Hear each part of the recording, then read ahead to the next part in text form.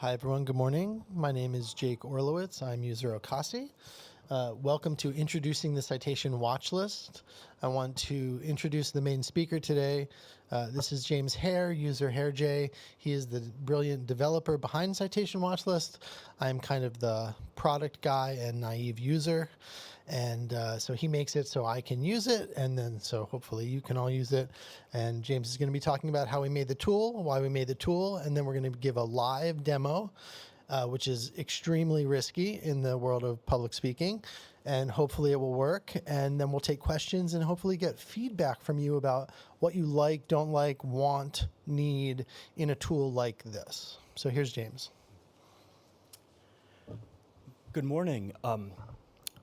I am James Hare. I am the developer of the Citation Watchlist tool, which is a user script, a sort of a user add-on for Wikipedia to enhance recent changes, watch lists, and page histories, so that when you view those pages, you get previews, indicators about what sort of sources might be cited on those pages. And so the citation watchlist mainly works by scanning revision entries that appear on pages and highlighting the unreliable sources that appear. It adds them to watch lists, it adds them to recent changes, and it adds them to page histories. So basically, anywhere where you might find a list of revisions to a Wikipedia article, to one article or many articles, and when a source appears in a revision that matches on one of our lists, one of three indicators can appear, and I will explain what these indicators are, but they include warn, caution, and inspect. So with the citation watch list, our goal is that we want to be able to monitor articles for the addition of certain sources. But there are so many edits constantly being made to even English Wikipedia, multiple edits per second. And manually screening each of those revisions for certain URLs or another would be very labor intensive. And if your role on Wikipedia is to weed out bad sources, you want tools that let you do it as quickly and efficiently as possible. And so by giving clear visual indicators as to what's going on in that page, it makes that process more efficient. And because it is built as a user script, built in Wikipedia's interface, you don't have to go somewhere else. You don't have to use some other tool. You don't have to register an account somewhere else. You're doing this on Wikipedia using interfaces and tools you're already using. So when you register a domain name in our lists, you can assign one of three statuses to it. And the idea is that there are different categories of warning, of alertness. So for example, the highest level is warn, and if we're giving a warning, then that means there is substantial consensus within the community that this source is probably not a reliable one.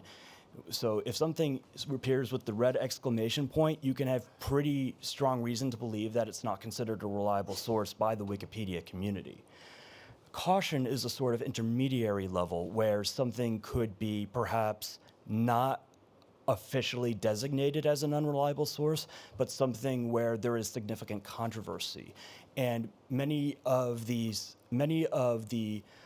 domain names that correspond to caution come from the perennial sources list on Wikipedia, which is the sort of hall of fame of source debates of, is this source reliable? Is this other source reliable? If something achieves no consensus on perennial sources, it means it's been debated and debated and debated, and they haven't come to a solid conclusion. So we sort of say caution to say some people are concerned, or you should take a closer look. And then inspect is the third, and it's more of a neutral category. If something appears as inspect, we're not necessarily saying it's an unreliable source or a heavily debated source, but rather it's something where you should take a closer look to make sure that it is a source that could be cited in that article. And this is good if you want to include lists that aren't necessarily reflective of Wikipedia's consensus, but perhaps your own point of view, or maybe not even unreliable sources necessarily, but just links to something like doi.org or archive.org, where you don't know, those are just containers for other things. You don't necessarily know what is being linked to on doi.org or archive.org, and so that's where inspect would come in handy. So with lists, the way lists work is that we have a wiki page listing the different lists, and then on each list it is sections, and then a bullet point, and then a domain name. So if you know how to edit a wiki page, if you know how to add a bullet point to a bulleted list, and then save the page, then you know how to add domain names to this list. So citation watchlist screens against these lists. And the default list we have is the perennial sources list, although at the moment we have additional lists as well, and you cannot yet turn lists on and off. And so you'll have perennial sources list, you'll have the deprecated sources list, and we've brought in some additional sources as well, such as from Sight Unseen, which is a very similar project. And in addition to the pre-existing lists, you can add new lists as well. All you really have to do is just create a page that is formatted correctly. You can look at the others and just copy that. It's very straightforward. Once you create a page and add it to the list of lists, then it will just work, or it should at least. And in the future, we would like to make this more collaborative, be able to have different people provide their perspectives on what is considered a reliable or unreliable source, because the only way we really know for sure is by actually having this conversation. And we really only have this conversation about the ones that are debated over and over again, and that's really a small fraction of the sources cited on Wikipedia. So surfacing this information about what different groups consider reliable or unreliable sources, I think will bring a lot of insight. So at the moment, we have a working prototype deployed on English Wikipedia. It works today. There are still bugs. A few things we want to address in the near future: false negatives. That is the situation where an unreliable source appears in a revision, not supposed to appear in revision, and it does not cause an indicator. So you don't get an indication that source is being added. That's a false negative. We would like to address those. The UI at the moment is very basic. The goal was to not add so much interface as it was to just progressively augment Wikipedia's existing interface. And over time, we hope to add a little bit more of a user interface so that you could adjust settings, tweak it just as you like, because different people are assessing sources from different perspectives, right? Some might be looking to see, are you citing the opinion section rather than the news section? Other people are interested in, are you citing spurious scientific journals? And so being able to fine-tune the user experience for different use cases is something we would like to work on as well. We, of course, always want to make the tool faster. If it's slow, you're not going to use it. List development, actually finding these lists and integrating them into the tool. And enhanced tooltips. So right now, it's very basic. If you hover over one of the indicators, you get a normal browser tooltip that just gives you the domain names. We would like to make that a little fancier, more like a Wikipedia pop-up, like when you hover over a link and you get that preview. We like something like that for Citation Watchlist as well. So this is the fun part. I get to actually show this to you now. Let's clap for a live demo. Nothing strikes fear into the heart of a developer than a live demo. This is not pre-planned. We did test it this morning. It worked once. According to the Murphy's Law of software development, it will not work now. It's the demo effect, says Max. And come sit. While Max is getting set up, I'll just mention, he said Sight Unseen. Sight Unseen is a cool tool that works, developed by Kevin Peyravi, and unlike the citation watch list, which works on page histories, watch lists, and recent changes, Sight Unseen works on the article in the references section and adds a variety of metadata there. So we're complementary tools and trying to provide indicators all over the Wikipedia ecosystem. So we're at the citation watch list documentation page. The shortcut for this is WP Watch Cite, not Cite Watch, which is a different page. And it's a little hard to see, but there are setup instructions here. Setting up a user script is very simple, and you can do it. You can even do it right now and see if this works for you. But we're going to go from here to, I believe, a recent changes feed that is, it's kind of a softball, frankly. It's a list of all recent changes that are tagged with a deprecated source. So we know that all of these should hit an indicator. So it's a good way to start. And if anything doesn't hit an indicator, it's actually a sign that we haven't figured out that false negative yet. Thank you. So I figured I'd show you a bit behind the scenes first. If you could see this screenshot, you can get a bit of a taste of what the experience is like. You see the indicator here. You see the tooltip. Warning, this is a link to youtube.com in this revision. And so what are the lists they're drawing from? First, we want to show you the list of lists. You know, Wikipedia loves their lists of lists. And so each of these is an individual list that feeds into the tool. So we have deprecated sources, we have predatory open access journals, the perennial sources, and just all of the Wikimedia wikis, as well as all of the excellent curation work Kevin Peyravi did for Sight Unseen. We've incorporated that into the tool as well. And if you actually open one of these pages, take a look at this. There are section headers, there is a bulleted list, and then you add the bullet, you add the domain name, you save the page. That's how it works. That's it. There's no sophisticated, complicated back end you have to fiddle with. Yes, the goal was very much to have something that was directly integrated into Wikipedia. So let's try this out. Here is the recent changes page with the deprecated sources hashtag filter on. And in a few moments, you will see the page fill up with indicators. And as you can see, since we're on the deprecated sources list, we love using this page because we know we will always get matches. But I will make this a little bigger if you can't see. You can see next to each revision, there is an indicator, mostly exclamation points, because this is the deprecated sources feed, and so naturally it will match with those. If you hover over one of these, you can see warning, crunchbase.com. Crunchbase is user-generated content. User-generated content is generally not considered reliable. And so if you ever wondered, yes, Wikipedia considers Wikipedia to be an unreliable source.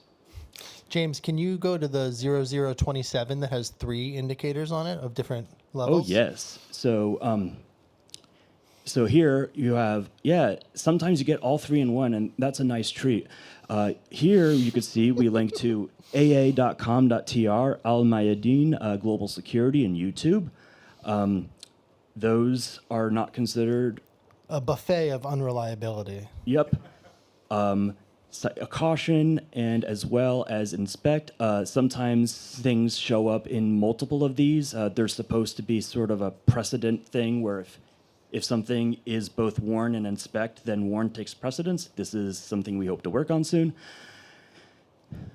But if you then go, so here's another one, warning, wikipedia.org. You could then go, here's another one, and another one.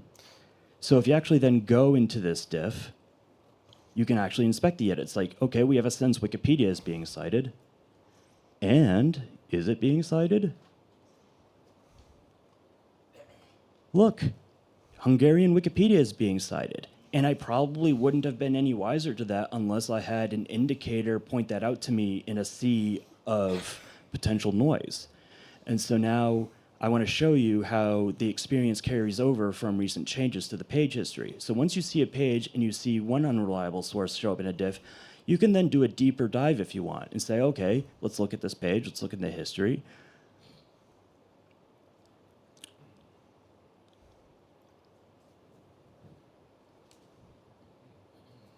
Let's do a refresh, James. Mm-hmm.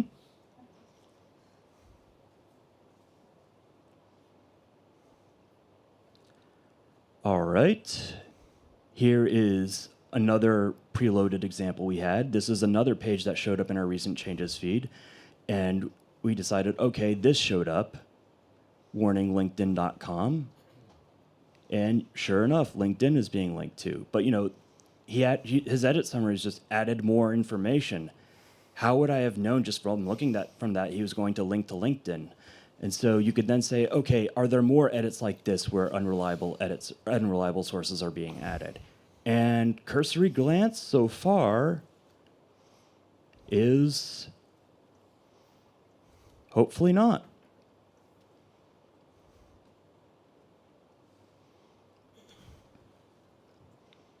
James, this is a live question. I actually don't know the answer to this, but if we were to go to that offending users contribs, would we get results?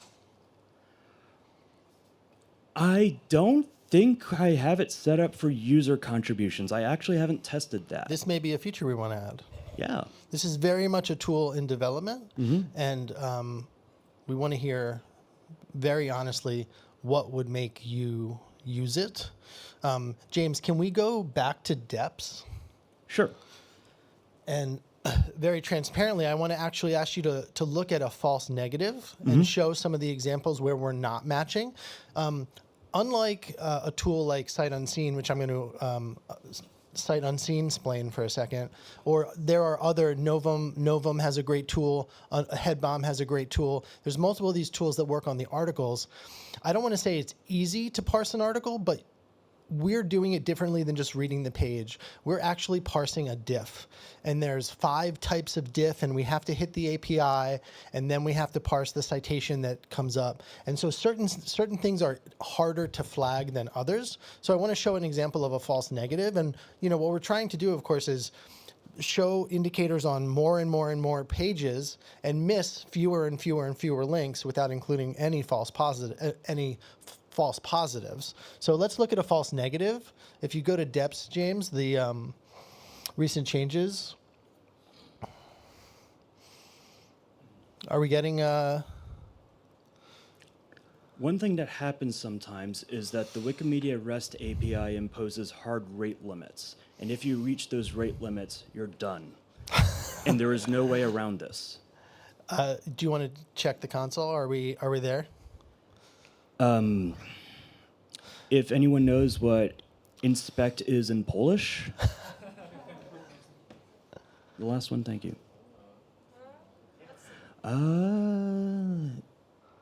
We're doing a live demo in Polish. Is that- 429, we've hit rate limiting. Okay, we've hit the rate limit. That is the technical end of our demo. This is another problem with the or challenge with the tool, is because it uses the API and because some people have hundreds of pages that they view on their watch list. The Wikimedia Foundation servers are nervous about hundreds and hundreds and hundreds of hits. So because we don't have just the page, we have to hit the API to get the diff.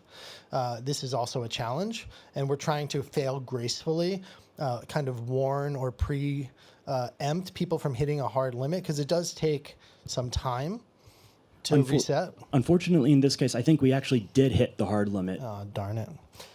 So this would be a good time to transition to questions, including opinions, thoughts, features, and anything that you would, anything that impresses you about this is, of course, welcome. But most importantly, I guess I'm really wanting to know, would this be useful in your workflow? And what would make it useful in your workflow or more useful? Philip? Oh, sorry.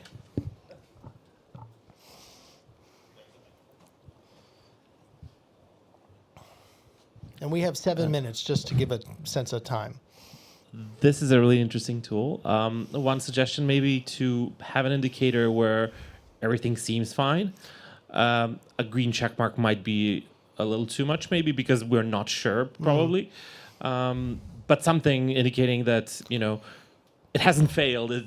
It did check, but it didn't turn out. So you can tell the difference between a false negative and a fail. just a fail. Okay, Yeah. yes, that is interesting.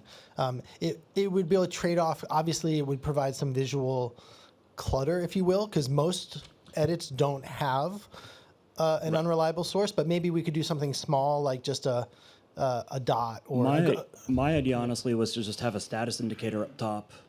Just a little box that says, is it still working? Is it done running? something that gives a little more indication. Like a cogwheel or something. That's good for the whole tool, but Yeah. in Philip's case, he's talking, I believe, about an individual diff to say we check this diff, and we are confident that that it didn't fail. We don't have a false positive here, a false negative, excuse me. That's a great idea. Or temporary check mark. that Yeah. you're Some using. kind of like we looked and we think it's okay. Yeah. Yeah, great idea. Another question. Can you pass the mic, please? Yeah, one thing I think would also be useful would be something that maybe you could add to a source, maybe in the citation template. I know this would take a little work.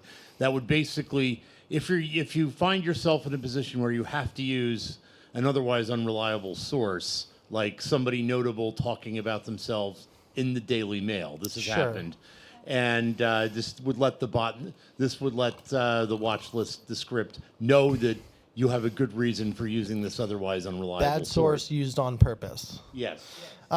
Two things. First of all, usage discretion is not just advised, user discretion is required. There is absolutely no automatic action that can follow from a read. Even the highest level of concern would never justify automatically reverting that edit without looking at the diff. So that is implicit in using the tool. And the second thing I want to say is that this tool would not exist at all without Hacks Hackers. This is Jenny from Hacks Hackers. Hacks Hackers is a brilliant organization that works at the intersection of news and technology, which is right where this tool sits. Hacks Hackers is heavily involved with WikiCred, which is a suite of tools working on citations and reliability, including Sight Unseen and some other things that are developing. And let's clap it up for WikiCred and Jenny for funding this effort and making it possible. The foundation cares about citations. I know they do. They're working on things, but some things are best prototyped and developed from the community. And there has, it's invaluable to have people in the world of journalism and technology caring about Wikipedia in the same way that we care about Wikipedia. And it empowers us to build these tools and to have the time to build these tools and test them. And as simple as this script is, it has taken 6 months to get even here. And we probably need another 6 months before it's actually fully usable. And then people need to adopt it. And so there's a lot of investment that goes into this. Let's take another question. Peter? Oh, sorry. Yeah. Yeah, so I use Headbomb's script for highlighting unreliable sources in content, but Yes. yeah, this looks really cool for being able to see it in changes as well, so I'm excited to try it out. As you mentioned, there's a few tools. There's also the Foundation's Edit Check tool, which I think is going to try and highlight people trying to add unreliable sources. Correct me if I'm wrong. I thought edit check was going to happen for editors at when they attempt to make an edit. Yes, but it's going to warn them. It's still checking, like Yes. trying to rate sources. I wonder if it's worth having them collaborating and building a more centralized list rather than like Headbomb's maintaining their own list. You're maintaining a list. I would love the foundation to fund this tool. Yeah. Not just fund it, but deploy it Yes. internally, make it an actual production system and not Yes. something from the outside trying to... Yes. User scripts are never going to be broadly adopted. Even knowing that there is a common.js page or a user page or having a login for that matter. But there are a number of filters on the watch list, and robust filters. You can also filter by tags, like the deprecated source tag is available in the watch list filter.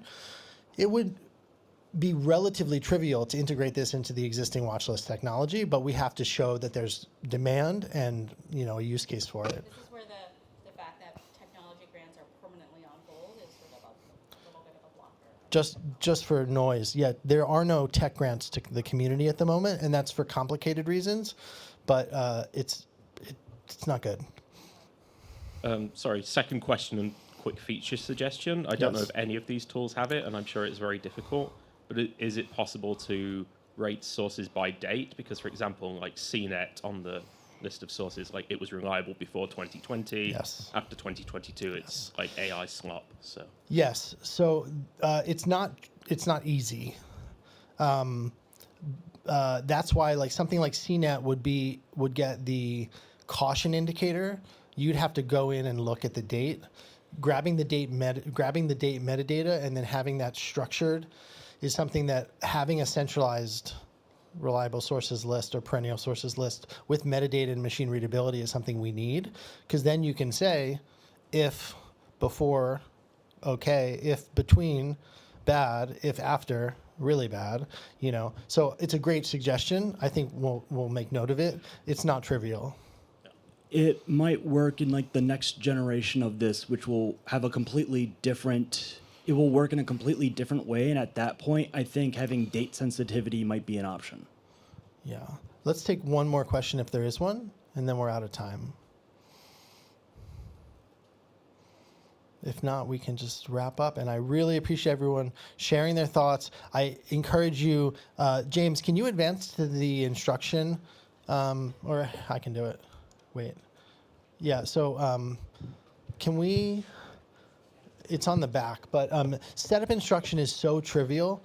Just go to WP Watch site, and all you have to do is copy one line, go to your common.js page, which is linked, and install it, and then it'll work and you can try it. We need to see, does this work on Chromebooks? Does it work if you're running a different browser? Does it work if you have ad blockers on? So the more testers we have, the better. The more people who use this, the better the case we can make to the foundation that this is worth further investment and centralization. Thank you, James. Thank you, everyone.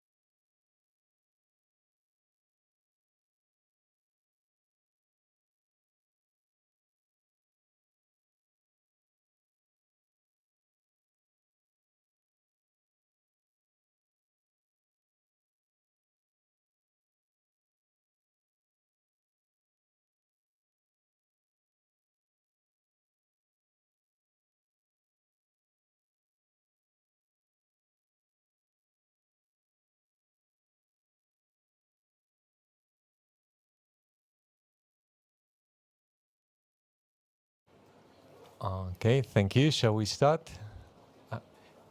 Can we close the door, please? Oh, thank you. Okay. If you counted on...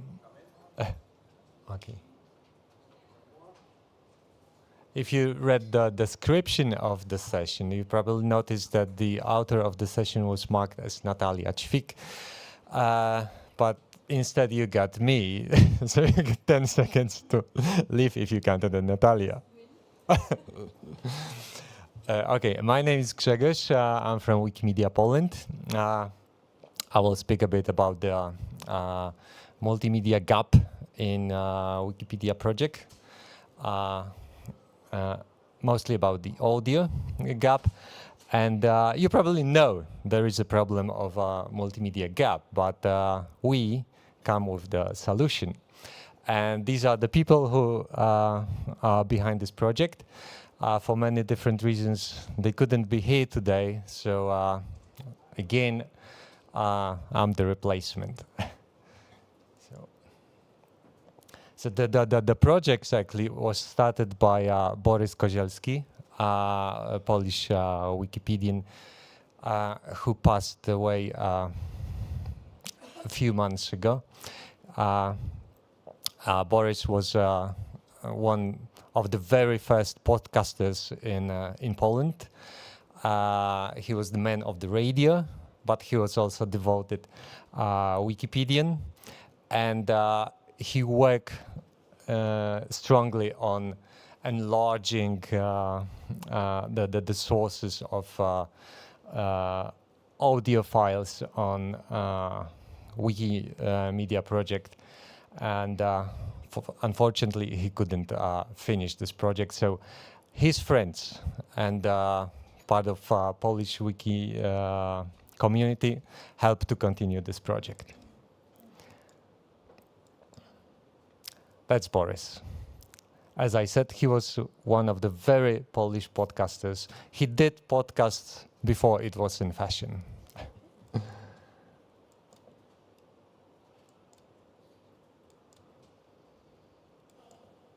Okay, as you see, there is a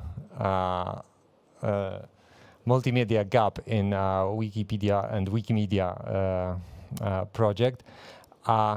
Actually, there are more official documents than, for example, movies, audios, and drawings on Wikimedia Commons. Probably the half of them were created by me as CEO of Wikimedia Poland due to our transparency policy.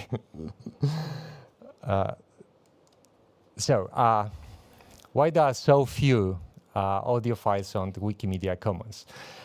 This picture comes from the church in the lovely Silesian town I was born. It's a Gothic town with a Gothic church with Baroque pipe organs. And you can read about these things on Wikipedia. But can you hear the organs playing? No. It would be nice, isn't it, to hear how they work. And they're quite probably famous because they even have this festival once a year that gathers good organ players from all over the Poland. And not even locals know that these organs are quite all right. So what are the reasons why there are so few audio files on the Wikimedia Commons? The first reason is that Wikipedians are text-oriented people. I believe, and the people behind this project believe, that after interviewing them, meetings with them during the conferences, conducting interviews, that lots of Wikipedians think that the text is quite enough to explain everything. And the problem was already stated in many different areas. Like there were articles about dance without showing how people are dancing. There are articles about languages where there is no possibility to hear the language. Like we are in a Silesian region, there is a Silesian language. And obviously there's a huge article on Wikipedia about Silesian language. Can you hear it? Guess.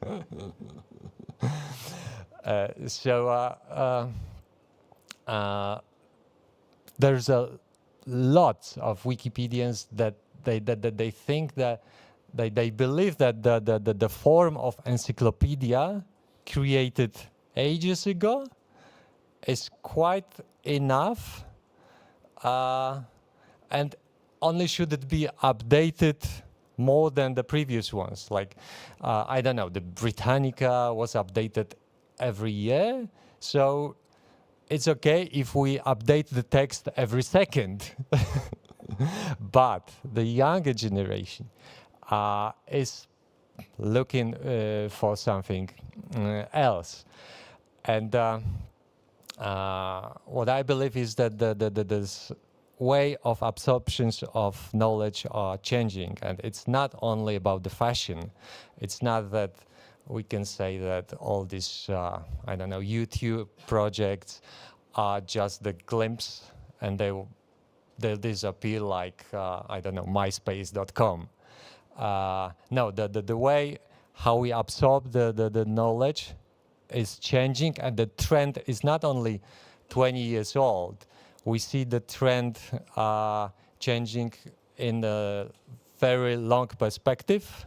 When you see at the history, you see that the text is replaced more and more, first by a radio, then by a television, and now when everyone could be a YouTube star and produce audio materials, young generation sees new ways of absorbing the knowledge in different way that Wikipedians saw it, let's say, 20 years ago. There are also some technical barriers, obviously. People just don't know how to create good recordings. They don't know what kind of equipment they need. They don't know how to use it. But it's not very complicated, as you will see later. There are also legal issues.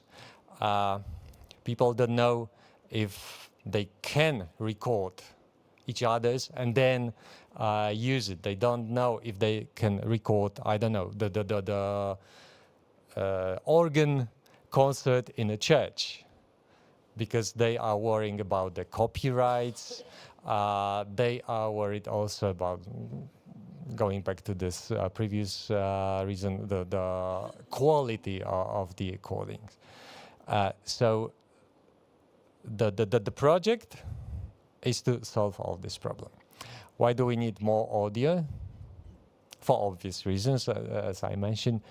The way of absorbing knowledge and information is changing. Wikipedia without sound is incomplete.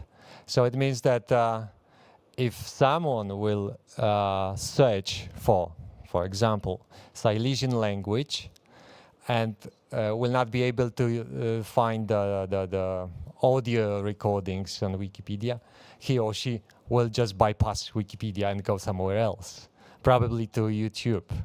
And short movie on YouTube explaining what Silesian language is. And at the same moment, providing audio recordings for Silesian language will make that people will not use Wikipedia for such informations. And the good thing, or the bad thing at the beginning, is that this could be one of the ways to attract new people and newcomers to Wikimedia project. And the same happened with photographers. And if we consider, for example, WikiLove Monument Contest as a success, which is success, because there were thousands, hundreds of thousands, millions of photos download on Wikimedia Commons, and they are good quality photos. So probably we could repeat the same process with audio. We're not sure about it, but at least people behind this project will try to do that.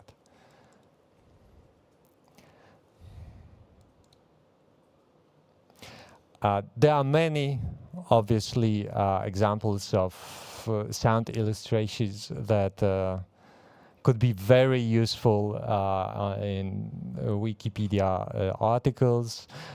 There could be interviews with people.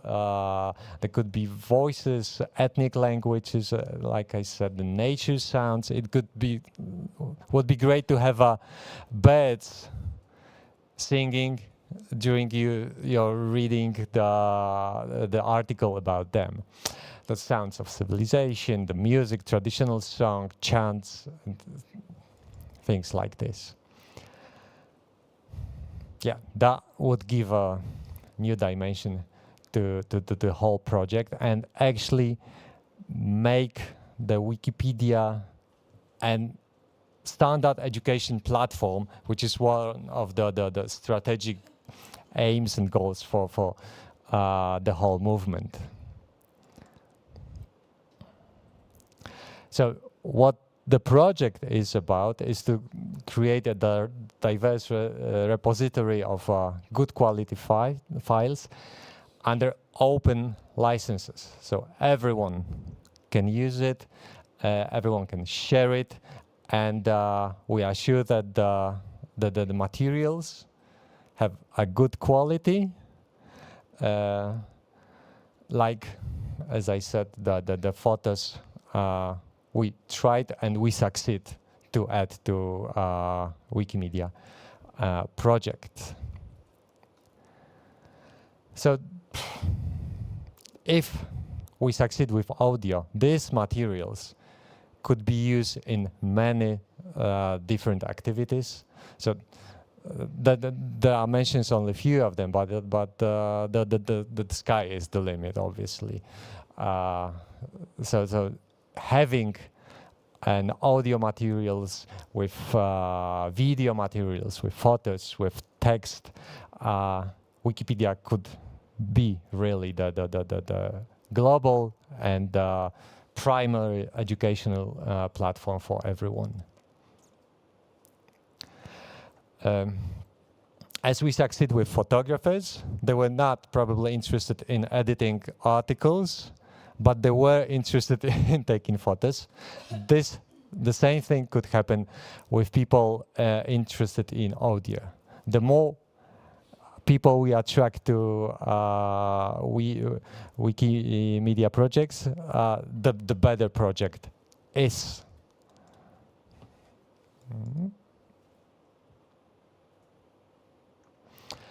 And the big need of the project is to be always update and always and stay modern, not like 20 years ago, but like young people see the world. And if they absorb the knowledge in their way, so it means that the project has to follow them. It will be easier than force them to follow the old rules and the old ways of spreading the knowledge.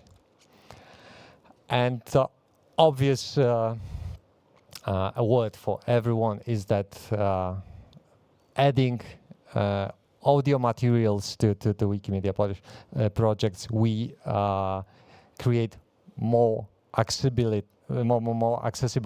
for everyone.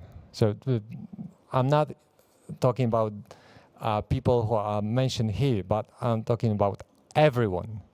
Because even if there's nothing wrong with your ears and nothing wrong with your sign, you can absorb the knowledge, not focusing on it, right? Because you can just play the audio attached to Wikipedia article, do something else, and you don't have to read, you don't have to spend time, but somehow hearing this, you absorb the knowledge, and that's how happens, and that's a natural way to absorb the knowledge, and I think that's a good way to have things like this.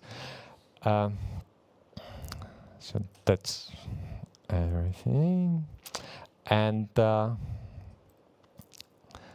we'll go to the salvation. So the project is designed to minimize the barriers I spoke before. So the people behind the project want to create a series of online trainings for everyone interested in recording sounds. As you know, with the having your phone is enough to take a picture, and the smartphones are better and better, so the pictures are better and better. It means that everyone can take a picture. When people hear about recordings, they imagine like studios full of equipment, being very well prepared and things like this. No, what you need is your smartphone and good training, and that's it. Maybe for some smartphones, you need some additional tools, and these trainings will be also about them. For example, we were thinking of creating a line of microgrants for members of our community to support the purchase of small microphones attached to smartphones. They are not expensive, but you know, not everyone can give like €100 away for a mic.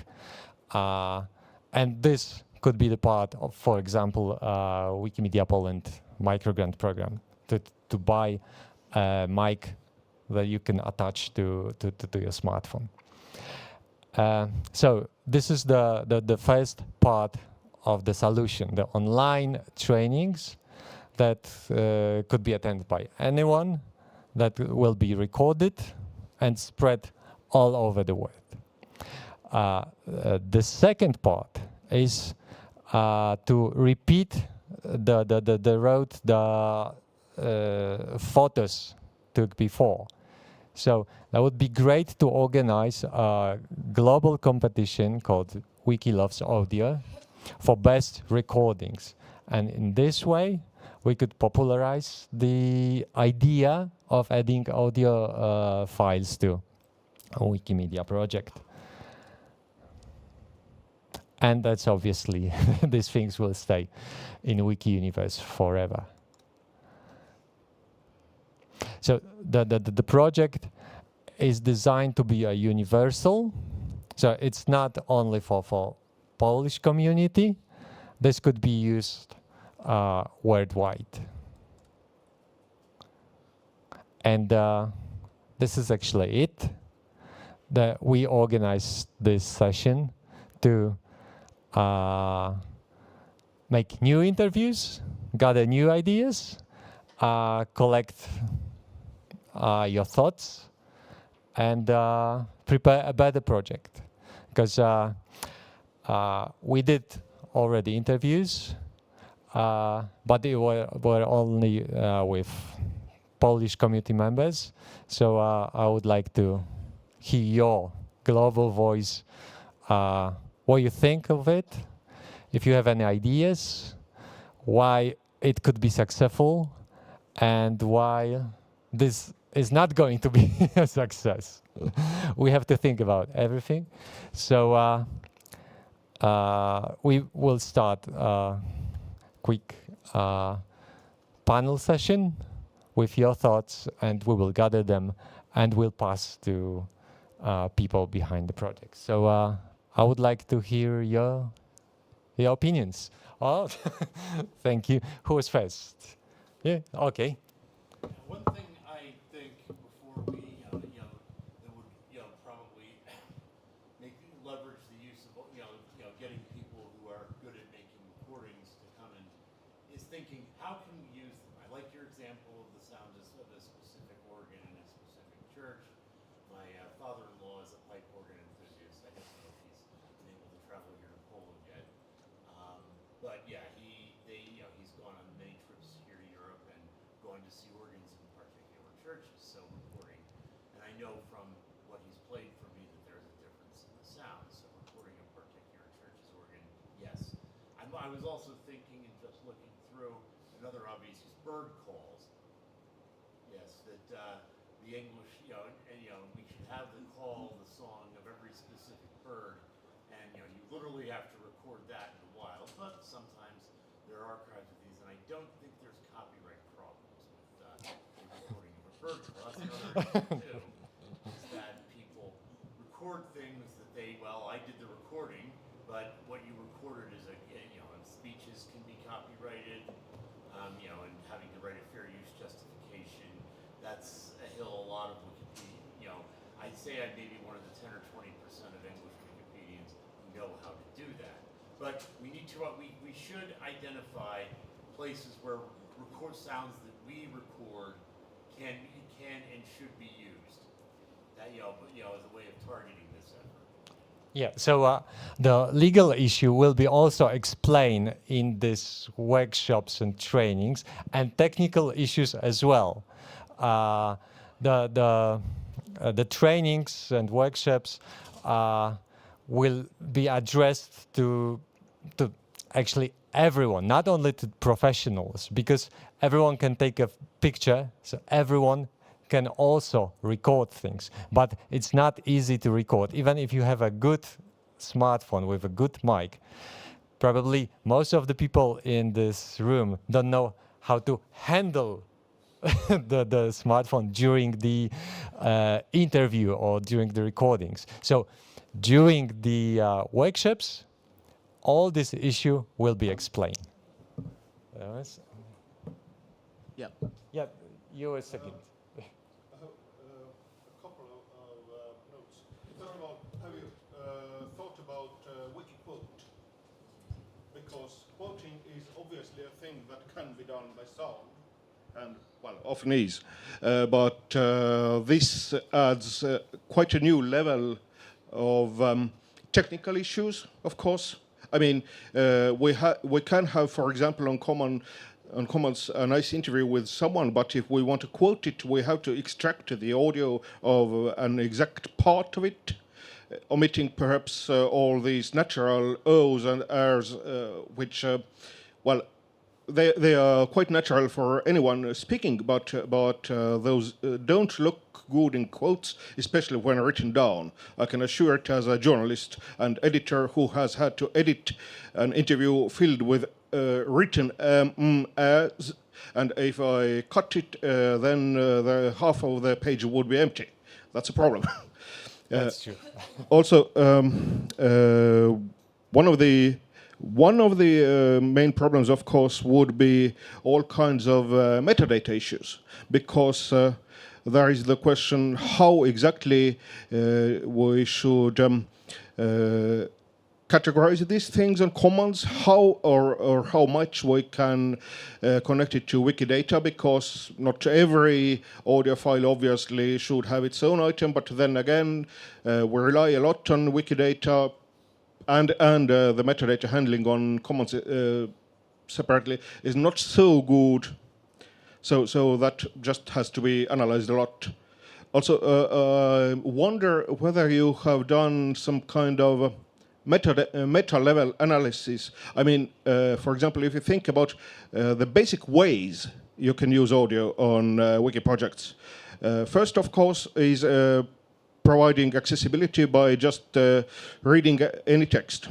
That's pretty simple, even. Then there is the case of illustrating things, all kinds of content. You also put an audio, like with a language, like with a bird, like, for example, city sounds. This city sounds like this.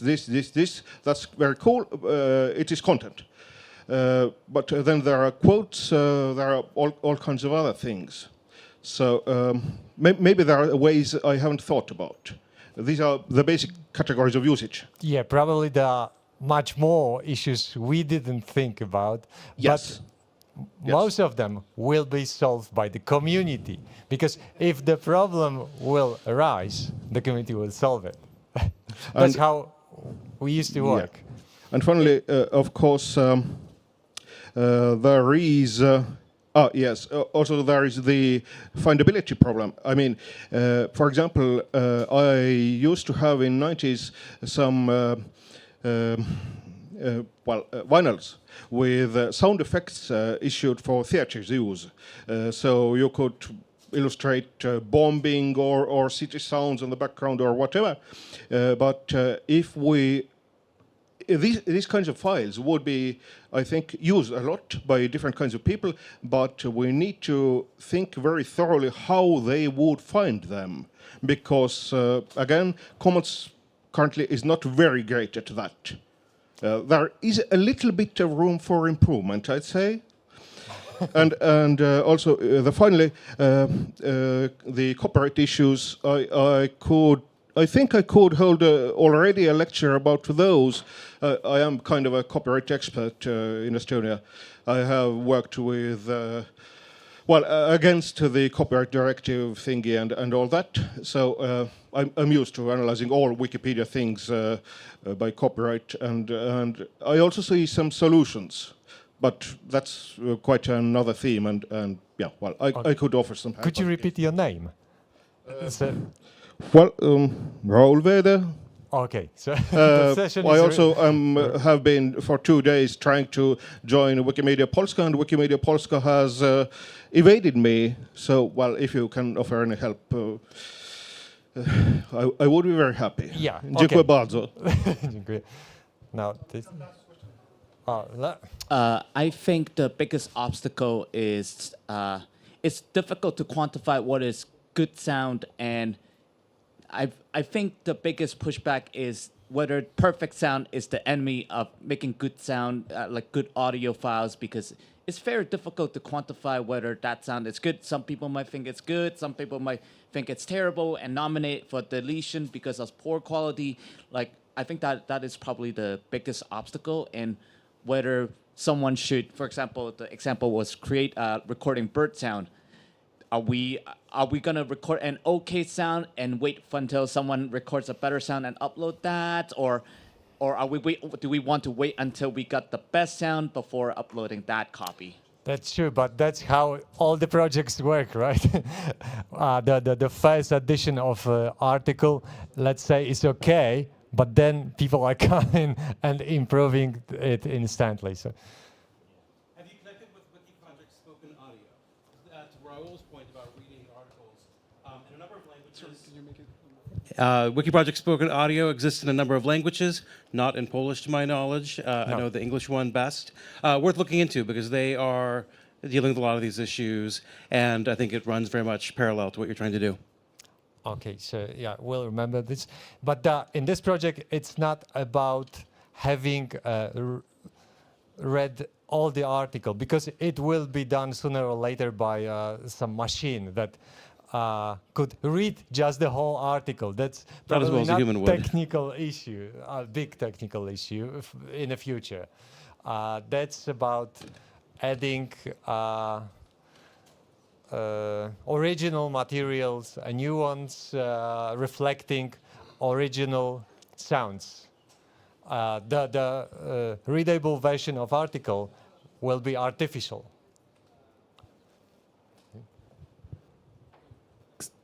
Thanks, everyone. We ran out of time for this session, but you can take it outside if you have extra questions. Okay, So, thank you very much. Thank you.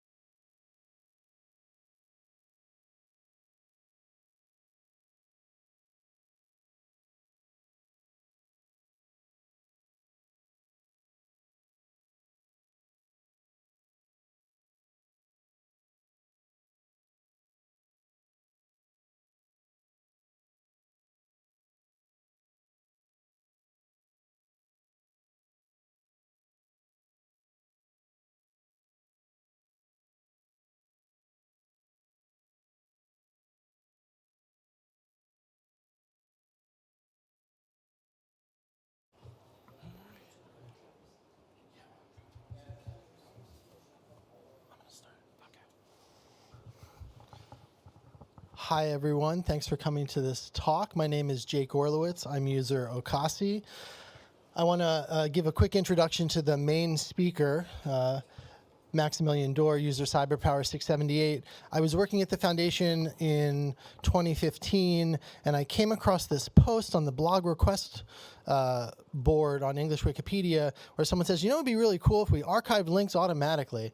And I saw that CyberPower said basically, oh yeah, I do that, or I can do that, or I have done that. And I thought, I need to talk to this person. I'm at the Wikipedia library. We care about reliability and verifiability. And you know it's not verifiable? A dead link. You have no idea what it said. You can't, it doesn't serve the reader. It doesn't serve the editor. It's basically a black hole for information. And so I reached out to Max and I said, can we meet?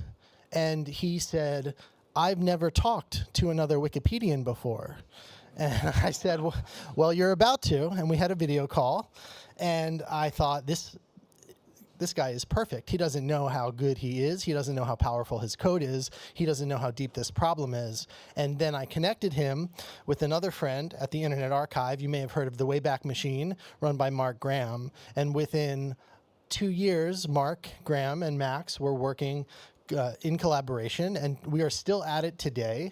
I am the Wikipedia liaison, among other roles, for the Internet Archive, and Max is the lead developer of IABot. And that is my introduction for our talk today. 10 years and 20 million links fixed.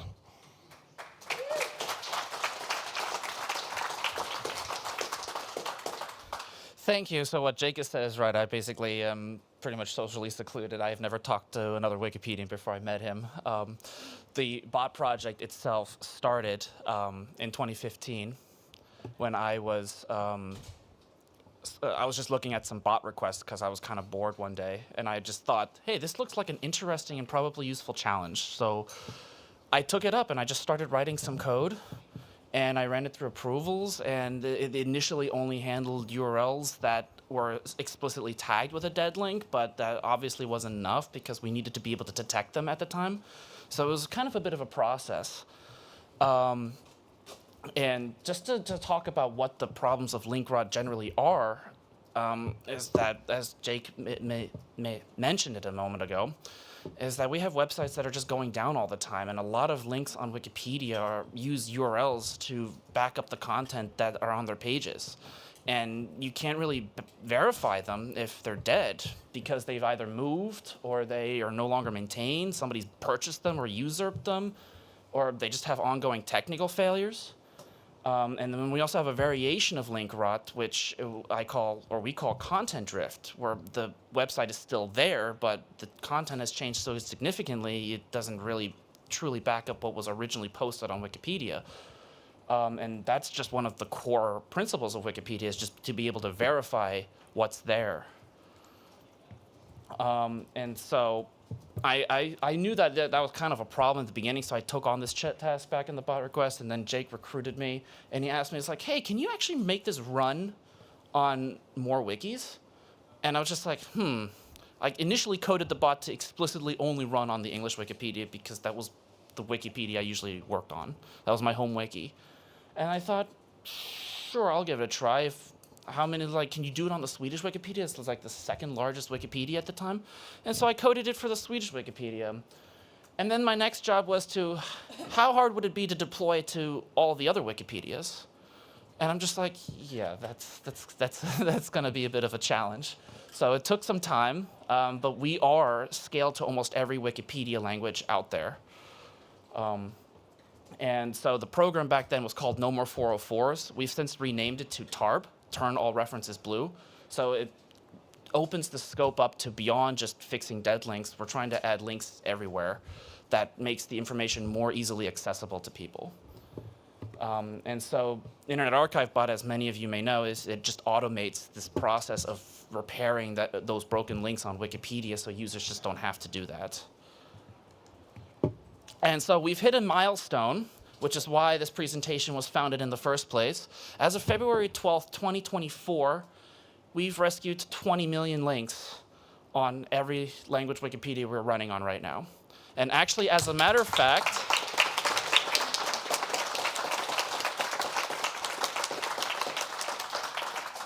as of today, we're actually at 21.5 million. And I also lied a little bit. It's not been 10 years either, so we're actually at 9 years. So next year, we might actually have a bigger milestone to actually truly report. So how does the bot generally work right now? It goes through every page on Wikipedia, on every Wikipedia. It runs through the pages alphabetically or however the API is returning them, and it will look at the wiki text, and it will extract every reference it finds, every citation it finds, or template it finds, and any free-form, just plainly pasted URLs it can find, and it will scan them to test if they're dead or not. And it does this with a waiting period. So URLs that are on trending dead will have a waiting period of 3 days. So if the link hasn't been checked within that time, it will be checked. URLs that have been tested to be alive have the waiting period of 7 days. They don't need to be tested as often. So if, like I said, if it's outside that waiting period, it will check it. And if we have a failed check, 3 consecutive checks, IABot will then officially declare the link dead and then proceed to rescue it.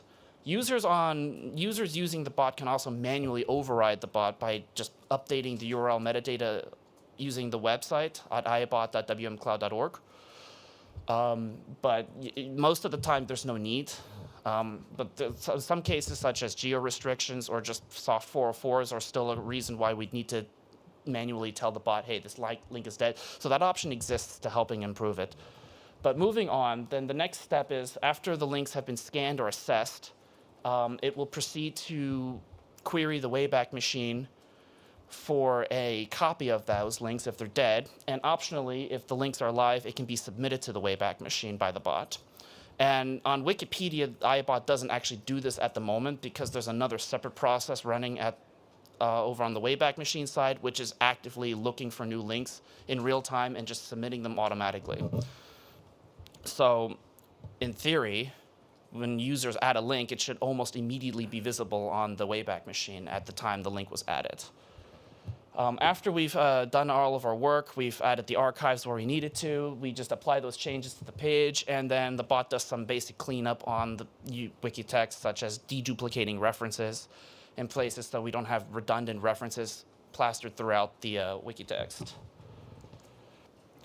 And That hasn't been without problems, however. I just mentioned deduplicating references, but iBot tends to have a problem with some of its wiki syntax handling. References can be a complicated endeavor in many cases. And so I've been grinding away at a new version of iBot, which is also why sometimes I'm a little radio silent on the Wikipedia itself. I'm just focused on it. And one of the new things I'm working on is completely reworking how the bot is parsing the page with a new internal parser. The current one is much of a rat's nest. It's not fun to maintain or even look at. So I kind of want other maintainers to kind of want to help if they want to, and not be like driven away wanting to gouge their eyes out. So. So yes, I'm reworking the parser, and then one of the reworks I'm doing is also I want to make the parser available via an API so other automated processes can make use of this parser. iBot does a generally good job of extracting data, and one of its core features is being able to automatically adapt to changing citation templates. A few years ago, we changed dead URL to URL status, and that was one of the things iBot was automatically able to pick up on and change on its own. Just because of the adaptive citation engine I put into it. And I want to just let other users be able to take advantage of that and just pull that so they don't have to re-engineer the wheel if something already exists as a solution. One of the other problems that I've encountered is that the bot caches only one archive URL for every URL it's found on Wikipedia. And while in many cases that's fine, and in a lot of other cases, it's not. And that's because sometimes there are different pages citing different versions of the same URL with different content on it. So we need different snapshots with different timestamps. So I'm actually taking this one step farther. The bot can only query the Wayback Machine for URLs. This new version will be able to query the other 20 providers it knows of for URLs.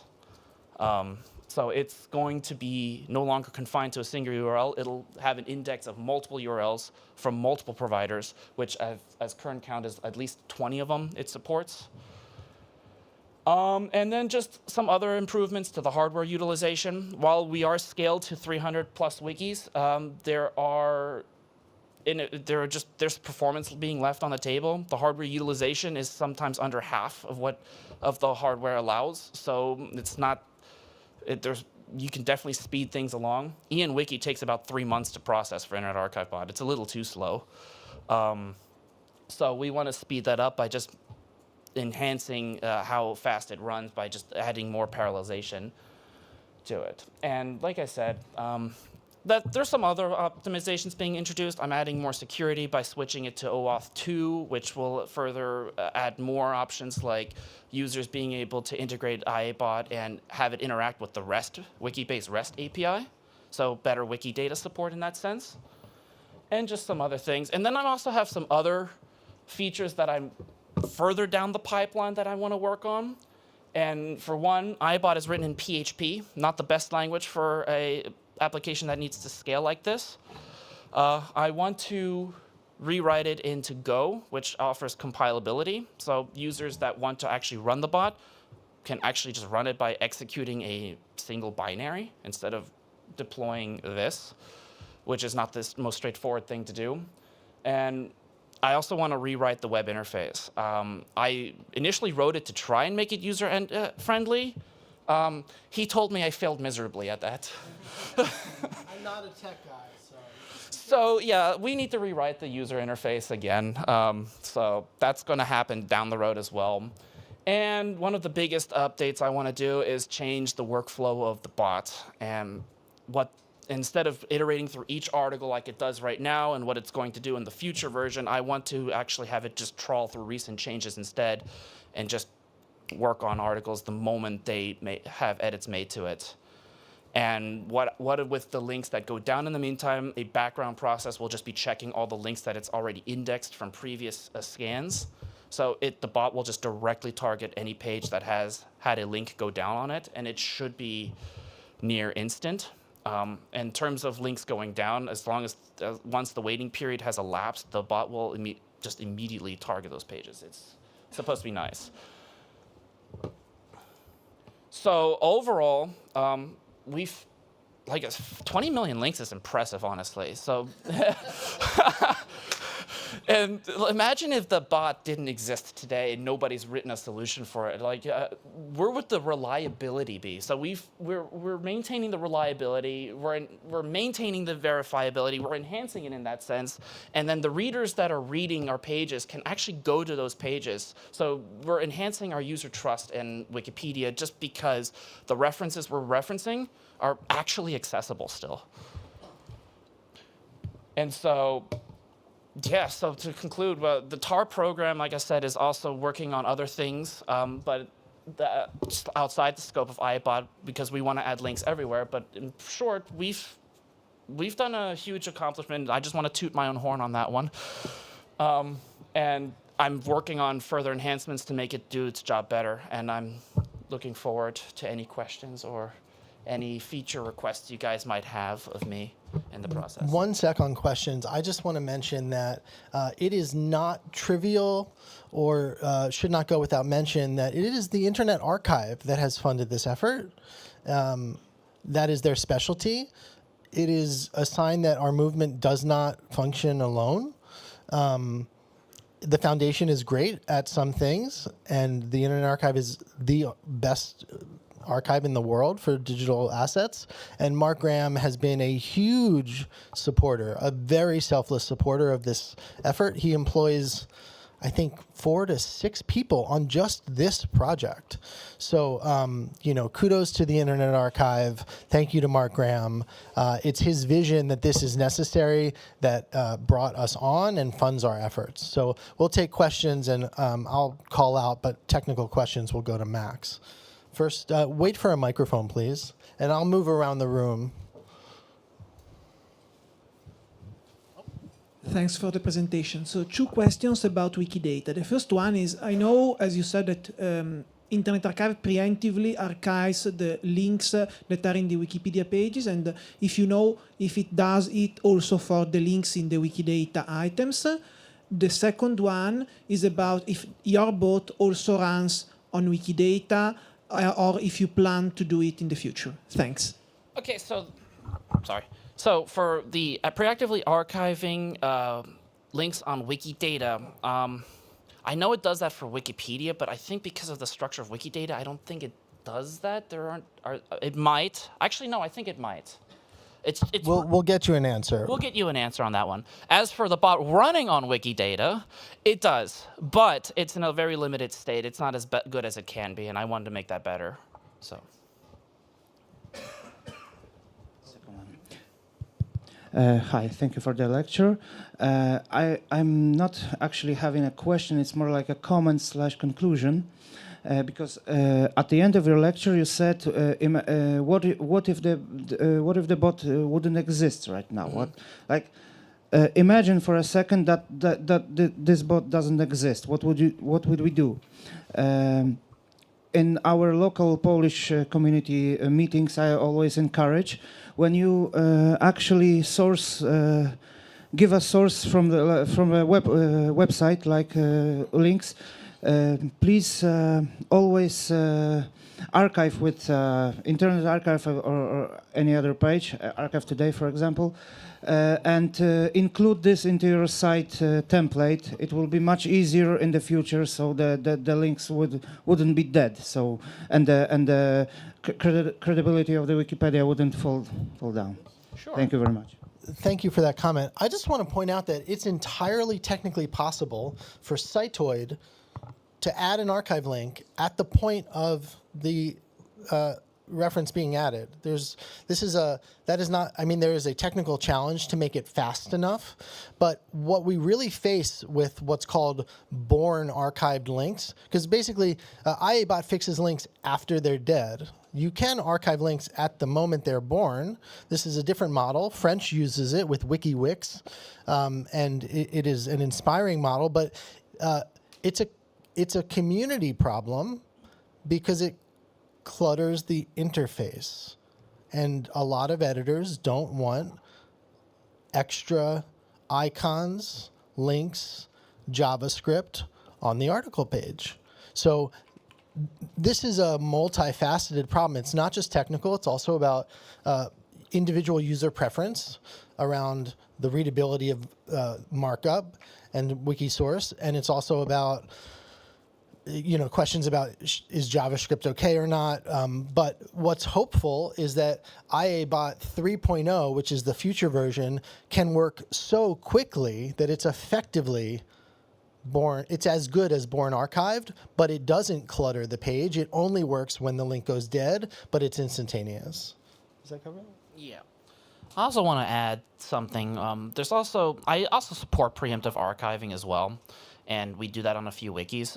Russian Wikipedia and the Chinese Wikipedia are two to name. And one of the problems, there are problems with that too, and that's when you hit large articles and then you suddenly add 300 archive URLs to citation templates. We've ran into issues where the media wiki parser just, threw up on the page. So yeah, it became too large for its own good. So that's the next problem of that. So there's not really a good solution. And then some people turned off JavaScript. So if you were adopting the WikiWix model and they had JavaScript turned off, then boom, the archives don't show up anymore because their WikiWix thing is a MediaWiki JS gadget generating those links on demand. So there's ups and downs to each problem, and as I mentioned in the future version where I wanted to change the workflow, having the bot just kind of step in when the link is dead more quickly seems to be kind of like the most ideal in the middle approach for that. The nice thing about the interface that I can't understand is that it's incredibly configurable. One of the things that Max has done brilliantly is add customization options for every single possible thing. So wikis can adapt this to their own needs and use cases and configure it. I mean, configuration is essential. This is not a monolithic piece of software. That's why the interface is complex on the web interface, but it also means that with a little bit of training, you can make it work just the way you want on your wiki. You can have it archive everything automatically. It just has trade-offs. Hands again? Him. Oh, sorry. Thank you. Okay. First of all, kudos to you. Amazing work. Small question. Do you have any thoughts about dead links on Wikimedia Commons? I'm very much in support of deploying to Commons, but there's some technical problems that's inhibiting me right now. What? I think we shut off because it was causing problems for embedded images. Just like the goal was to go from 1 to 2 to 300 wikis, the goal is to go to every Wikimedia project and maybe even beyond Wikimedia projects. So we're working on it. We're just prioritizing, places where references are, I'm just going to say this, most essential, and they're absolutely essential on Wikipedia's. They're incredibly important on Wikidata. They're less common, if you will, on Commons, but they are still important, but we're getting there. Yeah, I stress that Internet Archive Bot is written on a single code base for every wiki, so it's the same code running on every wiki. It's not branched or variated or in any way. It's just one code. So Wikitext parsing is hard. Have you considered outsourcing it, like something like Parsoid or one of the other services we have? So I make the sysadmins, Parsoid runs through an API, right? I make the sysadmins already mad enough at me as it is. They instituted a global rate limit that the bot just barely manages to keep under. And I'm not talking about a per wiki limit. I'm hitting the global web service rate limit. So I had to introduce a huge optimization not too long ago to try and get the bot under there while keeping its speed up. And I pulled it off, but if I added more requests out to a service, I fear I'm going to get yelled by the sysadmins again. For instance, or something like that. I have thought about using Parsoid, but I haven't made any conclusion if I want to do it yet.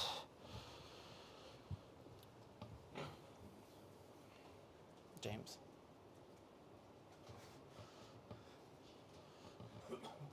Just a comment, because your bot is running really a great job, and I'm running also a bot for the dead links on the Polish Wikipedia. The difference is I'm only marking them on the discussion pages. Why? Because there are two problems that we found out. One is that sometimes the archive link, even in an Internet Archive, they are there, but they do not have content. So it says everything is okay. You open the archive link and it says, well, but this page doesn't exist. And it was archived because every error code is okay, everything is okay, but there is no content. So I leave it to people to verify. And the second thing is, other way around, there are quite a lot of false positives because a lot of pages does not allow bots, or especially when you ask them a few times in a moment, you get locked out of the site, or you're getting crappy answer, and there is a false positive. So for example, that's why I don't want to edit the pages itself. It just puts a template in a discussion page for people, for the users to verify, and then, well, notify it, make me maybe an exception and so on. But I saw that your bot is really good at battling that, so great job. Yeah, that's one of the options for Internet Archive Bot. You can instead have it post to talk pages for user review instead, and it's especially useful if it does have those problems. And while the bot does a fairly good job of figuring out if it just got blocked due to a rate limit or something like that, or bot blocked, it absolutely stinks at detecting geo-restricted sites, which tend to happen in Poland and other European or Asian-based locations. And that's why I'm adding more URL state distinctions, such as being able to flag domains as geo-restricted on the bot, so it knows better than to try and assess it. It will just simply defer to user judgment instead. Or down the road, if I manage to implement a VPN solution where I can route my requests to those geo-restricted sites to a proper location to get a response, to actually make the bot more reliable in that sense. But I haven't explored the VPN solution just yet. We're at time, but we'll be in the hallway for questions if you want to talk more. I don't want to take time from the next speaker, but thank you everyone for coming, and a huge round of applause for Max for this development.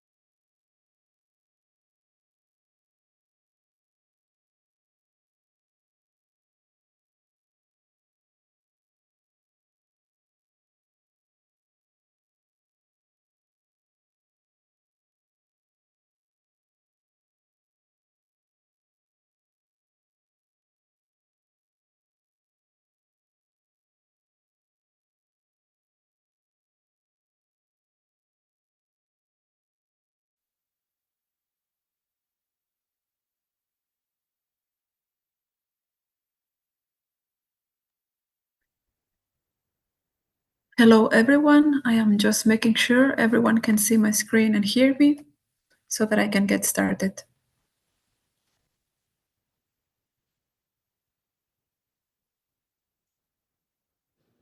Yes, we can hear you. Yes, perfect. Can I start then? Yes. Okay, perfect. Thank you very much. Thank you for having me here today. My name is Ona de Givert, and today I will be presenting to you Wikipedia's role in preserving minority languages through open technology. I am a PhD student at the University of Helsinki, and I'm also a member of the High Performance Language Technology Project. Just to give you a bit of context, I'm more of a passive user from Wikimedia's world, but I'm a very much of an activist, and I think we share a lot of things in common. So yeah, just to get started, let me share some definitions with you to make sure that we are on the same page. The first one relates to what is a minority language. A minority language refers to a language that is spoken by the minority of a population in a territory. I am myself a speaker of one, which is Catalan, that you can see there in the graph on the northeast of the Iberian Peninsula. Sorry, can you see my screen correctly? Yes. So sometimes we prefer the term minoritized language because it is a term from social linguistics that draws attention to the power differential between languages, because usually a minority language coexists with the imposition of an originally exogenous language that has been imposed. Here we can see in the bottom right of the screen a graph that shows the evolution of the different minority languages in the Iberian Peninsula, and we can see how these continue to decrease along the years. The next definition that I want to give to you is about language technology. It is something that I will be using during the presentation. Language technology can also be referred to in general terms as natural language processing, NLP for short. Sorry, the slides are not moving, eh? So okay. Yeah.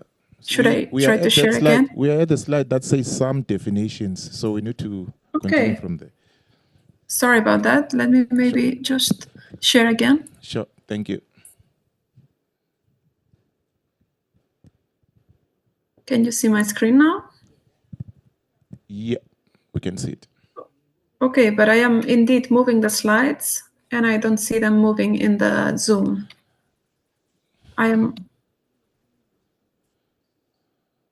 Let's see. Okay, try. Yeah, now we can see see some movement.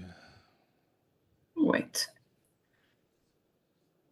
Sorry about that. Yeah, no worries. Okay. And maybe I will make it full screen.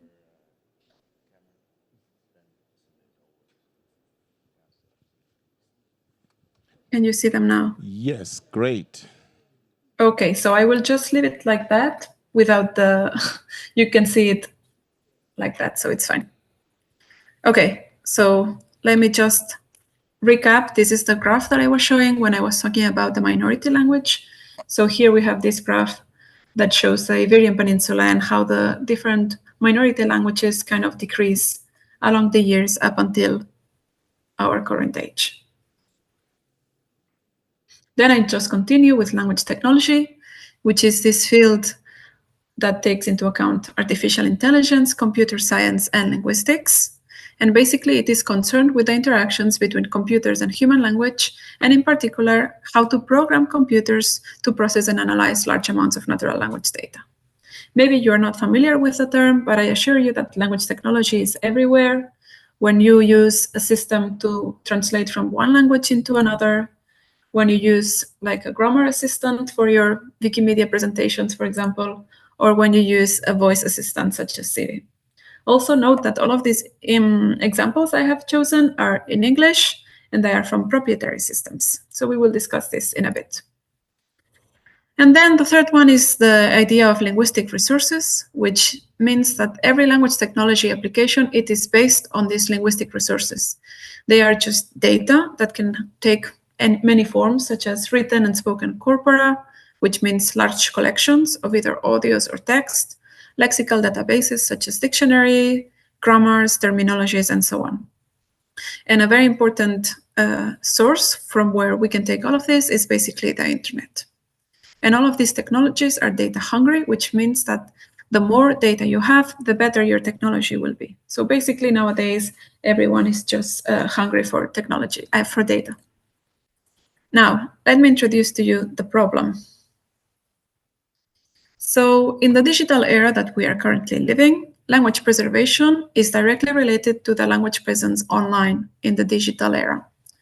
We don't have encyclopedias at home like we used to, or like I used to when I was a kid. Now we have Wikipedia, a free online resource, right?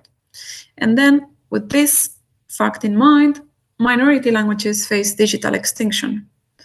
But why? There is this digital divide of resources online, which has a Zipf-ian distribution. This means that there are very few languages that are appearing a lot online and vice versa, many languages that are very little present. So in this pyramid by Bali et al. From 2019, we can see how they classified the languages of the world according to how many resources and how much they are present online. There are a few languages that are highly researched. This would be Spanish, English, French, Chinese, and all of these kind of bigger languages. And then we have at the bottom over 90% of the languages in the world that have barely any resources. And as we have seen, the resources are the main driver of language technology applications. So if we have a Zipf-ian distribution of resources, we also have a Zipf-ian distribution of technology support. And this is exactly what this study from 2022 reports. It is a study from the European Language Equality Project. And if we zoom in, we can see how they take different European languages, and that can be seen on the rows. And then for each column, we can see a language technology application, such as speech processing, translation technologies, and so on. And then there is a color code, right? So the greener a cell is, the more technology support there is for that specific language. If we take a look at the official languages, we can see how there is great support for English, German, Portuguese, Spanish, and so on. But the picture is very different if we look at these results for the national level and then for the regional level. So minority languages would be there at the bottom, and we have a much more yellow picture in terms of language technology support.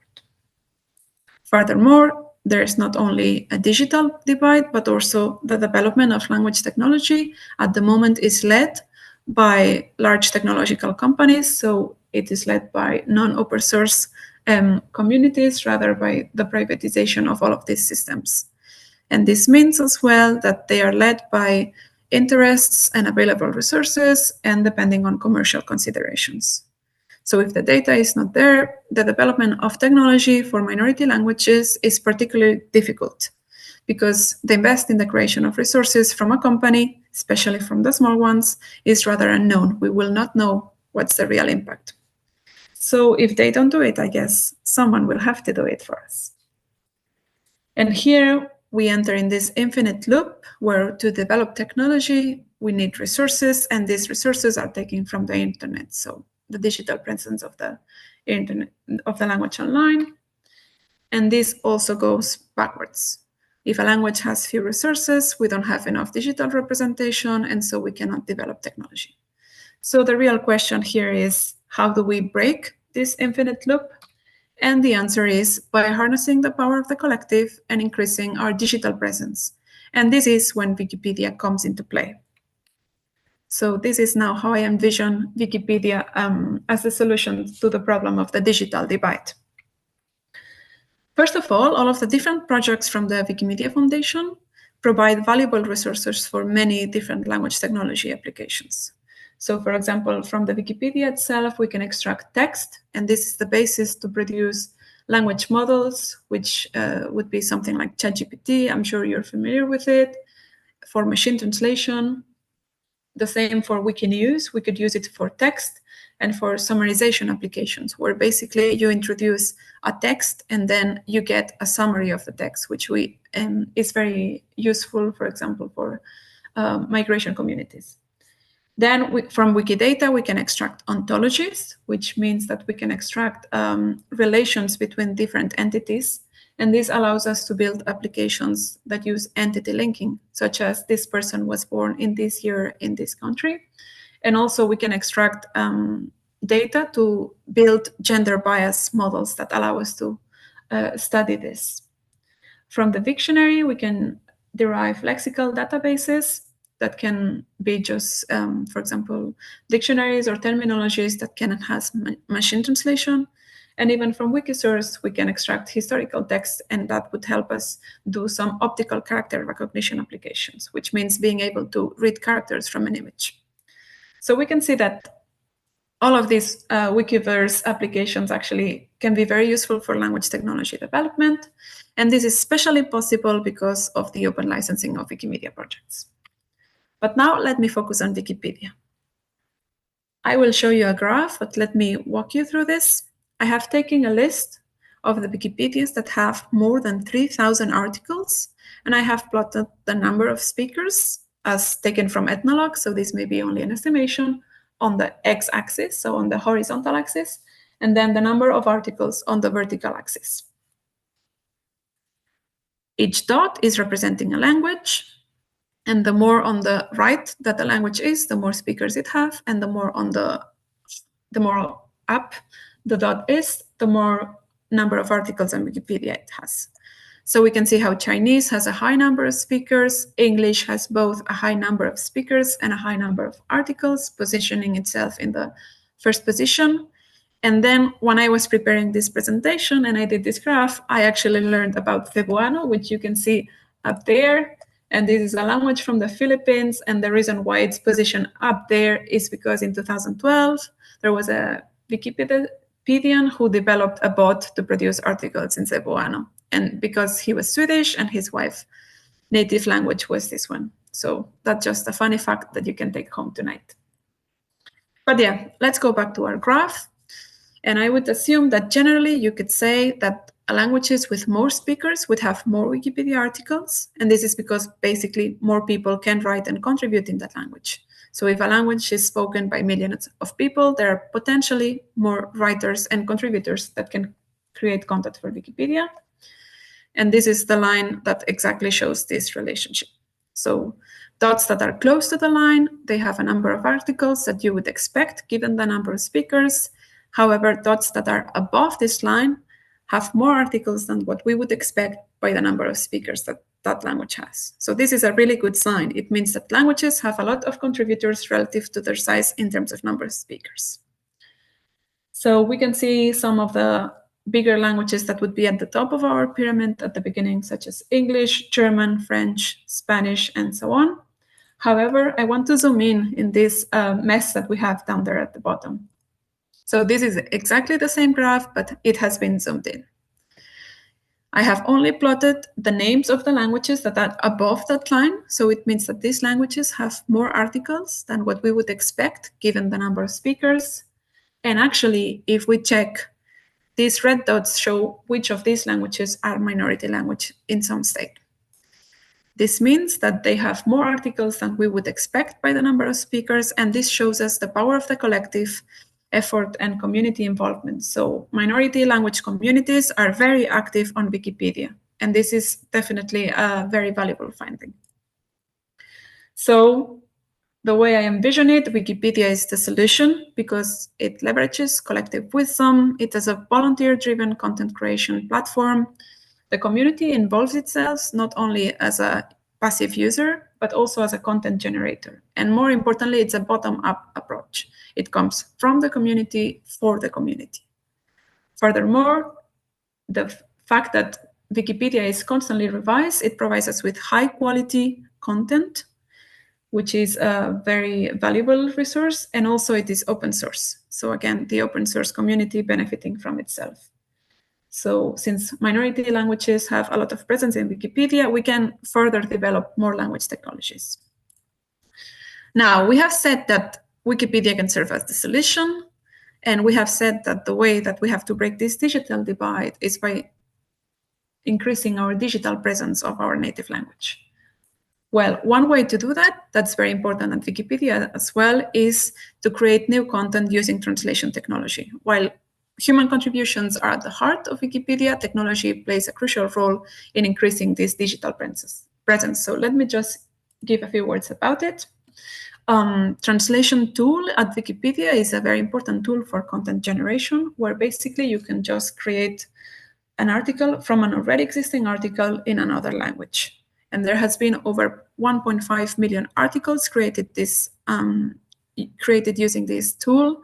And also you can start from scratch, but you can use already some of the machine translation services that will allow you to build this article maybe faster or maybe in an easier way. So these are the different translation services that are offered by the content translation tool in the Wikipedia and some of the languages that they covered. Some of them may be familiar, such as Google Translate or Yandex, but actually only the top two are open source initiatives. So let me just give 2 words about it because I feel you should be familiar with them. So the first one is Apertium. It is a rule-based machine translation system, which means that it is based on rules defined by humans, and it has support for related languages, many of them which are minority languages, in fact. The other one is Mint, which is a self-hosted neural machine translation service by Wikipedia, and in this case, neural means that it works with statistical complex computations. It covers more than 70 languages that are not supported by other services. So this is like a great success for open source translation at Wikipedia. And it gathers together several open source initiatives, such as NLBB, which comes from Facebook Research, MATLAB, which comes from Google Research, and some other initiatives. I am myself involved in the University of Helsinki with the development of OpusMT models. But yeah, Mint translation services require GPU, which is a type of hardware designed to handle complex computations. And this comes with 2 issues. On the one side, the costs. GPUs are expensive to operate, especially at the scale that we would need for Wikipedia's translation support. And also with the issue of proprietary drivers, GPUs often require these drivers to function efficiently. And they are not open source, so they don't align with the open source principles of the Wikimedia Foundation. So as I said, the solution is to develop open source fast MT models, MT meaning machine translation, that can run on CPU. And this is exactly what I'm working on within the High Performance Language Technology project and at the University of Helsinki. So let me introduce you to another infinite loop, in this case on the positive side. We have seen how Wikipedia can be the solution of the generation of resources and can help increase the digital presence online. So we have a higher digital presence online of minority languages, and then we can build resources. Furthermore, we have some open source initiatives that help develop machine translation systems, which help increase our digital presence online. And all of these will, if we have more resources, we will develop better technology. So this is my extended invitation to everyone in the audience to collaborate between language technology research and Wikipedians and work together towards a fully open source powered Wikipedia. That's like my dream. So yeah, let me just recap in a couple of minutes so that I make sure you take home some of the messages I want to translate to you today. So yeah, I'm probably sure that you can recognize this image. It's the Tower of Babel, which is an origin myth story that explains why the world's people speak different languages. In the story, humans are punished with different languages so that they don't understand each other. But the way I see it, the linguistic diversity of our world is not at all a punishment, but rather a blessing. And I think that Wikipedia makes sure that we keep it that way for language preservation. So language preservation today is very related to a language digital presence online, and Wikipedians have a key role in the preservation of their own native languages. We have also seen how community benefits from the community in a way that we enter these infinite loops where everyone helps each other through open source initiatives. And also as a takeaway message, I would like to conclude and say that being a Wikimedian today is more than just contributing to an encyclopedia. It is an act of language activism. So the very first thing you can do if you're a speaker of a minority or endangered languages is just to go and become an editor. And I think that's everything from my side. Thank you very much for today, and looking forward to collaborate with many of you in the future. Thank you.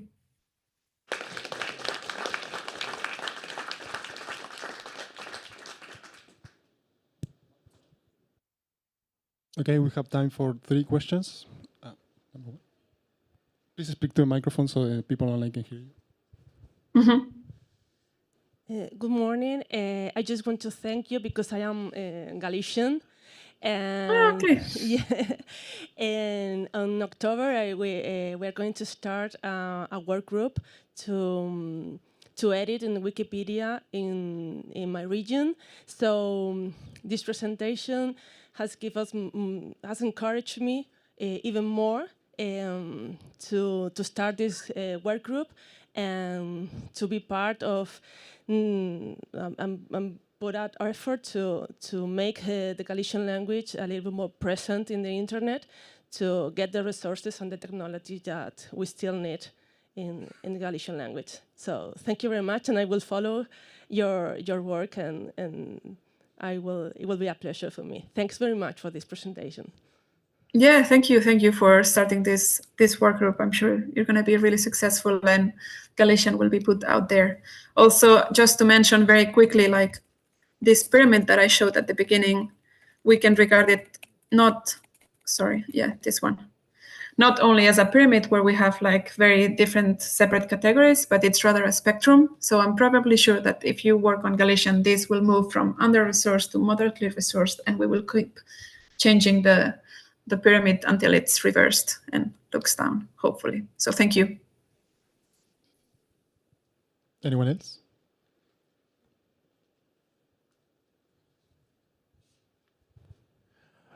Hello. Yeah, thanks for the presentation. I want to just point out that it's interesting, very interesting topic, and languages is one of the things that also dragged me into Wikipedia.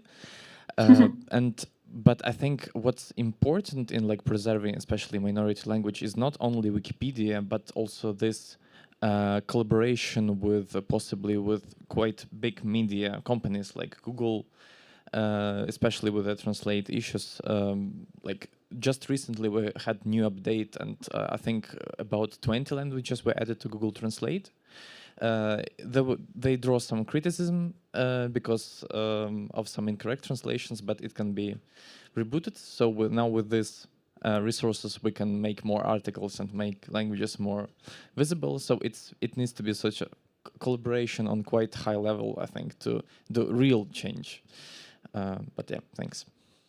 Yeah, thank you very much. I fully agree with this. And also, I mean, as sad as it is, research right nowadays and the development of language technologies is led by these companies. The issue here is that these companies will not put deliberate effort to develop resources for minority languages. So the way that we can put our language into the map is by creating resources online, where editing, creating text, and so on. If the resources are there, if the community is there, they don't mind taking English and then taking also whatever other language if the resources are there, because it's not an effort for them. So also putting our language in the map, that's how we can make sure that it is included in these technologies led by large corporations, I would say. Thank you. Hello, I have a question. One more question. There was a slide where you show the minority language on a graph. Can you share this again with the red dots? Yes.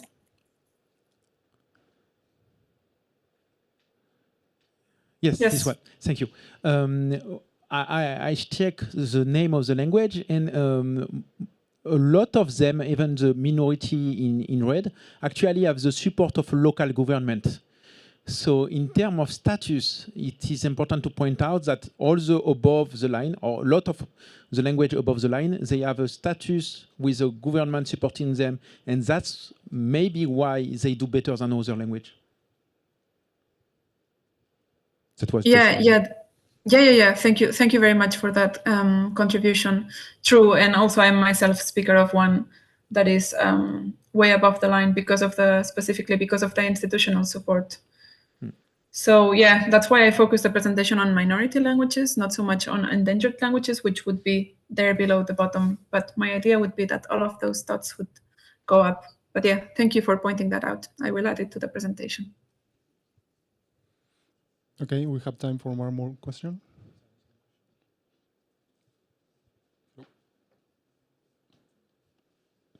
Okay, if not, we can thank Ona once again for her presentation. Thank you very much for having me here. It's been a pleasure.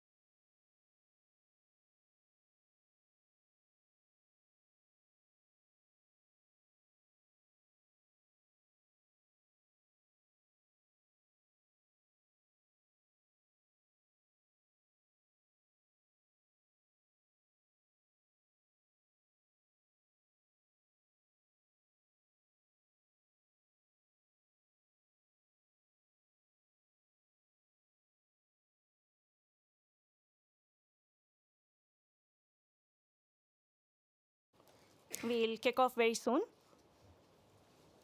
So in this session, we will give you a very high-level overview of state of language technology and onboarding at Wikimedia. I'm Srishti. I'm part of the language and product localization team at the Wikimedia Foundation. And in this session, we have a few people who will be joining us.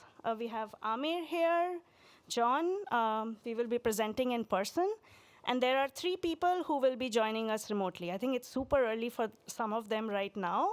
They are at least up 5 hours early than their normal schedule. So kudos to them for joining us remotely. Amir, do you want to say something? Yeah, so just, it's unprepared. Just a short time ago when I noticed the name of the room in which I'm going to present, we are going to present, it made me emotional because I don't know how many, maybe some of you know this, maybe some of you don't. It's probably not intentional, but Ohrid is the name of a city, which is now in the Republic of North Macedonia. A very important thing happened there 1,000 years ago. Some people there who were dealing with, teaching and sharing knowledge and stuff like that, they had a bold idea. Their bold idea was that sharing knowledge can be done not only in Greek and Latin, but in some other languages that people actually speak. The name of one of those people was Cyril, and if you haven't guessed already, those people made the Cyrillic alphabet, which is now used by hundreds of millions of people who speak many different languages. Cyril and his partners are now the national heroes of several countries, and each of you here can be a hero like that. Each of you who decides to do something bold and to share knowledge in some new way, in a new language that people actually speak, in a new alphabet that is easy for people to read, in a new format that is easy for people to consume. Each of you can be a hero like that. So this is kind of what the presentation is about, and this is how we can help any of you do this. So do you want to start? Thank you, Amir. That was very profound. I forgot to mention names of folks who are going to join us remotely earlier. So we have Carolyn, Ozoma, and then we have C. Scott. So I just want to share a bit about the agenda for this talk. We will start with sharing a bit of an overview of language representation across Wikimedia projects. Then we'll be talking about language tools that support Wikimedia sites, for example, content section translation tool, translate extension, Mint initiatives and services, what's new happening in those areas, language converter. And then towards the end portion of the talk, we'll be talking a bit about the current status and future direction of languages onboarding at Wikimedia. We'll be also sharing an experiment that we are thinking of doing this year. So before we start with language representation, let's get a quick show of hands here to get a sense of language representation in this room here. So who here edits on Wikipedia or other Wikimedia projects in a language other than English? Ooh, wow, that's a room full of folks. Okay, so the next one is, who here edits on Wikipedia or other Wikimedia projects in more than one language? Wow, lots of people. What? Not including English, yes. Yeah. Okay. All right. So with that, I will hand it over to Carolyn to take us through language representation across Wikimedia projects. Carolyn, can you hear us? I can. Can you hear me?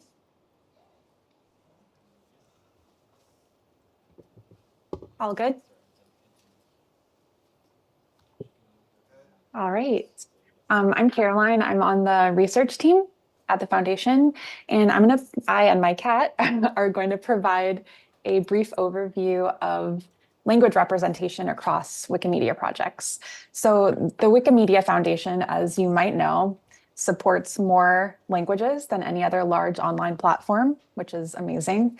But how many is it, and which languages do we support, and what do we know about these languages? Next slide, please. So currently, 333 languages have at least one hosted content project. And here, content project is referring to those 8 Wikimedia content projects that are specialized by linguistic edition. You know those as Wikipedia, Wiktionary, Wikinews, Wikivoyage, Wikiquote, Wikiversity, Wikisource, and Wikibooks. Next slide, please.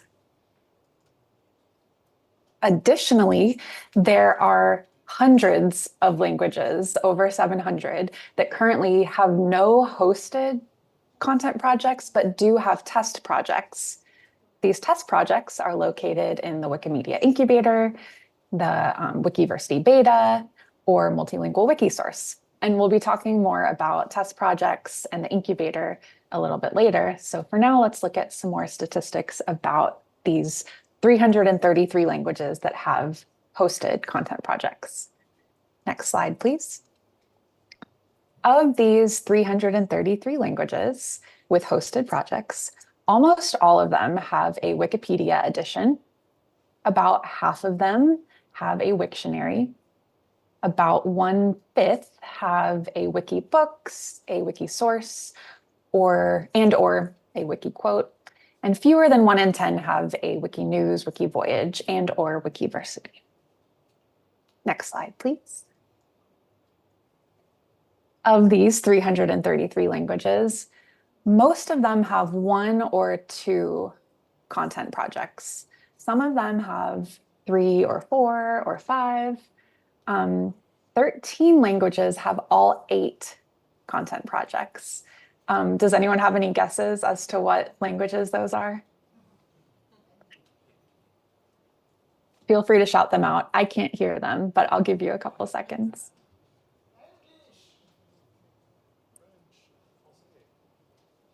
I think I'm hearing some correct answers. So those languages are Chinese, English, Finnish, French, German, Greek, Italian, Japanese, Portuguese, Russian, Spanish, Swedish, and as of last month, just a few weeks ago, Czech. Next slide, please. Additionally, these 333 languages use 36 different scripts or writing systems. The most common is Latin, followed by Cyrillic, which was just mentioned earlier by Amir, Arabic, and Devanagari. Some of these scripts are written left to right, and others are written right to left. So this is a lot of language diversity across our projects. And with all this complexity linguistically across our sites, tooling related to language is obviously very important. So with that, let's now hear about the current language tools that support Wikimedia sites. Thank you so much, Carolyn.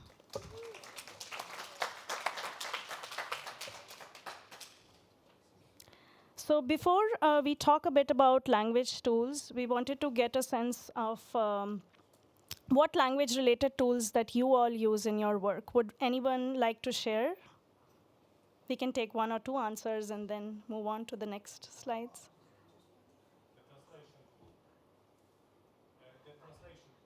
Translation tool. Do you remember the name of the translation tool?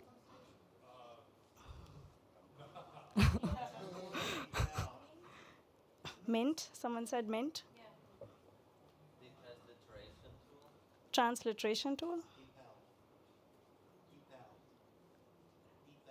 DeepL. Okay. Okay. Language input tool.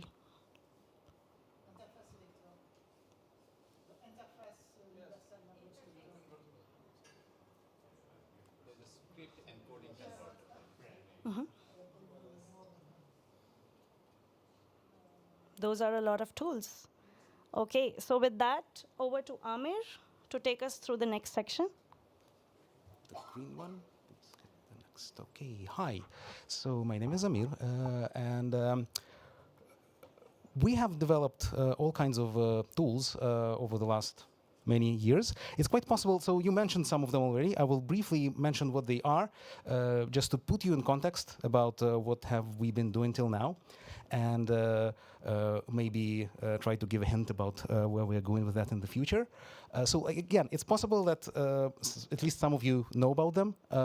Maybe it will be new to some of you, so that's great. So, is this working? Yes, this is working. Okay, so let's start from what we call the Translate extension. It's a MediaWiki extension, which works on several websites. It was initially made for the translatewiki.net website. How many people here contributed anything to translatewiki.net? Quite a few of you. This is great. So translatewiki.net is the place where the user interface of all the Wikimedia sites is translated. So it's buttons like notifications, talk, log in, log out, delete, and so on. There are something like around, last time I checked, it was about 22,000 strings that have to be translated if you want like a complete translation of everything, although not all of them are actually used all the time. Anyway, if you see anything on the wiki in your language that doesn't appear in your language in the user interface, translatewiki.net is the place where you go to make it in your language. And I strongly recommend that it should be 100% translated in all the languages. It is in a few of them, but it should be in all of them, so I strongly recommend that. Another place where the Translate extension is used is some of the Wikimedia community sites, most notably Wikidata and Commons, and Meta, and MediaWiki.org, which is the more technical site. So on these sites, it is used not for user interface translation, but for translation of pages that are not Wikipedia articles. We will speak about that in a minute. But this is for translation of pages that are not Wikipedia articles, such as help pages, documentation, newsletters, banners, central notice, and so on. So the interface is the same. This is how it looks like. It may be familiar to some of you. So you can see that it shows the translation. It shows the English string. In some cases, it actually doesn't have to be translated from English. Most of the time, it's from English. In some cases, it can be also translated from other languages. So it shows you the English thing that you have to translate. It shows you empty space where you write your translation, and then you push publish translation, and that's it. That's all you need to do as a translator. You don't have to go through moderation. You don't have to deal with any source code files. Nothing. Just go here, publish, next, next, next, and translate as much as you can. By the way, this translation is into Tumbuka, a language that the Wikipedia in this language has existed for many years. For many years, it was almost completely dormant with almost no activity. About a year or two ago, somebody started translating there, which is fantastic. So somebody came there and see, oh, there can be a Wikipedia in my language, and I want to continue. Is there a question there?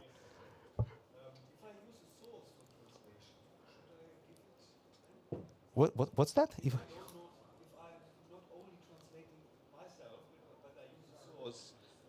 I'm using a source, could be also an AI, but other things. Should I give this source in the translation? Do you mean like for like credit and licensing and stuff? Yeah, like, something. There is a link, and the hyperlink, according to the Creative Commons license, is enough. So yes, Okay. you don't have to do it. It's done automatically. Okay. Okay, so let's go next. So this is an example of translating into Arabic here. This is an example of translating help page here, an FAQ. And this, again, you see that it's pretty much the same interface, but it's not user interface. It's an information page. But it's largely the same user interface. Now, that's the Translate extension. I never get tired of reminding people that most people don't know English. Remember, most people don't know English. We are trying. We have this vision. Imagine a world in which every single human being can share in the sum of all knowledge. If we speak about every single human being, most people don't know English. So this means that you should not only write articles in the Wikipedia in your language, you should also write the user interface in your language. Now, let's take a look at the next thing you see. So these are the statistics for localization. So some languages you see are at 100% and some languages are not. So bring your language to 100%. These languages are in a bit lower. And you see, like, if one of your languages is here, you can translate some more and you will go up. And all languages eventually should go to 100%. Now let's speak about content translation. So content translation is for translating Wikipedia articles. So till now we were speaking about translating all kinds of other stuff that is not Wikipedia articles. Content translation is for content for Wikipedia articles. So this has been deployed since 2015. And it basically shows you, as you can see here on the picture, it shows you the original article in any language. It doesn't have to be English. You can translate from any article to any article. And then shows you empty space for translating into your language, where you type the translation into your language. And you type it, and then you publish, and that's it. You have a new article. Translate Wiki has existed since the previous thing I was speaking about. It has existed since 2006, and quite a lot of people loved it. So people were asking us, can we have something like this, but for Wikipedia articles and not just for other stuff? Because Wikipedia articles is the most important central thing. So we decided to do it, but then we said, okay, like Translate Wiki is it's like it works, but Wikipedia articles are much more complicated. So we decided to make a completely new extension for this. Did anybody understand this joke? Yes, a few people here. Great. If you didn't understand this joke, it's not a big deal. This is how content translation looks like. This is so there are these cute characters around this city, the Bebok. So this is the Wikipedia article about these characters, and this is a demonstration of how the Wikipedia article about them is translated from English into the Belarusian language, which is spoken in Belarus, which is right across the border here, and that's how it is. You just you see something in your language. You see something in the language you can read, and you have empty space to write it in the language you know. And one of the favorite features of Wikipedians who translate articles is that they don't have to upload photos, because usually the same photo is necessary in the translation. They don't have to look for the file name of the photo. They just click, and the photo appears, and lots of Wikipedians love it. It also, as you can see, it also automatically adapts the formatting, like bold font, italic font, links, and so on. There is also a more recent development in content translations, basically the same extension, but a newer version, which is also adapted to mobile phones. Because initially it was made for desktop, but the newer version, which is called section translation, it works not by the whole page, but by sections and sentences, so it would be easier to do it on a small screen. So this is a demonstration of how it works when translating from English into Greek. And again, you can translate from any language to any language. Now, a very, very common question about content translation. Oh, so you're doing something like Google Translate? And the answer is no. Content translation is not a machine translation tool. It's a tool for creating new articles. It does use machine translation in some cases to make your translation faster. You can enable it, you can disable it, you don't have to use it. The responsibility for the published Wikipedia article is on the editor, just like it is with all the other articles. If you publish a bad machine translation, the article will, your translation will unfortunately be deleted, so don't publish bad articles. Is there a question there? Yeah, I can, yeah, I can hear you. I usually translate the messages on Meta from English to Italian, and sometimes I receive proposed translation which are something between Italian and Spanish, and they have written something like apertium and similar messages. Are they machine translations? Are they AI translations? Yeah, so I will briefly answer that, and we'll have to go on. But basically, yes, Apertium is one of the machine translation engines that we use. It was actually mentioned in one of the talks earlier in this room. It works well for some languages, less well for some other languages. Again, if you don't like this suggestion, just don't use it. If you think that the suggestion is useful to start and then correct the mistakes, then use it. And like if you think that it's not useful, just don't use it. Basically, that's the short explanation. Also, an important thing to mention is that all the articles that are created by content translation, they are just articles, just like all the other articles. There's nothing special about them. They can be edited, they can be deleted if they are not very good.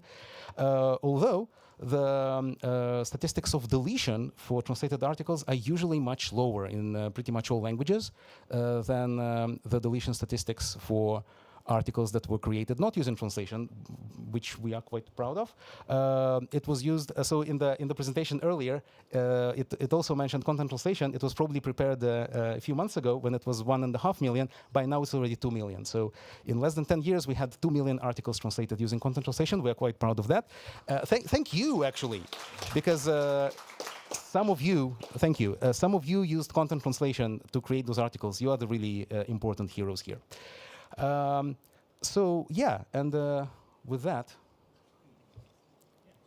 I give it to you, Unheard. Yeah, I'm just going to ask this question. Is there anyone who has, well, next slide actually. Are there anyone here who speaks a language that doesn't have machine translation available? Yes. English? Oh. From which language, may I ask? Oh, right, yeah. That's I think that's a community issue, not a tech issue. So, yeah. There's not much we can do about that, I think. Any others? Peter? Yeah, there's several languages that I try to support. I don't really speak it fluently, only a few words, but I'm trying to support editors.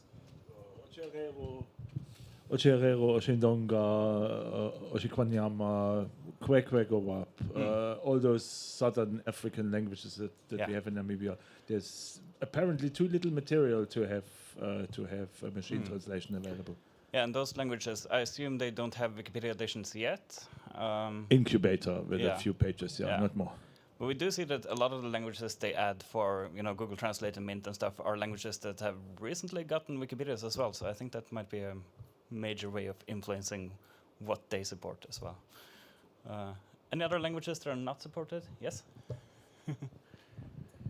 And Japanese Wikipedia has a deletion policy of using machine translation because of machine translation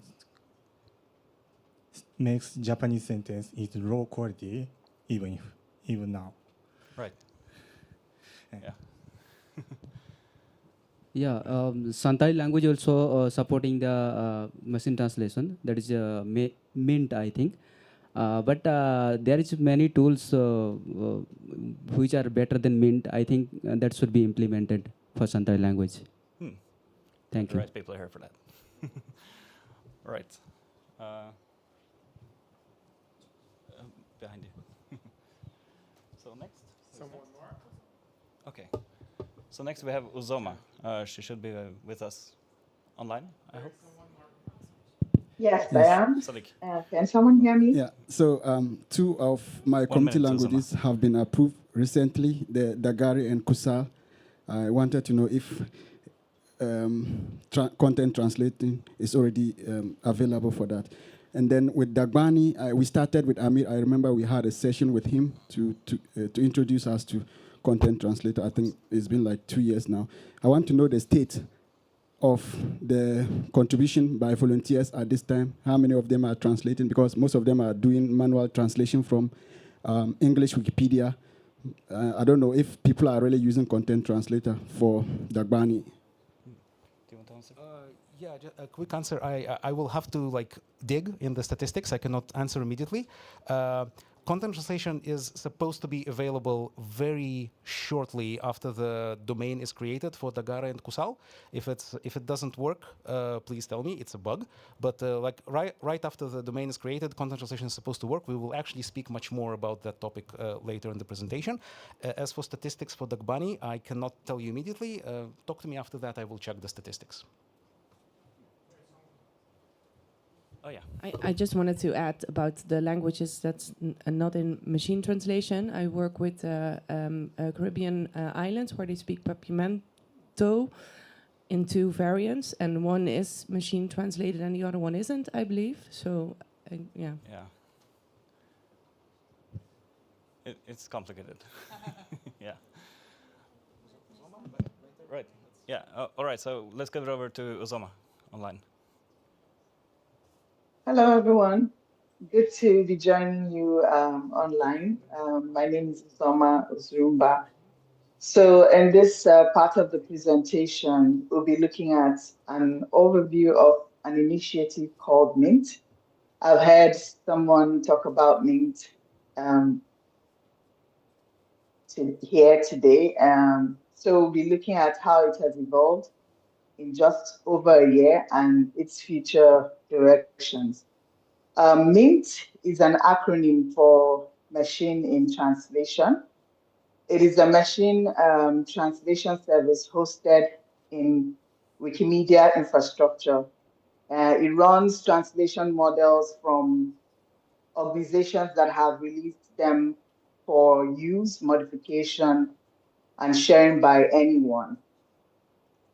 Next slide, please. So this is what the Mint backend service looks like. You can see on the left is where you impute the paragraph of the source language, and the other part is where the output is, and where you have the target language that outputs whatever language you want. And you can see we have 5 translation models: the NLLB, the Opus MT, the Soft Catalan, Indic Trans 2, and MATLAB 400. These open source translation models have helped Wikimedia provide vast translation support to over 259 languages, 55 of which are language without translation services before Mint, and 25 with no Wikipedia yet. So hopefully, maybe some of these Wikipedias are in incubator, and once they are out from incubator, they would also have machine translation. Some of these languages with Mint right now, as the only translation services, are Santali. I heard somebody talk about Santali, testifying that Santali has a machine translation, Mint. And yeah, I understand that also with time, it will improve. We also have Kashmiri, Tumbuka, and others. Next slide, please. Since 2023, the Mint service has developed as a back-end. The Mint service was developed as a back-end service. The language and product localization team has utilized this machine translation service in different contexts to provide language support for our existing tools. The team incorporated it into the content translation tool. We had Amir talk about that earlier on. The Mint service, like Google Translate, provides an initial automatic translation for articles at the starting point, aiding translators to work efficiently.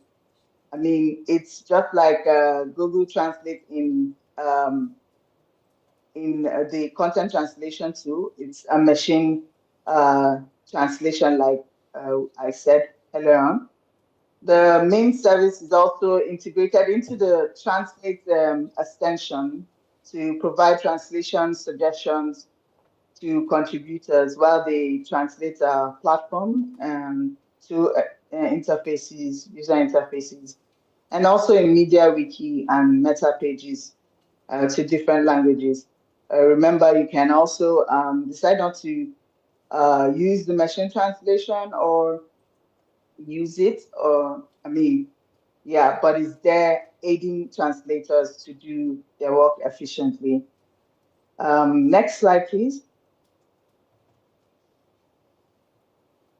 So the Mint services we just I just talked about that uses content and section translation, that is incorporated in content and section translation tool and the Translate extension are classified under the Mint for Translators initiative. So far, it has made a significant impact in helping translators in 135 languages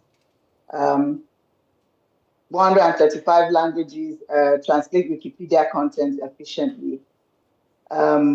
We also received positive feedback, as you can see on the slide, from some Wikipedia contributors.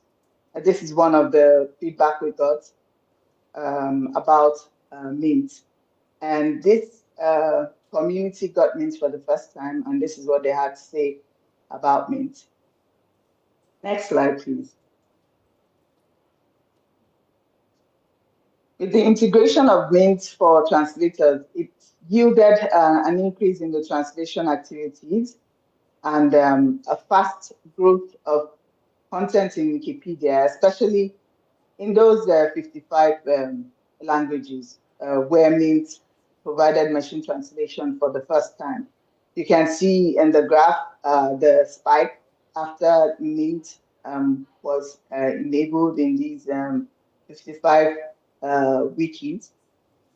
And yes, Mint has, this is what the result, the outcome of enabling Mint in those 65 wikis. Next slide, please. So another Mint initiative, an initiative class I will talk about is the Mint for Wiki readers. This initiative incorporates Mint machine translation support into Wikipedia articles in a way that allows readers to learn more about the topics of interest from other languages. In these articles, we have also clearly differentiated automatically translated content from community-created ones. It also encouraged readers to access and contribute to community-created content when possible. So imagine that you are searching for something about plants, and you want to read something about plants, but it is in English. Like Amir said, not everyone can speak English, is fluent in English. In that language, in English, you would prefer to read it in Korean. Unfortunately, you notice there is no human translated version of this article in Korean. The good news is that person can still read an automatic translated version provided by Mint service with a click of a button in that article or in that interface, while having stumbled upon the English version of an article. That is what the Mint for Wiki readers can do right now. Next slide, please. So far, these are the 23 Wikipedias that you have the Mint for Wiki readers enabled. And we plan to reach out to more Wikipedia communities to propose enabling this feature in their wiki.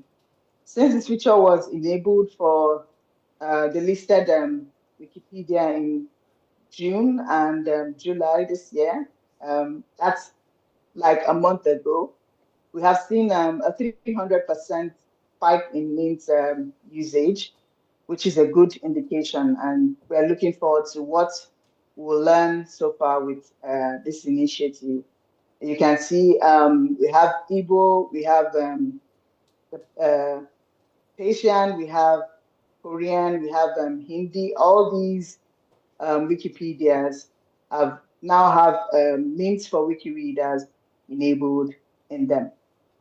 I'm sure we have also noticed that while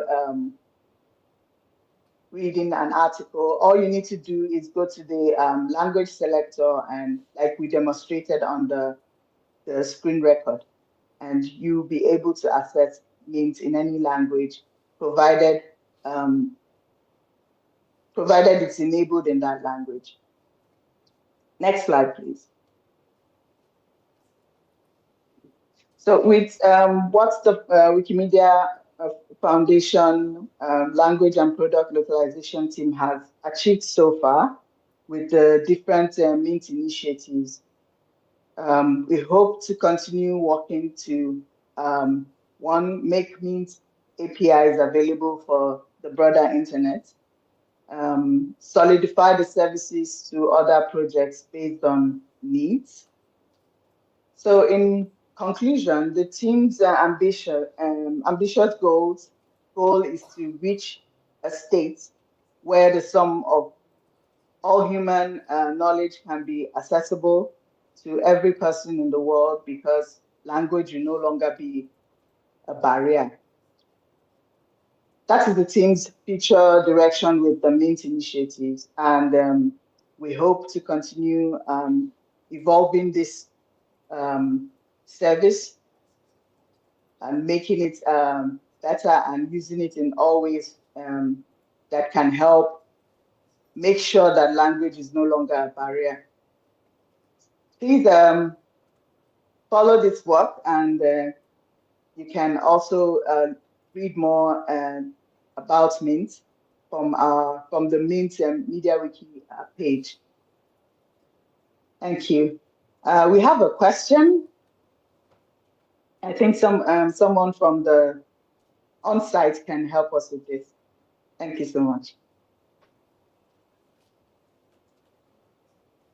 Yeah, I guess no questions. Thanks a lot to Uzoma and also to Caroline earlier, who joined us in a very early hour. It's about 6 or 7 a.m. where they are.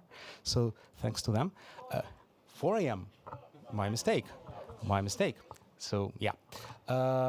So now a little introduction question.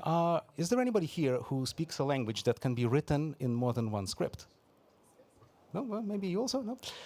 Yeah, so a few people. Which scripts are those? So think about this. So like Polish is only written in Latin. English is only written in Latin, but there are languages that are written in more than one. A few of them are represented here. So with that, we are going to see Scott. Yes, can you hear me? Okay, I am C. Scott Ananian from the Content Transform team at the Wikimedia Foundation. I'm going to talk briefly about Language Converter, why we use it, what it does, and then some reasons you might want to use it or not, or improve it. And I'm joining you from just down the road. I'm not feeling well, unfortunately, so I can't be with you in person. I really wish I could, but we'll talk about this remotely here. So let's first talk about why we use Language Converter on some wikis.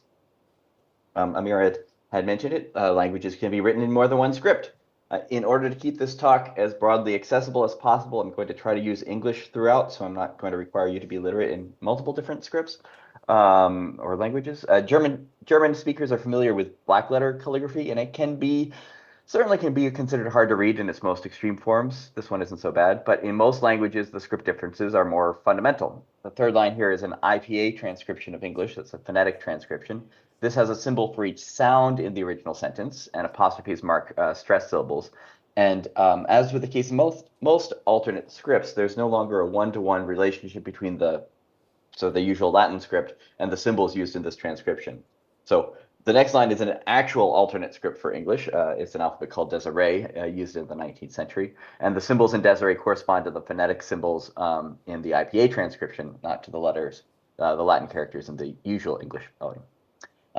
You can also consider something like Morse code as another possible script. That's the final line. This looks very different, and not many English speakers would be able to read Morse code, but it does correspond one-to-one with the letters in the original English spelling, although there is no upper or lower case in Morse code. So in some languages can be written in more than one way, and there may or may not be an exact correspondence between symbols in the script. But that's not all. Languages also have dialect. These are small variations between languages, although the definition of a dialect is very fuzzy. The old saying is that a language is a dialect with an army, referring to the fact that the difference between a separate language and a dialect of the same language is often more political or cultural than scientific. Here are some example dialect pairs in English between British and American English, or English as it is spoken and used in India. Again, I'm using English to try to maintain a common reference here, but other languages like Portuguese and Brazilian Portuguese have variants which differ to the about the same degree as the examples shown here, and others differ more. I'm going to call both script differences and dialect differences variants because the language converter tool handles both of these in roughly the same way. Information can be omitted in certain variants. I mentioned that Morse code didn't have the case distinctions of other ways of writing English.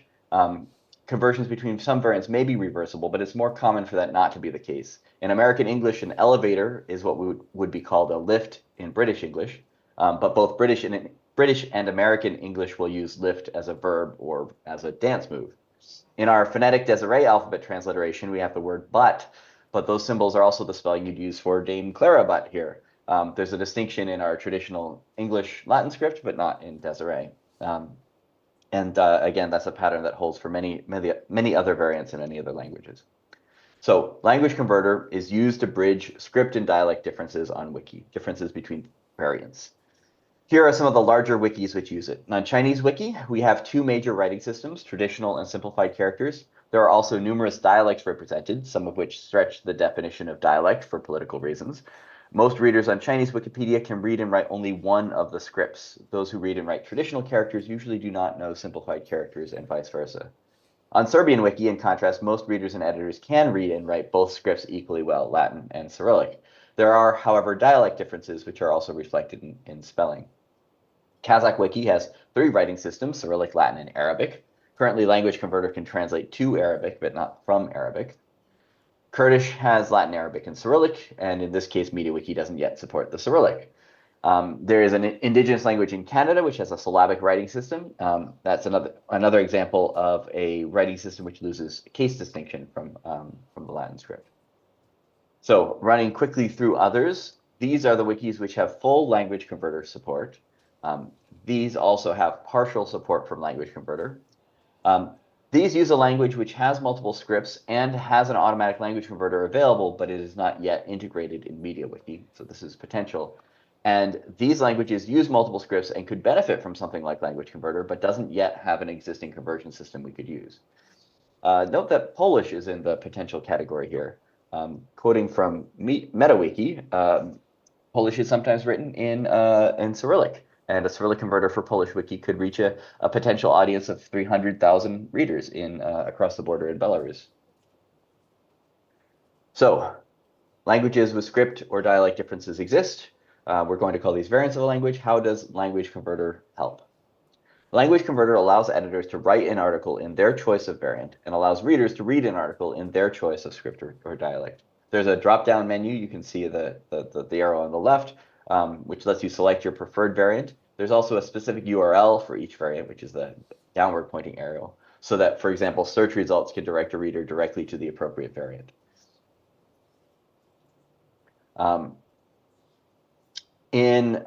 Sorry, I've not been telling people to advance the slides. I'm sorry, but you're doing fantastic. In Wikitext, the markup for Language Converter looks like this.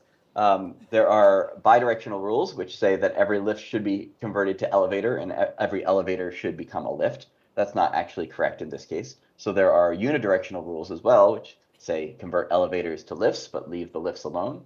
And you can explicitly disable conversion for a lift which you want to make clear is not an elevator. There are lots of other rules as well, which you could read about at this URL, but these are the highlights. Next slide. So how well does it work? Where variants are lossless and easy to identify, it seems to work pretty well and allows us to expand the readership of our content with little extra effort from editors. The article source can become a confused mess of different variants over time. And this causes trouble when editors are not fluent in both scripts or dialects. In some wikis, the local community, in response, has decided to use a single dominant variant for authoring content and uses Language Converter to translate content for readers only. Next slide. So the main limitations of Language Converter. Yeah, you just keep going there. First, the variant used by an editor for a given section of text is not explicitly marked. If the scripts are sufficiently different, it's easy to determine that the source variant is even without marking. So, but for example, Serbian still uses Roman numerals in the Latin script. So for a short text like King Leo XVIII, there may be more characters in Latin script in that text than Cyrillic, which causes confusion. And in other variants, the script's character sets can overlap significantly. Language Converter doesn't handle word boundaries particularly well, which is an artifact of its initial development for Chinese Wikipedia, where that wasn't important. Article titles are still in one script or the other, and we try hard to ensure that URLs are resolved no matter which script you wrote the title. Since the actual variant used for the title is not recorded anywhere, we try to convert every URL into every possible variant and see if any of them results in a matching title, which works, but it is sometimes surprising. And finally, a glossary is a collection of language converter rules for a specific topic area, which is used extensively on Chinese Wikipedia. This allows conversion rules specific to, say, movies to be included on a page about the latest blockbuster. In some languages, the glossaries needed to convert between variants can be very large. This is handled on Chinese Wikipedia with an elaborate system of templates and gadgets, but it's not currently part of the core language converter. Next slide. So, can we do better? This is food for thought for you all. Next slide. So for every wiki on which we enable language converter, next slide. Oh, yeah, keep going. We need to consider the cost of the alternate solutions. Perhaps the variants should be treated as separate languages with separate wikis. Perhaps we should insist that all the authored content use a single variant. Often the decisions made here are as much political as technical and reflect community desire to work together or be considered one or not. There are places we can't reach without supporting certain scripts, and there are other places where certain scripts are banned, so that providing access to our content in that script has legal consequences. Tools like content translation to migrate content between related variants or tools to more easily synchronize content between closely related wikis might affect the decision of whether language converter is the best tool for your language set. Small wikis often say they need a larger community to help build their wiki, and so they wish to band together with related language variants despite some of the inconveniences of language converter. Language converters are difficult to write and maintain. The intersection of the set of PHP hackers, MediaWiki contributors, and linguists who are able to enumerate transliteration rules for a set of minority language variants can be extremely small. Further, any change to the conversion code has the potential to affect a lot of existing pages on Wiki, which are hard to foresee, test, or fix. But language converter tends to work best for longish texts which are frequently changed and updated, in language variants which are closely related but easy to differentiate, and where most editors can read and write all variants. It can be used in situations where none of those linguistic properties are true if there's a strong enough cultural desire for unification. But language converter may not be the best solution for extremely short texts like user interface messages, or texts where the linguistic divergence is either very high or very low. Where linguistic divergence is high, we currently use tools like content translation or Mint. But it may be worth thinking more about the ways which we might use those tools even for more closely related variant pairs on Wiki, where we currently use language converter. Machine translation ought to be really extremely accurate when you have close variants like the ones which language converter currently targets. Anyway, so I hope that gave you a basic understanding of the languages that can benefit from language converter and what it can do and what it struggles with. Perhaps we have a little bit of time for questions, but that is all I have to say. Thanks.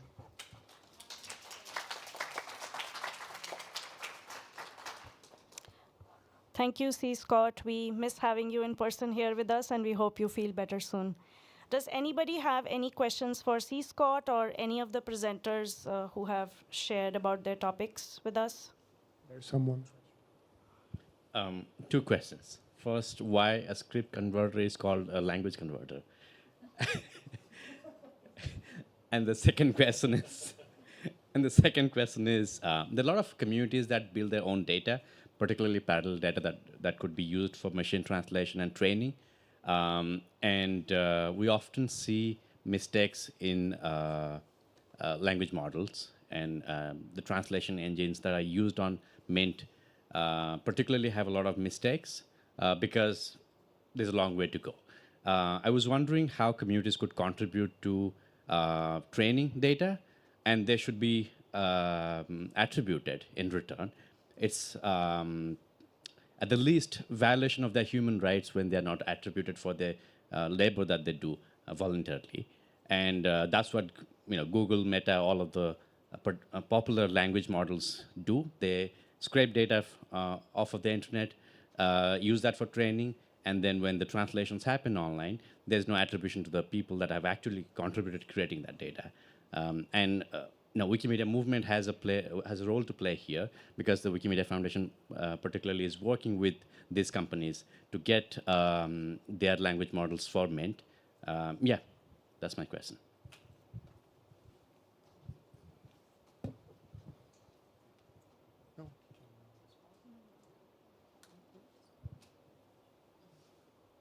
Someone more? No?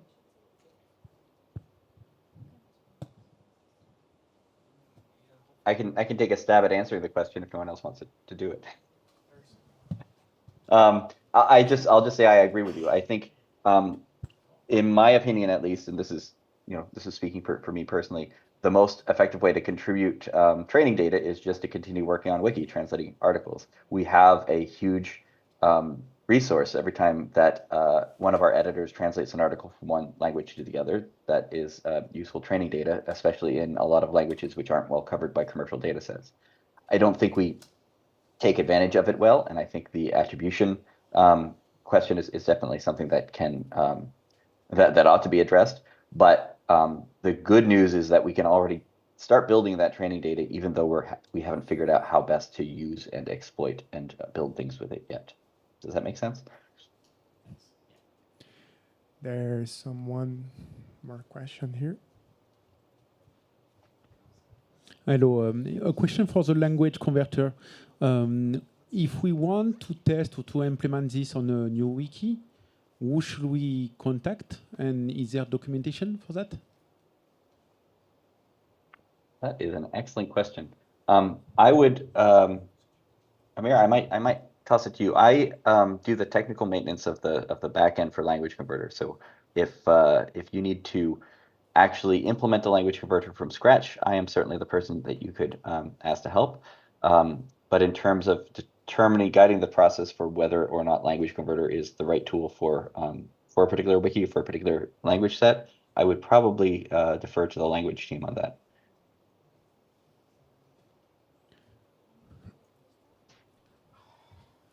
Someone more? I can try. Like, I don't have much to add to what C. Scott said.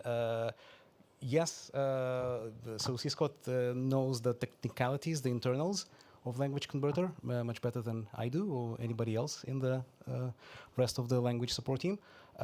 C. Scott is another team, but if you like, it's okay to direct your first questions to our team, because we're pretty fine with, like, as the defined support people to get your first questions. I hope this answers the question. There's another question there.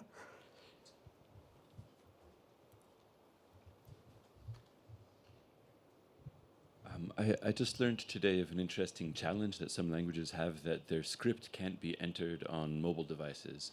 I'm wondering if it's possible for Wikipedia to offer an input method for those that would appear in, I don't know, visual editor. Ooh, that's not. This question is not related to what we have just spoken about, but it is kind of related to what we do.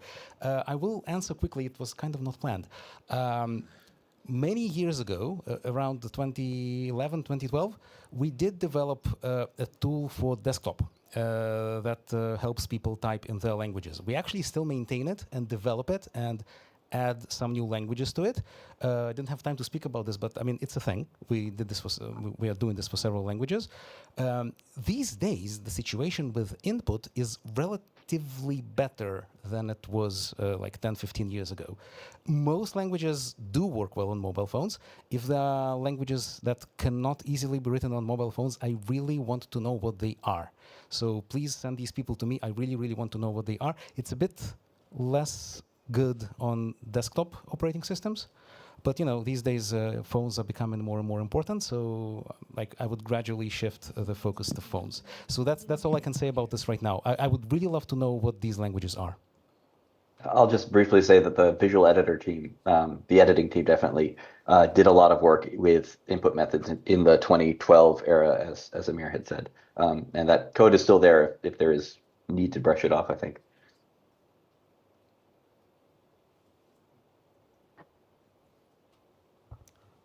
Thank you. I think with that, we will move on to the next portion of the talk, which is about state of language onboarding. We have 3 portions to it. First, we'll talk about language gap. Then we'll be sharing a bit about tools that exist for incubation journey, what it looks like for language communities and some of the challenges they face. And then in the last part, we will touch upon some recommendations for future incubation, and we have some time for discussion as well, and we would love to hear your thoughts on some of the questions. So I guess we have Carolyn to talk about some of the numbers related to language gap. Carolyn? Thanks so much. Yeah. Yeah, thank you. So I mentioned earlier that 333 languages have at least one content project hosted by Wikimedia. This is definitely something worth celebrating, but it can also be looked at in a different way. 333 is only about 5% of the world's 7,000 languages, living languages. So in other words, there are thousands, possibly more than 6,600 living languages that are used by millions of people around the world, but that don't have a hosted Wikipedia or Wiktionary or Wikisource, etc. So Wikimedia's vision asks us to imagine a world in which humans can freely share in the sum of all knowledge. So as we think about language as knowledge or as a means of sharing knowledge, we definitely should understand where we have gaps in terms of language coverage and representation and how we might fill those gaps. Next slide, please. As Srishti said, we're going to look at some numbers. Currently, there are more test wikis than hosted wikis. So we currently have more test wikis in the incubator, Wikiversity beta, and multilingual Wikisource than we do live and hosted. So let's delve into the incubator a little bit more. Next slide. Currently, a little bit over 1,000 languages have at least one test wiki in the incubator. However, many of these projects have been abandoned. So if we go to the next slide, if we look at just active or substantial test wikis, we see that 602 languages have test projects that are actively being worked on currently and or have substantial amounts of content that's been created. Next slide. Of those languages with active and substantial projects, currently 424 of those languages have no hosted wikis, only test wikis. So what this means is that 424 languages are currently only represented in our test spaces on Wikimedia. And I've provided some examples below. Many of these languages have millions of speakers, such as Ibibio, Marwari, and Moray, or close to 1 million signers, such as with American Sign Language. So what we see here is the potential to add 424 languages to Wikimedia's language coverage within our hosted spaces. But first, these languages must graduate from the incubator. So we'll go to the next slide and ask you all a question about graduation.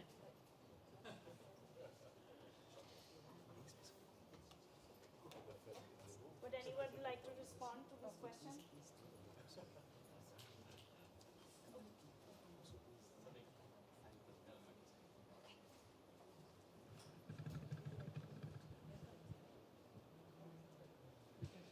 Hello.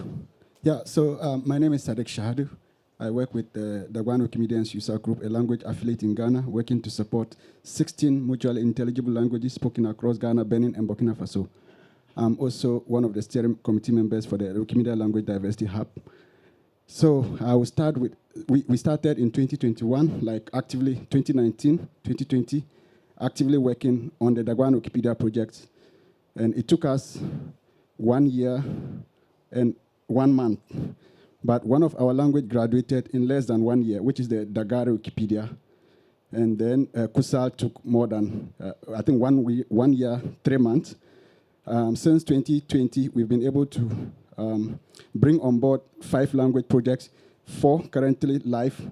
But I saw you shared list of incubators that are ready for approval, but yet not published on the main Wikipedia space.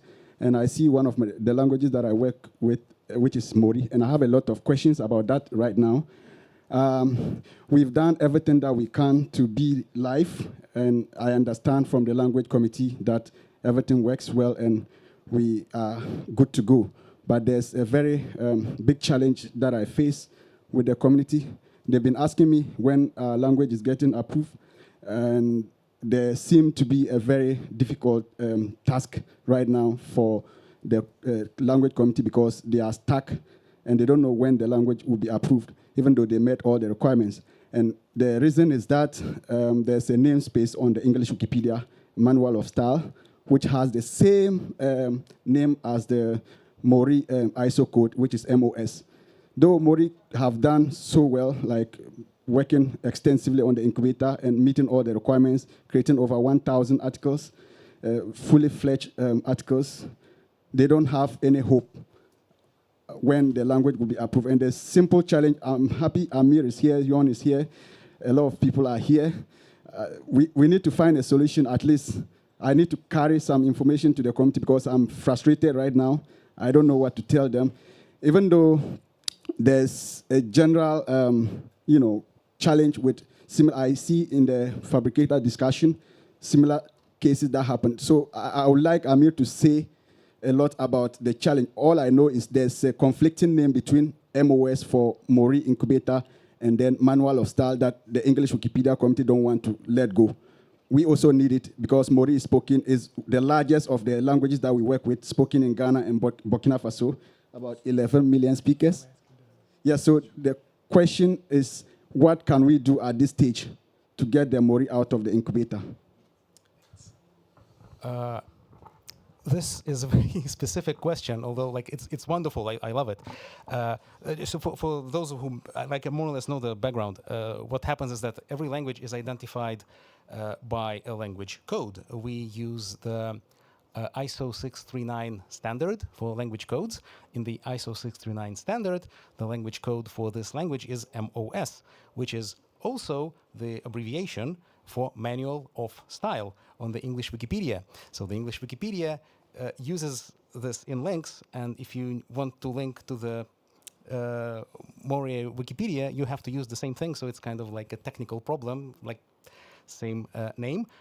I am not currently involved in resolving this technical issue. I know that somebody is, and I just don't know any more details. This is a bad problem. It affects this specific language. My feeling is that it will be resolved quite soon, and what you can do, what the Mori writers can do at the moment, is keep writing good articles in the incubator. And this is actually my message to all the languages. I know it's difficult, but keep writing good articles in the incubator. This is the best thing you can do. How to make it less difficult, I hope we will speak about this in a few minutes.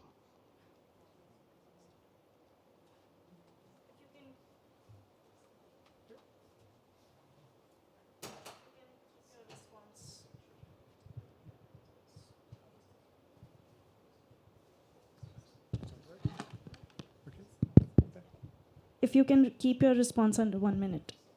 We want to move on to the next sections. Thank you. I see.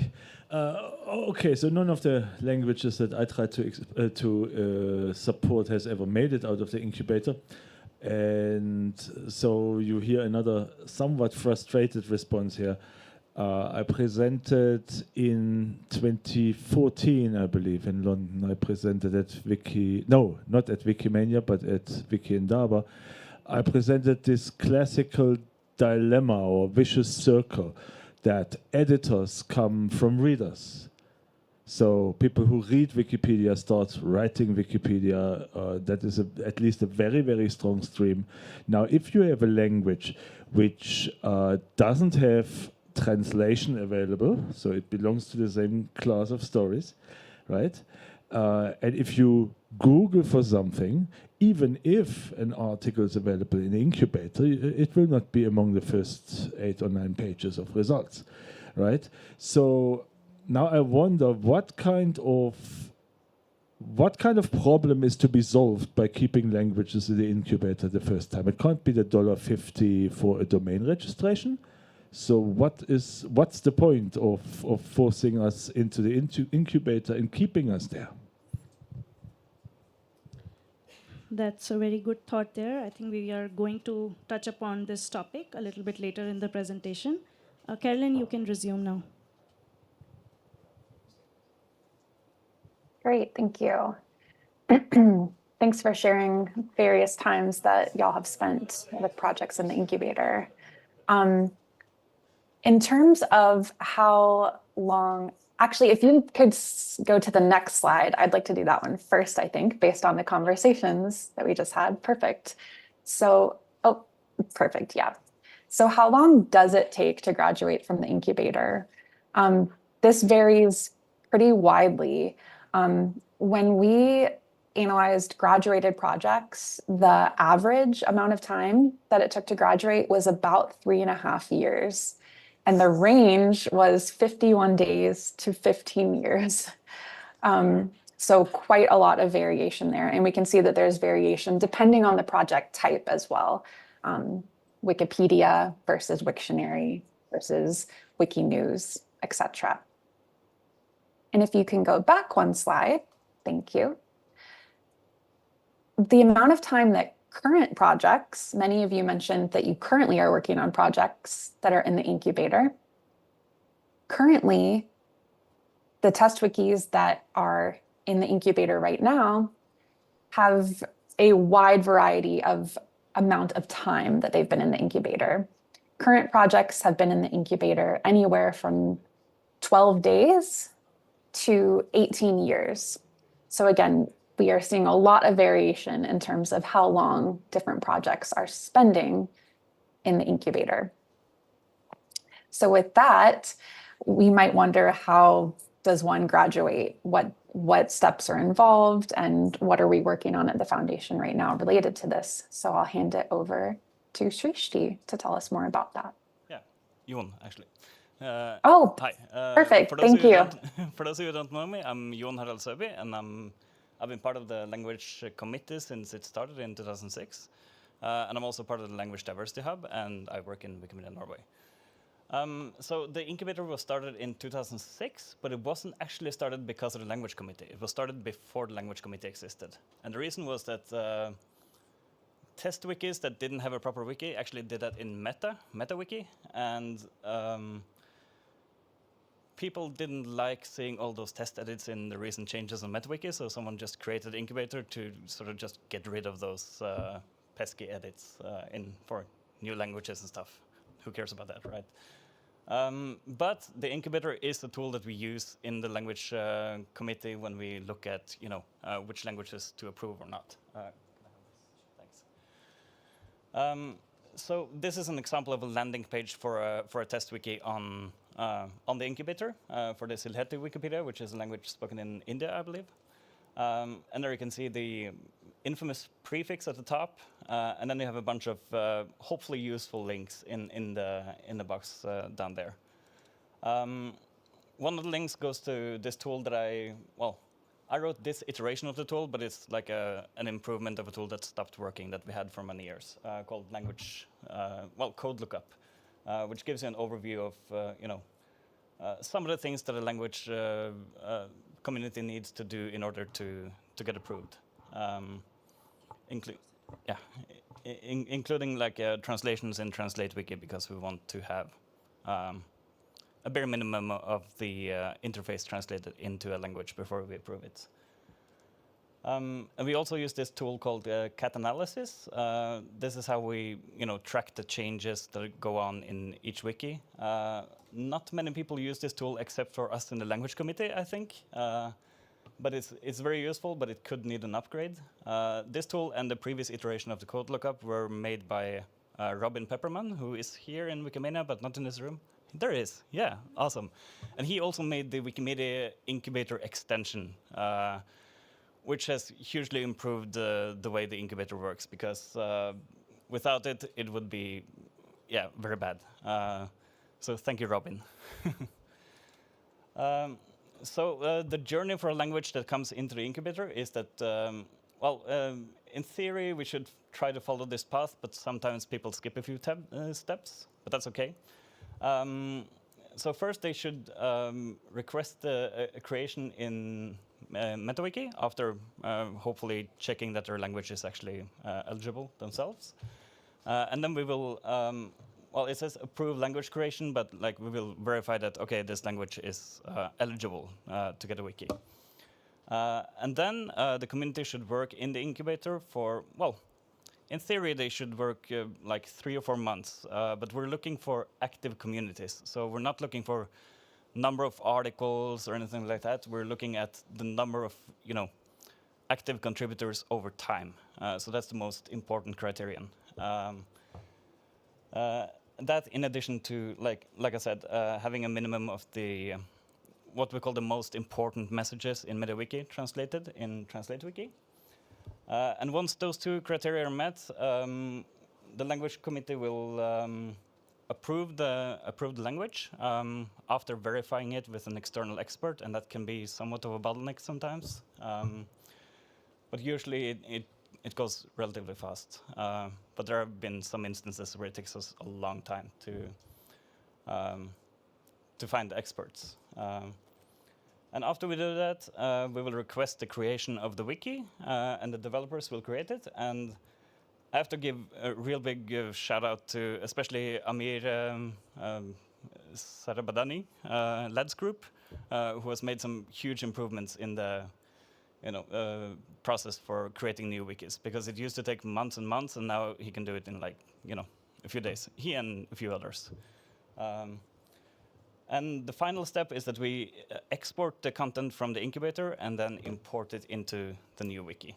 And I actually did that for one wiki today. The wiki was created 3 days ago, and I just did it now, a few hours ago. So it can be done quickly as well. There are some challenges with the incubator, of course, especially this prefix stuff, which is, not ideal. But I've been working for the past couple of years to try to at least improve the experience for people in the incubator, so they don't have to deal with prefixes and stuff like that. And also making it possible to add into wiki links, which wasn't really easily possible before. So I think we've made some improvements there. There are still a lot of features that just aren't available in the incubator, like content translation, which we talked about a lot, is a big one. And also, the Wikidata support is spotty at best. You can use it, but you can't really use it in the same way that you would do it in a Wikipedia. So, and also, lack of keywords, dictionaries, and whatever. So,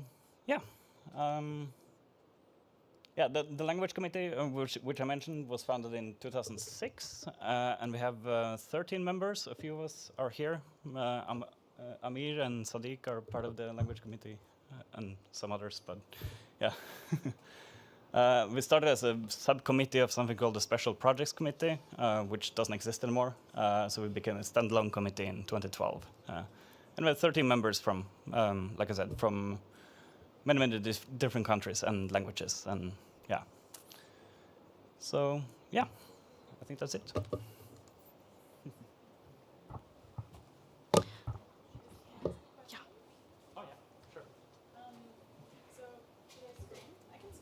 Mike's coming around. I'm an American. I'm really loud.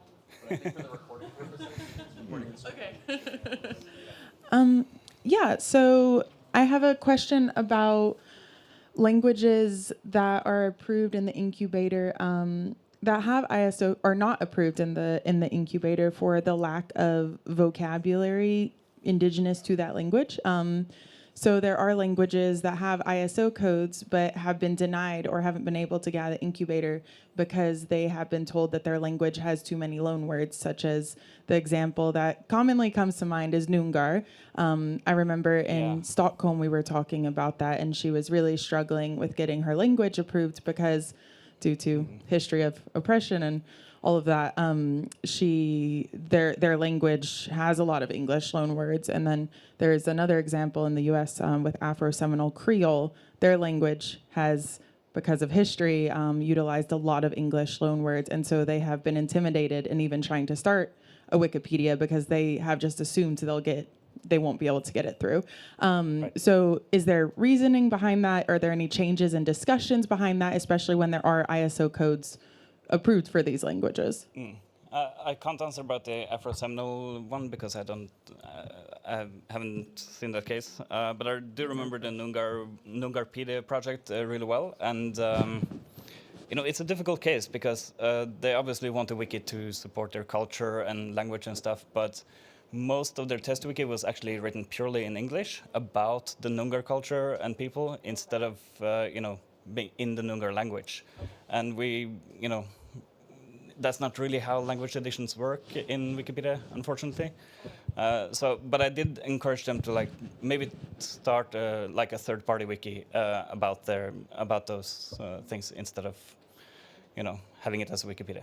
I think it might suit their use case better. So in this situation, if it had been 50-50 Noongar, well, it's technically 100% Noongar if it does have English, but they had more Noongar, it would have been able to get out of the incubator even with the English loan words dispersed throughout. Yeah, quite possibly, yeah. Thanks everyone for your patience so far. I just realized we all have been sitting in this room for over an hour now. You all are really passionate about language tech topic, it seems. Thank you. 10 more minutes to go. So next I'm going to share with you a little bit about this new and very small experiment that addresses some of the challenges we hear about in the language incubation process. If you want to learn about this new initiative, you can go to Future of Language Incubation page on mediawiki.org. And this experiment also addresses some of the recommendations that we gathered through a series of conversations with relevant stakeholders on this topic in the last 6 months. And this experiment will be part of Wikimedia Foundation's annual plan for this year. So before I talk about the experiment, what this is about, just want to share this very interesting story of Kadazan Dusun language Wikipedia. So this is an indigenous language from Malaysia, and apparently they were inactive for over 10 years after they first started an incubator. But then they were reintroduced to incubator at Wikimania, Singapore last year. And since then, they have been organizing a lot of editathons and events. And their community members, they have been contributing a lot of content. And all these efforts, they led to the launch of Kadazan Dusun language Wikipedia this year. So I think this is a moment of joy for all of us. I see we have a community member from Malaysia community here with us. So this photo is of community members from the Kent Club in Malaysia, and these folks, they were heavily involved in these efforts. And the reason I wanted to mention this language is because these are the kind of languages that we are hoping to address through the experiment. So what is the experiment idea? It's very simple. It is to provide production wiki access to 5 new languages to start with the goal to evaluate if by accessing some of the modern Wikipedia wiki features that we see, like content translation or Wikidata, which are not currently on incubator, it can enhance editor productivity. And we are also hoping to learn from this experiment if this approach is something that can be effective for language incubation and if this is something we should explore in the future. So this is a glimpse of the kind of conversations that we have had with folks in the last 6 months. Like someone said, editing on Incubator should feel similar to editing on normal wikis, but we are far from achieving this goal. Someone else said that we should forget about Incubator completely, and this relates to, Peter, your comment earlier, and find another way of starting a wiki because of the complexities around it. It might take time to improve the technical side of it. So these conversations, they have really helped us to shape the experiment that we are planning to do. And I also really want to give a huge shout out to the Language Diversity Hub's research on this topic of barriers experienced by contributors to small language versions of Wikipedia, because this research has really helped us to shape this experiment as well. They have documented all the technical challenges, and I believe they interviewed members from 13 language communities just talking about these things. And I was also very happy to meet some of the folks from the Language Diversity Hub yesterday over dinner. Some of them are here. So very interesting fact here that this is not something very new that we are talking about here. Until 2006, wikis were created using an automated system, but they were created in non-standard ways. So to address this issue, the Incubator and Language Committee, they were established. So if you will look at the screenshot on the right, you will see that this is from 2002 by a community member from Russian Wikipedia soon after it was established, so almost like 22 years ago. And this is how the languages were created back in those days, that you could just send an email to the mailing list and somebody would address it and it would all be done. Yeah. So the experiment that we are hoping to do, we will try to be in line with the current processes that the Language Committee has established, and we are in conversations with them about this. So what will the implementation for such experiment look like? Very simple again. We are not going to build any new tech to start with. It's going to involve a bit of research, analysis, and leveraging existing tech infrastructure. So we'll identify a set of test wikis that can be a part of this pilot. Then we'll create these wikis in production infrastructure and help them move out of Incubator. We'll monitor their content progress on production wiki versus Incubator, like how they are performing on production wiki now versus how they were doing in Incubator. And we'll also try to mark these wikis as new to differentiate them from other wikis for the pilot period. And towards the end, we will review the status to see if there is any change needed for the wiki. So what will be the inclusion criteria? It has to be a Wikipedia to start with. I know you all will say that there are so many other Wikimedia projects that we should think about as well. But to start with, for the sake of experiment, it's Wikipedia. The test wiki, it has at least 2 active editors and 30 edits in the last 3 months. And if it's either an RTL or LTR language. So that's the minimum criteria. But then for the selection part, we are looking at some of the very popular methodologies in data analytics space to see how we can maybe choose a wiki from one of the 5 data clusters that we will form. And these data clusters, they will be categorized by 3-month activity. For example, edits or new pages in the content namespace, or average monthly active editors, time spent by a language on Incubator, and so on. And then from these clusters, we are going to pick a wiki. And after sampling them, this will also go through human review to ensure that the language is valid, could potentially graduate, represent a diverse mix of regions, and has no major concerns about having a production wiki. So this is what the timeline of this experiment is. So far, we have had conversations with folks, gathered recommendations, tried to identify small solutions that can be undertaken as experiments. And right now, we are in the experiment kickoff phase, trying to define a selection criteria and measurement plan, and also talking to LangCom, Language Committee. And once that is in place, we will set up production wikis for the selected wikis for the pilot. And the last phase would be about doing some sort of analysis to understand the editing activities of wikis and conclude the next steps. So I also want to share that there were several other recommendations that came up in the conversations, and we bucketed them into two categories. One was about streamlining technical infrastructure, and another one was about exploring social pathways, which we did not really explore much. We were mainly exploring the tech infrastructure one, and as you can see, the one in orange, that's the one that I was talking about here, but there are so many others that we could be talking about, and if you all have any ideas, you can learn more about these recommendations on the wiki, and we can all have a chat later. So these are the recommendations, and yeah, now we have some questions. I think we have about 5 minutes left, yes. So if you have any thoughts or questions, now is the time, yeah.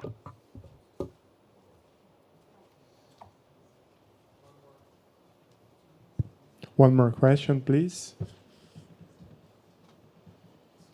You can be quick, Willie. Okay. Then I have to pick one. Okay. There's someone more? No? Oh, okay. All right. Sorry. Thank you for sharing. It was really insightful. With regards to the Language Diversity Hub's research, I was one of the participants, and I just want to recommend that the community resource team have a look at the research publication. I conducted the research with some African language communities, and we identified some barriers, which I think the community resource team can help address that. There were 5 outstanding barriers that we identified. So I would like to share it with the community resource team if they want to have a look at it. Thank you. Thank you for your work, Sadiq. Thank you. I didn't hear the question. Sorry? I didn't hear the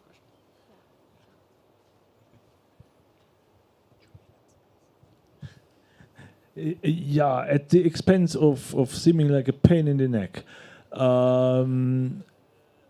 I understand your part of the presentation now as saying the reason why we can't automatically create all valid Wikipedias, Wiki News, Wiki Voyages, whatsoever for any language code we've got is the existence of the language committee. Is that correct? Yes.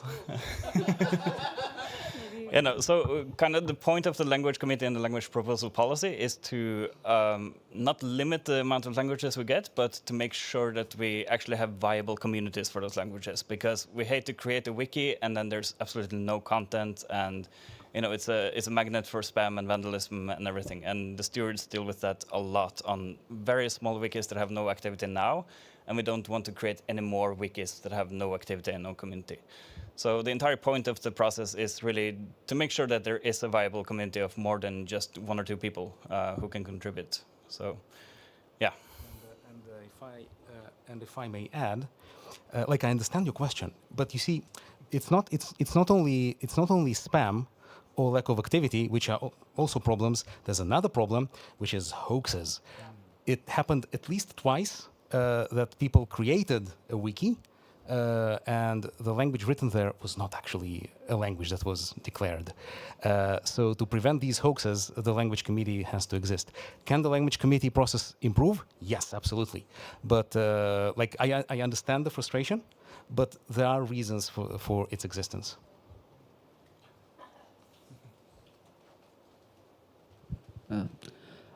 It's maybe different from what you have written over the board. My concern is the current interface of mobile.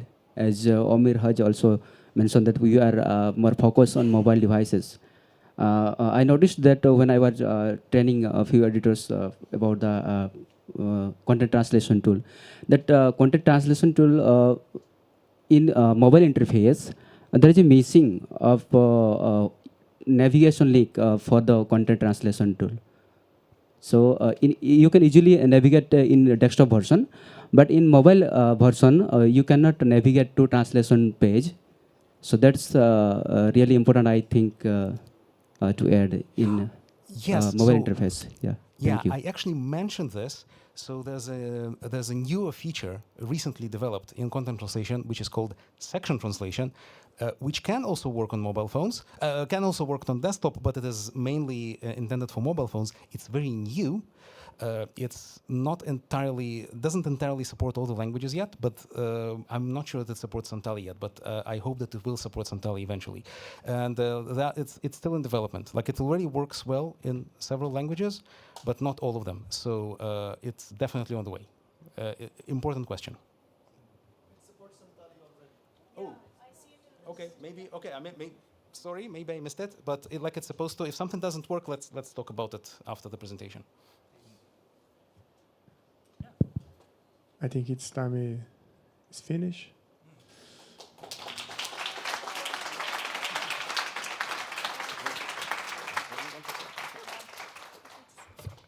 Just to summary related to what I said in the beginning.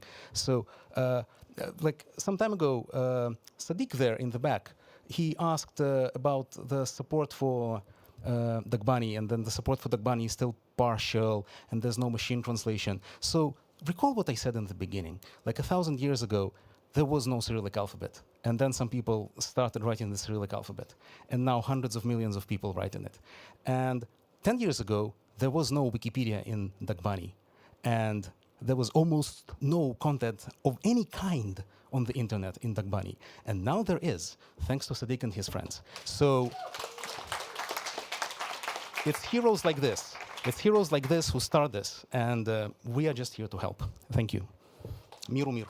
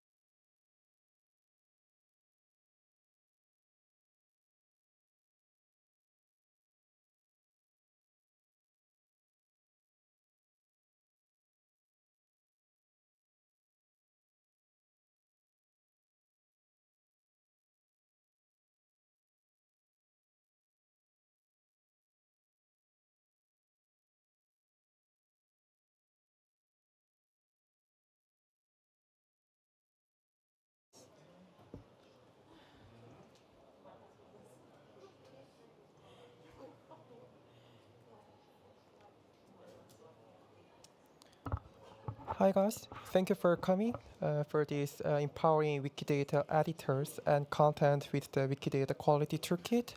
I'm a developer of a tool of Wikidata Quality Toolkit.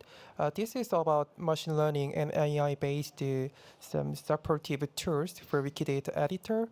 We are using various types of machine learning model, in particular some of the NLP model like some BUT or M5 like that. And we are using large language model. It's kind of generative AI model to support entity schema issue.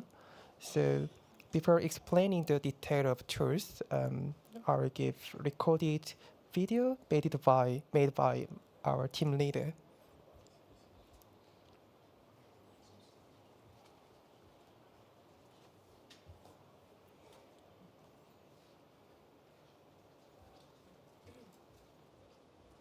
My name is Albert Meroño.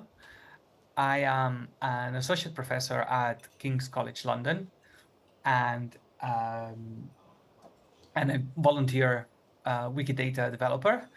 And it is my greatest pleasure to be introducing this session today about empowering editors, hopefully all of you in the room and online, empowering you to produce better quality content for Wikidata. And as you will see, the way we approach this is by producing two different tools that are intended to help in the upkeeping of the quality of Wikidata references and in producing high quality entity schemas. It was my plan from the beginning to be there and do this in person. Unfortunately, becoming a parent is full of events that we don't really have full control of. So I'm really sorry that I cannot be there, but I hope that we can meet sometime in the future. All right, so this will, as I said, this session will be just a brief introduction to two very specific tools. It will be very practical. But before we jump into that, I just wanted to introduce you to the team that's behind the production of these tools. This team is made of Elena, Odinaldo, yours truly, at King's College, Miriam, who works with the Wikimedia Foundation and has been for a while with us at King's, helping us learn and understand how the community works and what's worth pursuing in terms of open knowledge and knowledge equity. And then Jongmo, who hopefully sitting right there in the room with all of you, he'll be leading one of the demos later on reference checking. Bo Hui, who should be online, and he'll be leading the tutorial on schema generation. And also Kulud and Yiwen, who've been helping a great deal in the production of these and other tools related to Wikidata Quality Toolkit. You can see that there is a great deal of university people and academics in the team. You might be asking yourselves why. That's because we're really interested in the transition of tools for open knowledge and knowledge equity from the lab to the real world. And to us, the real world means you, right? So it means the editors. It means people who use their spare time and their knowledge to improve sources like Wikipedia and Wikidata and making them better. And we in the lab sometimes produce algorithms and tools and lots of things that many times we can't be sure about how useful they are and how much they're actually helping real people and the real world. And this is very much the focus of not just this session, but all the efforts that we've been pursuing, I would say not only this year, but also in the previous years, in first producing research that helps in these two cases I mentioned before, reference checking and schema generation, but also in many others. And actually proving that we can make a difference, that these tools can make a difference, that research can make a difference in the real world is really, really important to us. So that's why the academic team. Besides that, we're really, just people who enjoy open knowledge and free access to knowledge for everyone, which I think it must be a shared sentiment across the room and also the conference. So as I said before, this is intended to be a highly participative session, right? Very interactive. The way we thought we could manage this is through a free to edit Google Doc. It's open to all of you if you just scan that QR code. I'm just going to keep talking for the next 10-15 seconds so that you have time to, to pick up your phone or just type the URL or just take a picture or whatever you want to do. So that you can access that that Google Doc. You'll see the Google Doc is a little structured. This is just because of what I said, that okay, we are academic people and we need some sense of of structure in our lives. But it's really up to you to use that doc in any way you want, right? I think we've divided it into introduction and then proof, which is reference checking, and then ESGen, which is entity schema generation. And there are some pre-filled questions in there that by the end of the session, we think you should be able to answer. If you'd like to answer them, that would be incredibly valuable to us. And, in the midterm also to you, because that will make sure that what we're doing is useful to you. But otherwise, please feel free to, to keep as many notes or thoughts or just dump your thinking in that doc, please. And also, if you are keen on it, also completely optional, if you want to add at the top, I think you'll see already a few examples. If you want to add your Wikidata user ID and a link to your user page, that would be much appreciated, because then we can keep a certain engagement and we can come back and ask you questions, and hopefully make you users of these tools if they are beneficial to you.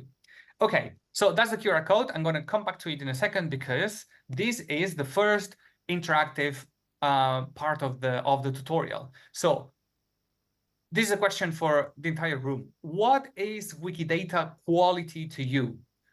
What does Wikidata quality mean to you? And how do you deal with Wikidata quality in your workflows as an editor? So in your daily activities of editing, how does Wikidata quality play a role? How do you ensure it? How do you guarantee it? How do you care for it, etc.? Right. So what is Wikidata quality? How do you deal with it in your everyday editing tasks? I'm going to leave 30 seconds, 1 minute to complete this task. Jaume, feel free to to press the pause button, because I'll just keep speaking and assume that that you've all filled that. Feel free to answer the question in the shared Google Doc I just mentioned, right? So here it is again, in case you want to scan it. And otherwise, you can also type in the chat. I think somebody's supervising the chat, or just raise your hand and say whatever comes through your mind.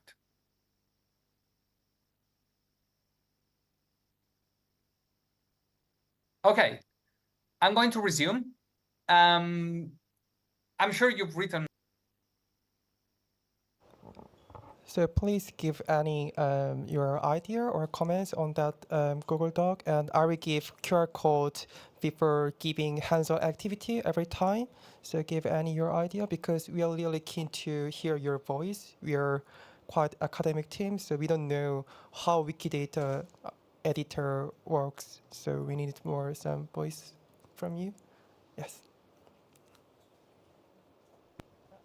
Lots of really interesting things. I wish I could, peek into them, just look into the future.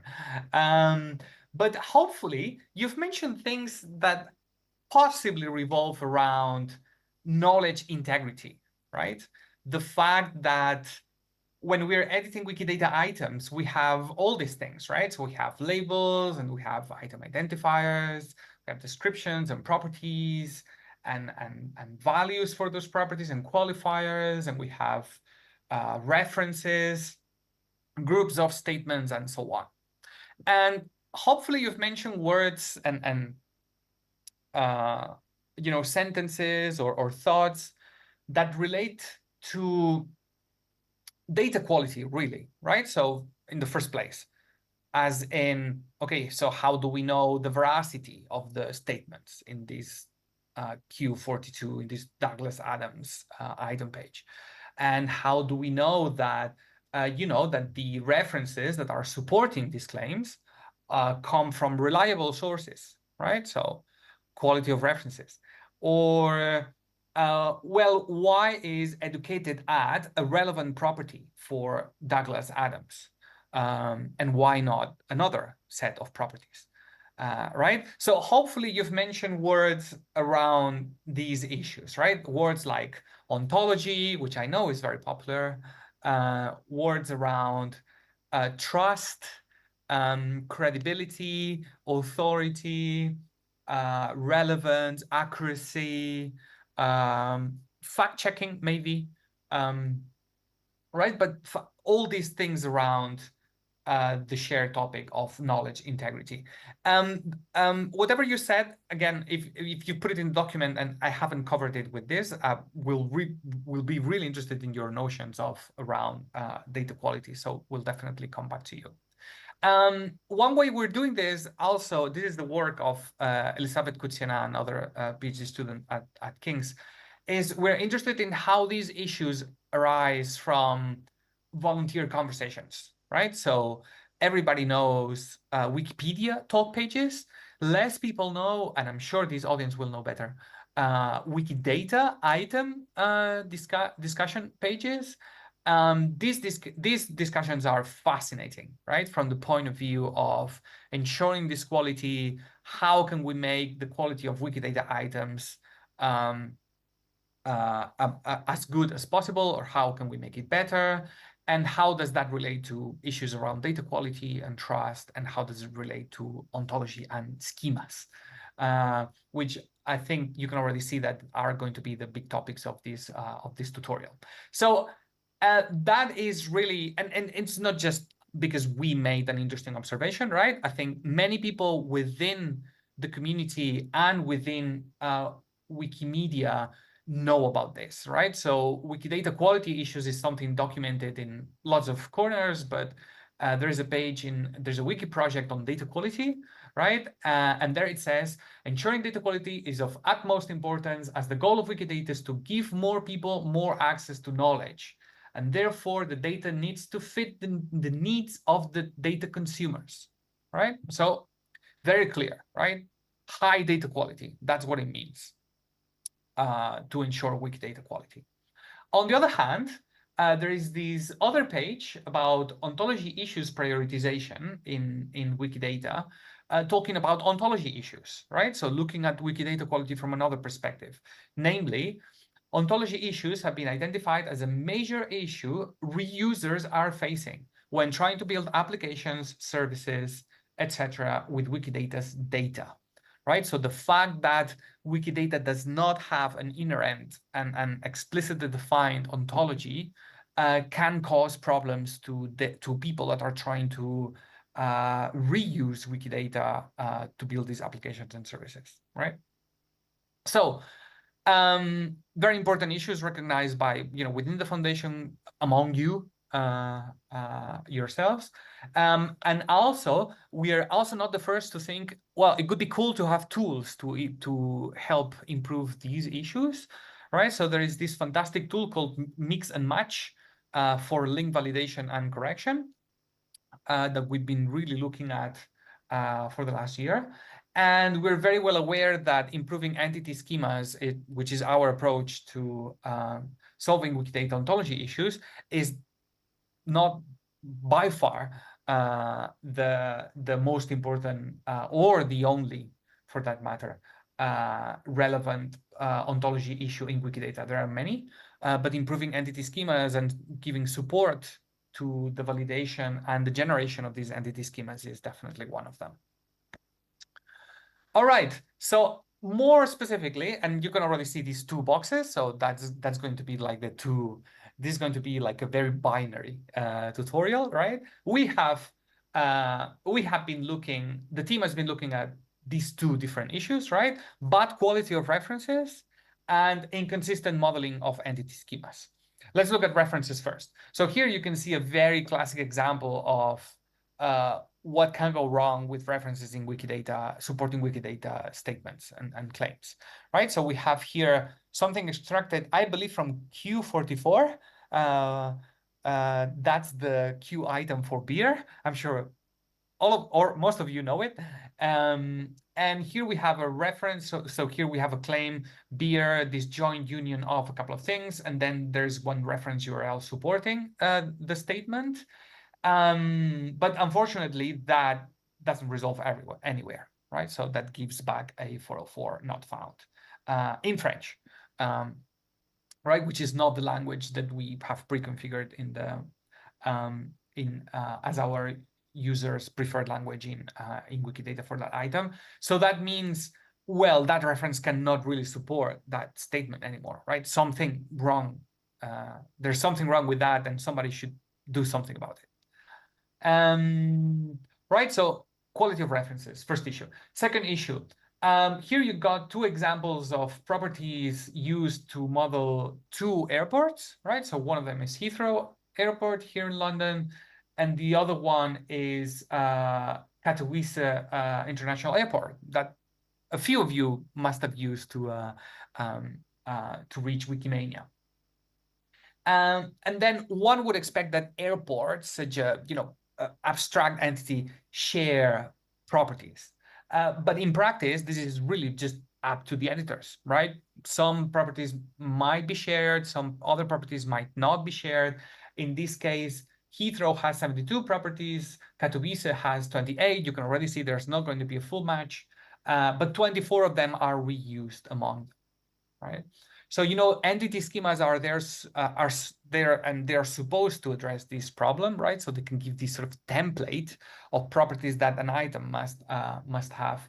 But what support is there really to produce these entity schemas automatically? And this is exactly what Buhui is going to address with the presentation of his tool. So these are the two problems that we're dealing with. I'm sure they sound very familiar to you. What we've produced is two AI-based assistive tools for helping Wikidata editors with managing references or improving the quality of references and automatically generating entity schemas. The first one is Proof. Proof uses large language models for reference quality verification. Jongmo is going to tell you everything about it. You can already see a little bit of the interface that gets activated whenever you activate the widget in your user. You can see a reference score up here in the top right corner of the screen that gives you an intuition of how good are the references of this item, Q44 in general, and gives a call for, in the first place, for adding more references. We know that the first problem with references is that we don't have enough. So gives an account of how many are missing for this particular item, but then uses large language models to give an assessment of the quality of this of the references that do appear in the item, and things that can be done about them, or the ones that need more attention. So Jomo is going to tell you everything about how to install and use Proof, and we would be really keen in knowing your feedback, right? Your perspective, how well it can potentially or is helping you to solve reference checking issues and reference quality verification, in particular with the a little hands-on that we have prepared. And then ESGen is going to be led by Buhui online, and he's going to tell you how to use ESGen for automated entity schema generation, right? So again, we use generative AI and large language models to help produce these entity schemas that are sometimes technically hard to write. And Buhui is going to tell you how we propose these entity schemas based on a particular class that's provided by the user, and how can that entity schema be refined and checked. All right, that's the overall structure of the session today. I've just done the first part, which is just humbly completely useless because I haven't taught you to use any of these things, but hopefully I've given you enough as to, to grasp your interest towards the end of the session. For the next approximately half an hour, Jogmo is going to tell you how to use proof and guide you on a hands-on activity, and then Bohui will do the same with ESGen. Again, remember, you have the doc to write down your notes and your user IDs. It was a pleasure to meet you, and I hope to meet all of you very soon. Thank you.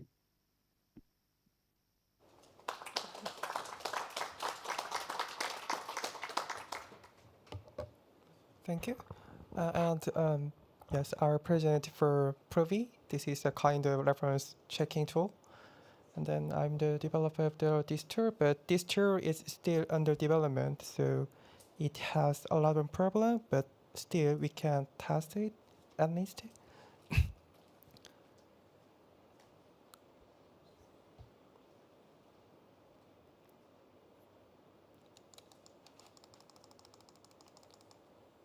Okay, for the yes. This tool based on the paper of pipeline for automated provenance verification of knowledge graphs against textual sources. It's a complicated title, right? So, and then I made this pipeline, but it's still very difficult to understand, right? This is very technical paper. So I made very simple and naive data flow to better understanding. So first of all, this tool would you process for each triple, for example, that beer has characteristics, bitterness. So this triple would you have this URL, the external URL is not connected to Wikipedia page. So web scraper in the backend, this scraper would collect HTML document via this URL or by accessing this URL.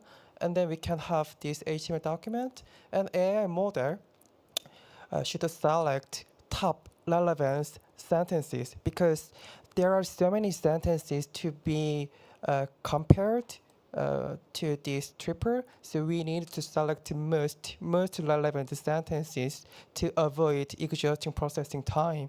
So this model would have 3 or 5 relevant sentences in the backend, and then lastly, the AI model would check this sentence, if this sentence is supportive or not supportive for this triple.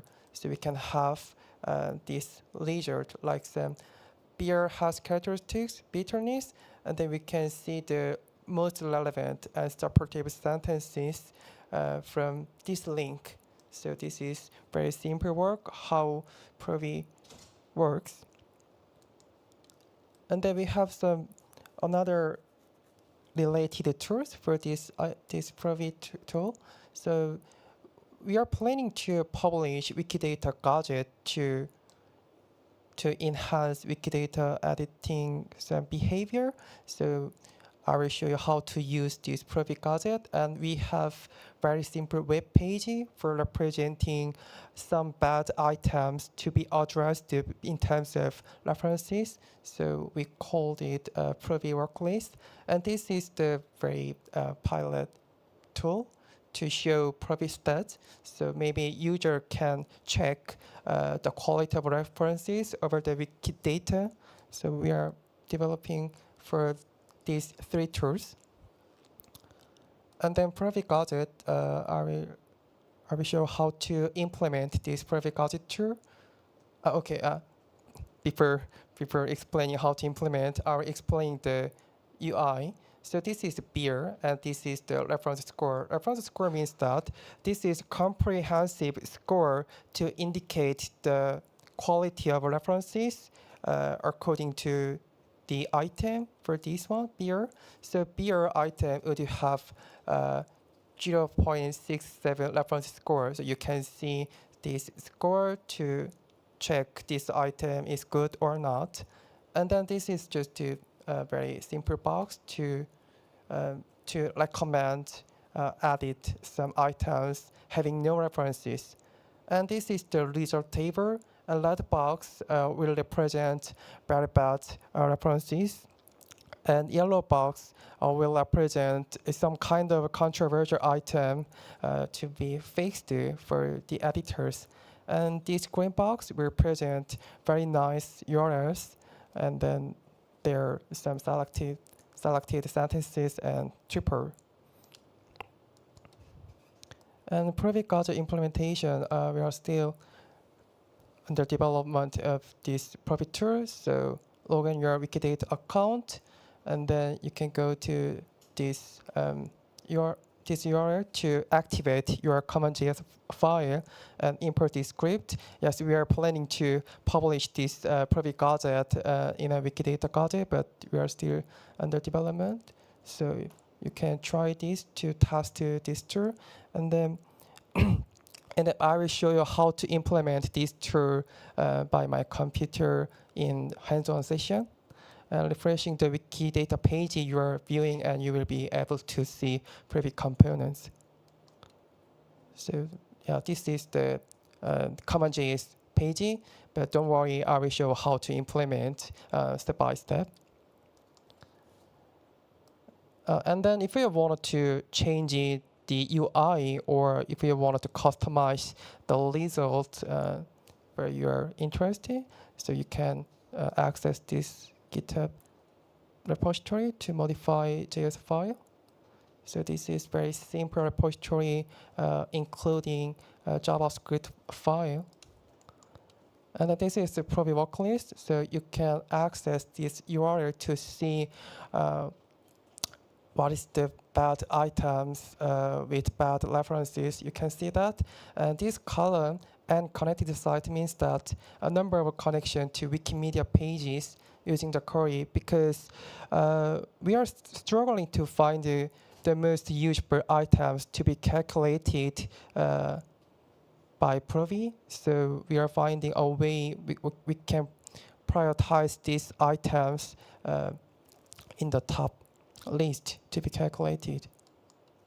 And then this is the Provi stat, and you can see a very simple, very simple graphs we are still developing for this Provi stats.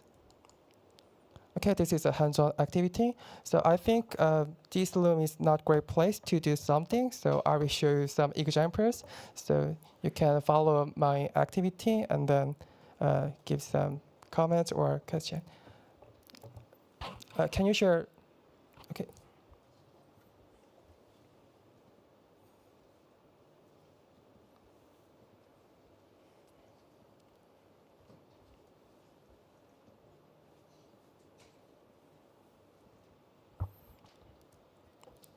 Okay, first of all, how to implement Private Gadget. First of all, log in the page, and then yes, you can go to user and your username, user colon and your username, and slash and common.js. Again, user colon your username and slash and common.js. And you can open here. Maybe if you are first user to use this functionality, this button gonna be just a create button. So you can click the create button, but I'm not first user, so I can click this edit button. And then you can copy and paste this simple JavaScript import code, like some import script and user eval thing and slash pref hyphen and test.js. Sorry? I can hear your voice. Can you put it in the pad so we can see it? Where I can pass this? Sorry?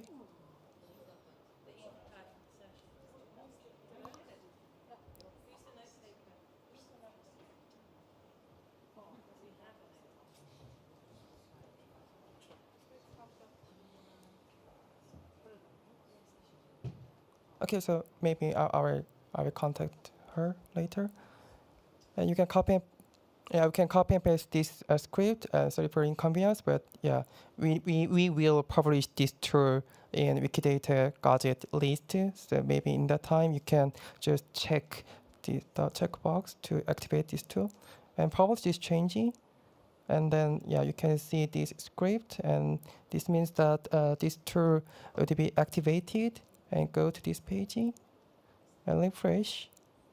And you can see this reference score and drop down button of the Provi item. You can click this one. Yes, you can see the result like this one for beer. And then maybe some item, Wikidata, maybe Q40, Austria. Yeah, this item is not calculated at. So if you wanted to calculate this item, just by click this button. But during this session, I just restricted to calculate another item during the section. But after the session, you can try to click this button to see the published result for the entire Wikidata item. Okay, so this is peer tool. So you can see some controversial items or good items, right? So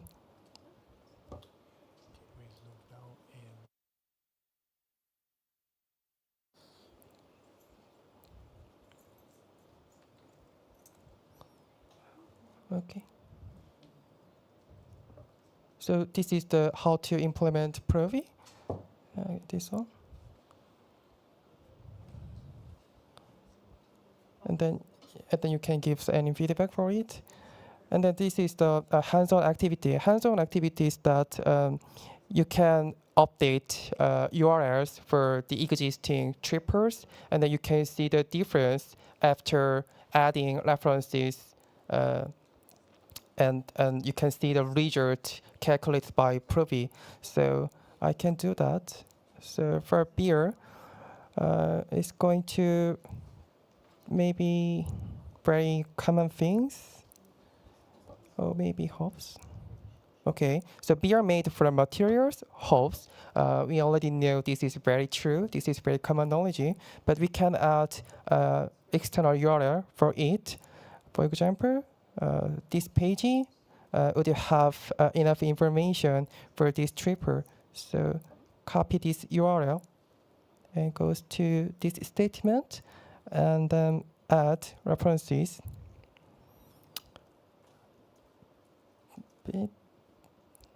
Okay.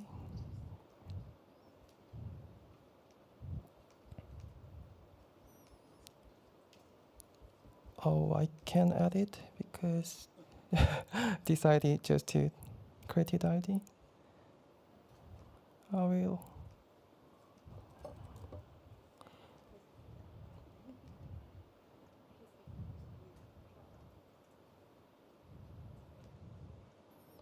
Okay, I can add it now. This item, hops, references, and add references. And okay, no. Property is reference URL and give this URL and publishing. Okay, and then we can have reference URL for this hops part. And then it goes up. We go to this top page, and we can click this recompute button, and this message pops out, and then we can wait for maybe 10 seconds or 20 seconds for Provi processing. Maybe. So yeah, this logo means that Provi is working for this item. Maybe it's some time.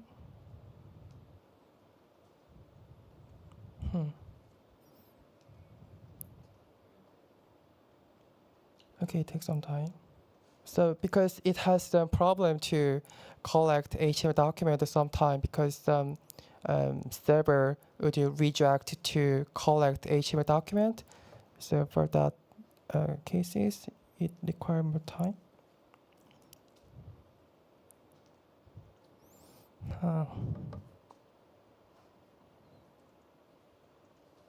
Okay, it's done. So you can see the result, right? So beer has part hoofs.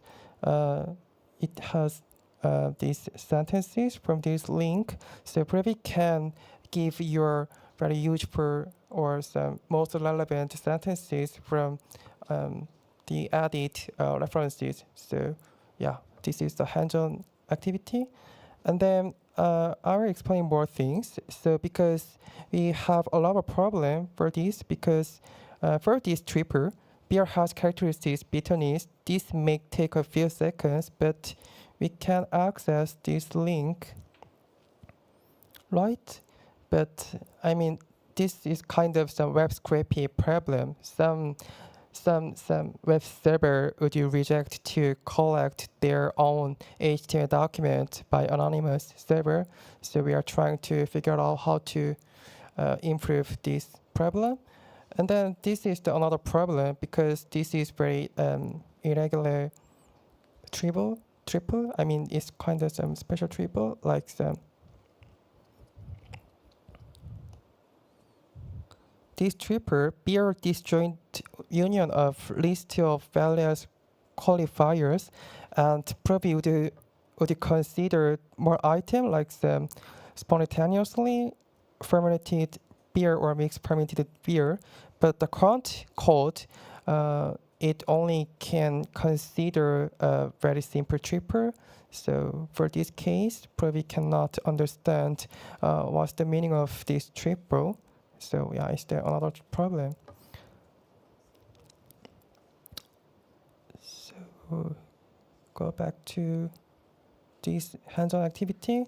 So for this session, in order to avoid exhausting user requests, I'll give some Google spreadsheet for example items to be processed during this work session. So you can try to add references, or you can try to modify or correct the URL references to see the result of a Provi.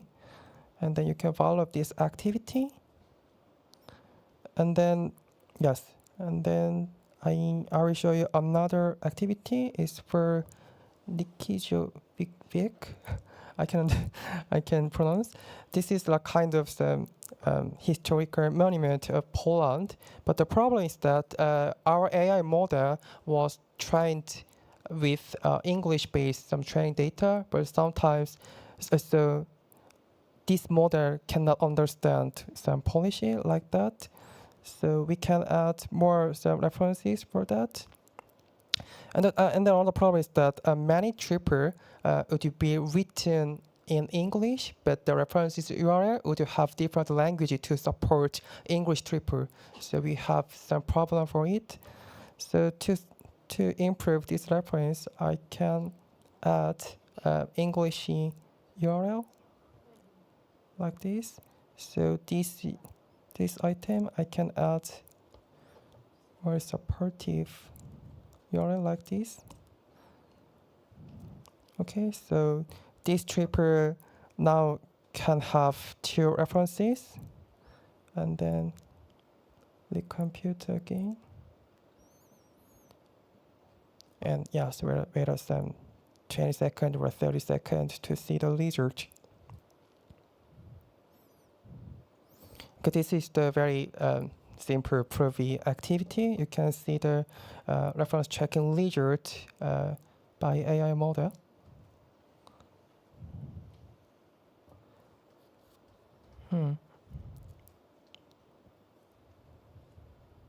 Okay, it's done.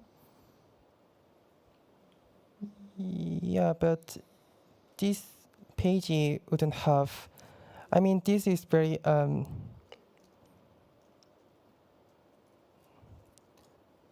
this is very weird because when I tested for this, the model can understand.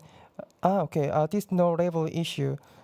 Okay, so the backend, this Provi model tried to get label and description information for each Wikidata tripper, but sometimes Wikidata server rejected to return labels and description information for Wikidata trippers. So we are trying to solve this problem. So this problem is derived from this tool cannot access this component, so it can return just no label. So we are fixing this problem. Okay, so that's the hands-on event. So you can see the very simple process to follow. Yes, this is probably some hands-on activity. So do you have some question? Right? Okay. Sorry, I don't have a laptop here. I'm currently not trying to follow, and perhaps I'm reading the room wrong, but I think it's currently close to impossible for people to participate because the way to get there involves opening links that are displayed for a second on the screen and whatever. Perhaps people need more time. Okay, maybe yes, yeah, yeah. I'm waiting for your some understanding, or you can do something, or maybe another want to ask something.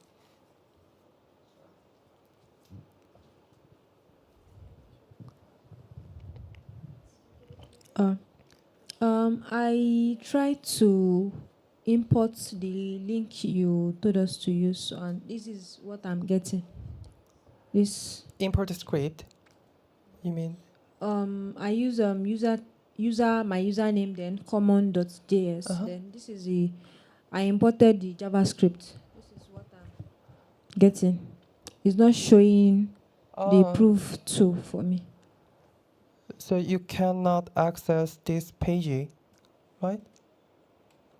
Yeah, something like this. Oh. Okay. Okay. It's not fix it. activated. Okay, I didn't.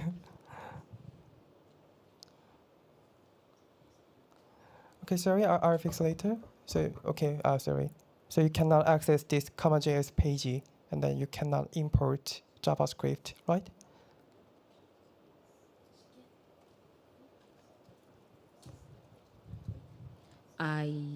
As for me, I can't. I have the page, but the Provi is not activated. I don't know what. I refresh. I like the cache. It's not working in French. No. I should change my language to English. Possible? Wikidata. It's only for English Wikidata. So if I change my language to English, I should be able to see the gadget. Yes, it's like some technical issue. Oh, okay. Okay. Okay, I'll fix the technical issue. Okay.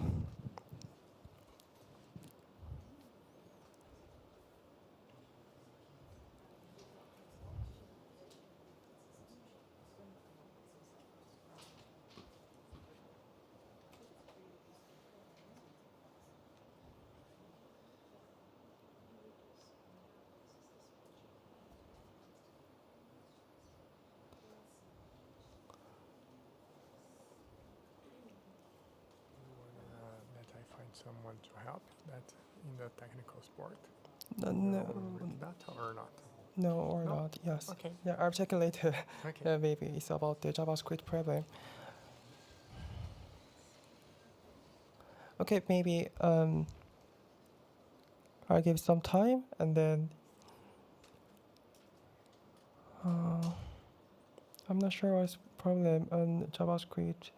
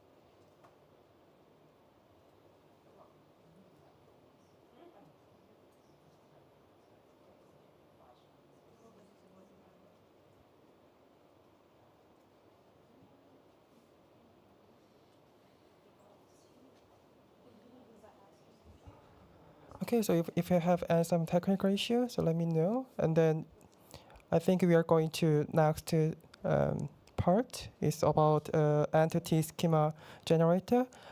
It's built on, it's based on large language model. It's like some generative AI model to generate entity schema. So because we just wanted to make more interactive AI tool to generate entity schema instead of using very rule-based entity schema some validator like checks or checker. So you can give any requirement via chat interface, like some maybe you can ask, you can make some any base entity schema related to airport or whatever. So Buhui will present this part and will show some demo. Thank you, Jomo. Can you hear me? Yeah, great, thank you. I'm going to share my screen.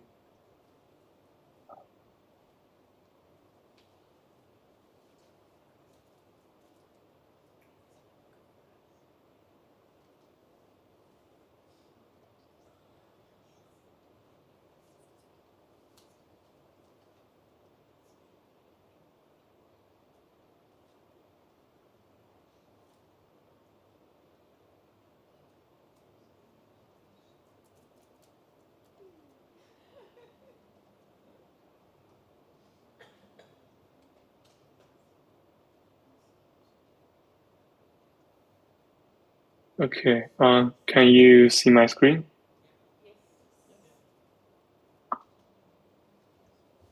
Yes. Great, thank you.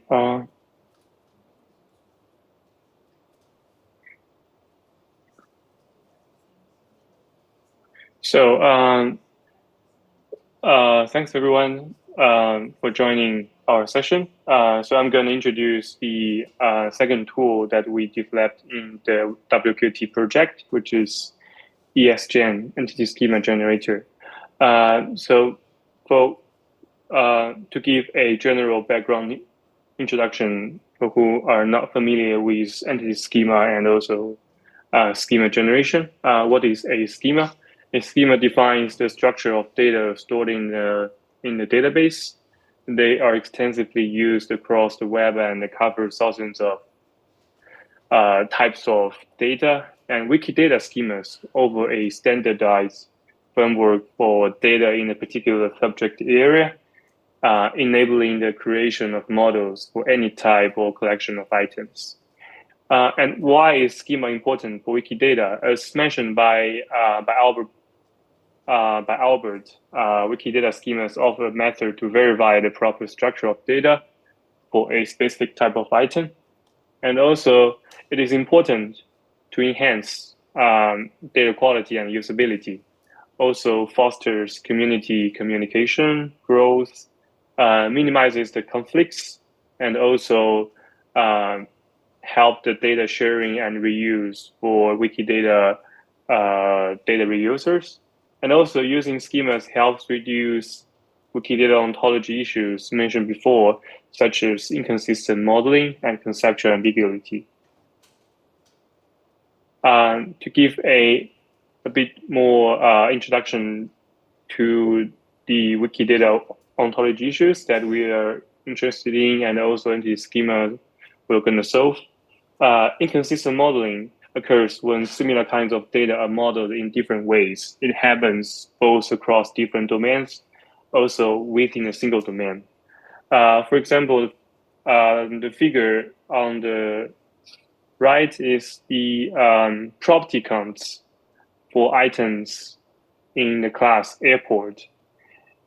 We can clearly see that there's like a really long list of properties that has been used within this class, and also it is like most of them are like only used for just a very few cases of the item airport, which shows that actually the airport items in Wikidata are modeled in really different ways. And also, what is conceptual ambiguity? Conceptual ambiguity happens when it is not clearly defined what the item refers to. It may caused by conceptual overloading of entities.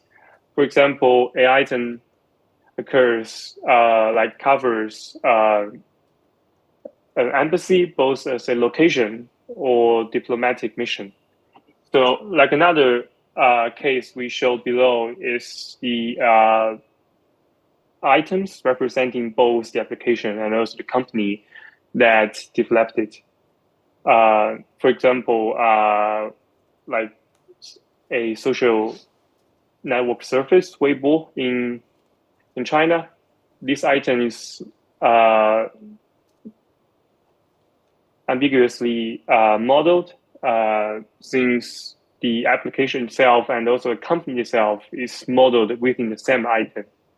And good examples of clear distinctions are, for example, Dropbox.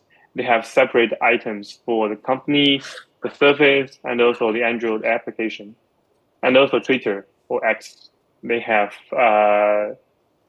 distinct items for the company, service, and also the application. And here we show two examples of anti-schema. So this is a shape-based language of data modeling. The first example is about algorithm. We can see that they contain a list of properties that required by this set of items or optionally being used. For example, those time complexity and also space complexity are required for modeling algorithm, but named after or discover or inventor are considered as optional properties that they may be used just in a portion of the items in this class. The second example is patent. We can see also a list of properties with also with some IDs. They can have constraints on the values, which can be datetime, string, and numbers.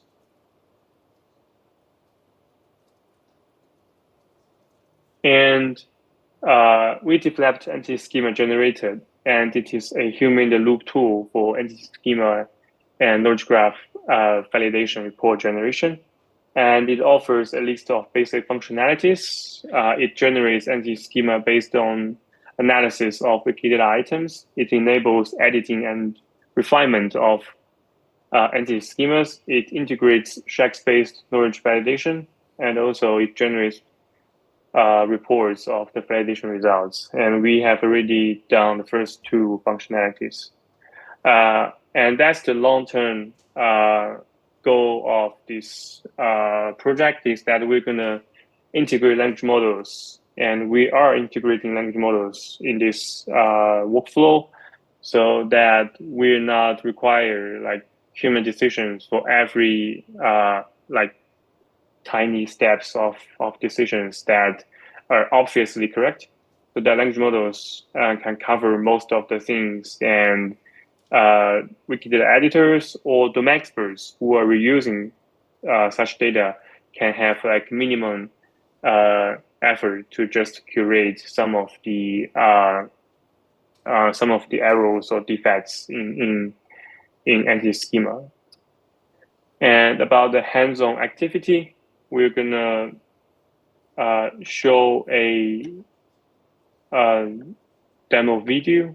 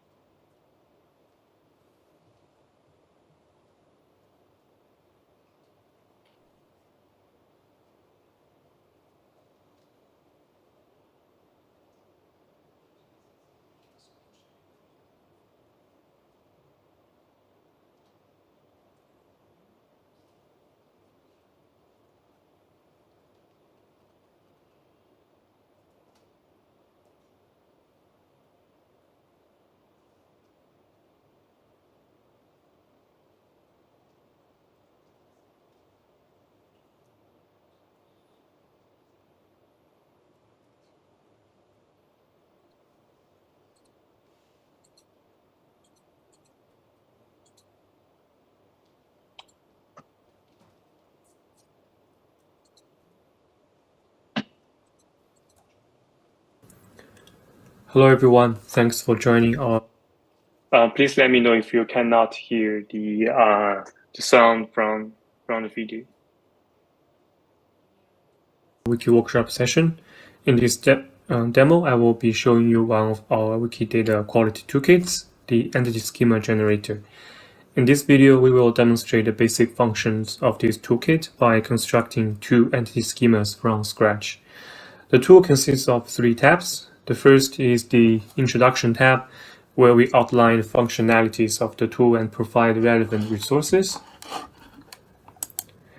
The second is the Generate tab, which is used to generate an entity schema from scratch. The third is the Modify tab, which can be used to add, change, or remove constraints from existing entity schema.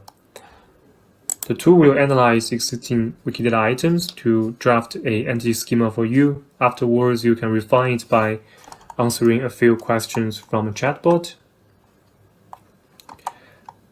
Now let's take an example of the class museum. First, we input the name of the new entity schema, in this case, museum. Then we search for the relevant Wikidata item ID for the class museum.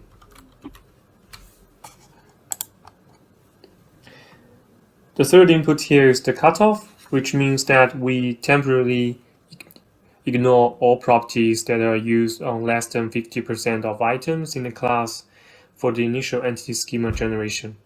For example, if the property architect has been used for more than 50% of the items in the class museum, we will include it in the first draft generated. Otherwise, it will be saved as a pending property that we will decide on in the second step. The fourth input here is the data type for Wikidata properties that we want to include. By default, it is wiki-based item. You can also select external ID if you want to include properties that belongs to external ID. After setting up these inputs, we click the Generate button and wait for a few minutes.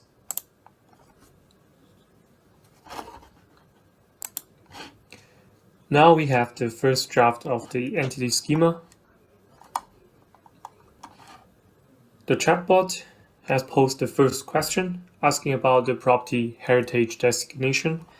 We provided the instruction here on how to respond to the chatbot. If you think the property is required for all items in the class, click Yes here, and the property will be added into the entity schema as required property. If you think the property is only used on some items in the class, click Optional. The property will be added as optional property to the entity schema. If you think the property should not be used on any items in the class, click No.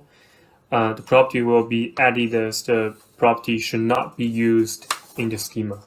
If you cannot decide now, feel free to click Skip. The property will be skipped and left undecided. As you respond to the chatbot, you will notice that the list of constraints in the entity schema grows longer. For example, if we click Optional here, we can see the property heritage designation has been added as an optional property. After addressing all the pending properties, the chatbot will display a hint message. Now let's go ahead and answer a few questions to enrich the entity schema. We set Owned by as optional. We can select Architect as optional as well. And we can set Member of as optional. Now we have a bit longer entity schema. Let's assume it is finished. Then we can use it to perform some basic validation. We will use the validator on Wikidata. Here we provide a link to it. The validation process is straightforward. User simply copy and paste the generated entity schema and write a SPARQL query to collect the entities. Now let's copy the entity schema and we paste it to the validator. and we write a query to select some entities in the class of museum.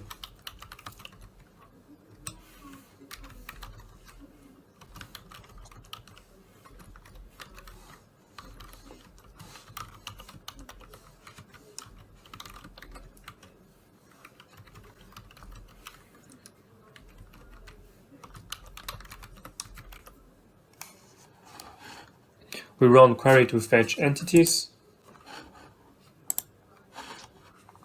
Then we do the validation. We can see a list of items here past the validation, while some of them are not. Now let's try another example, algorithm. Again, we input the name of the entity schema, and we search the item ID for the class algorithm. We still use the same cutoff, and we use the default property type. Then we click generate. After a few minutes, you can get the generated entity schema. Again, we refine the generated entity schema by answering some questions from the chatbot.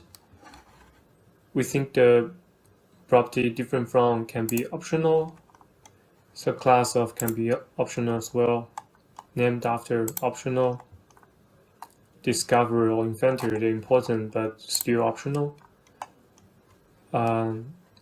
Maintained by Wiki project, optional. Now we have a bit longer list of constraints. Let's assume this entity schema is satisfied and ready to use. Also, we copy this entity schema. We paste it on the validator. And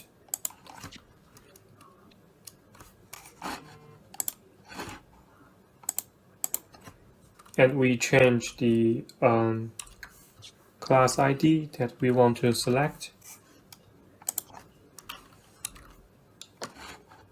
We run query to fetch the items, and then we do the validation. Again, we can see there are some items that passed the validation, where others are not.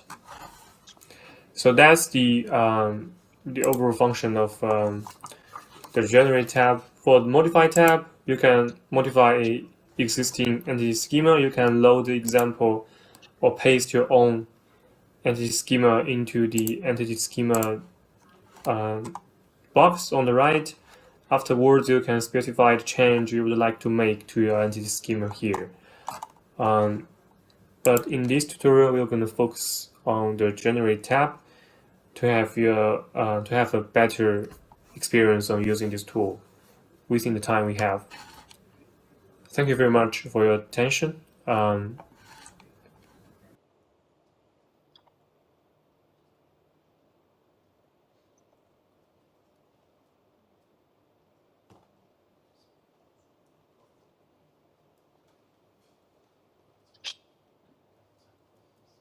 Yeah, so that's the demo video, and I hope you enjoy that.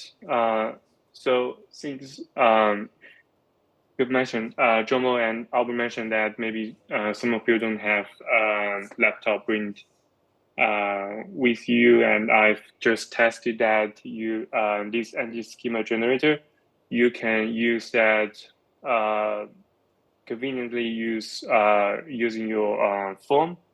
So I'm gonna give the link here. So if you go to this link, you can simply try our tool from your browser. And we can skip for the validation step for today, but we just focus on the generation and refinement.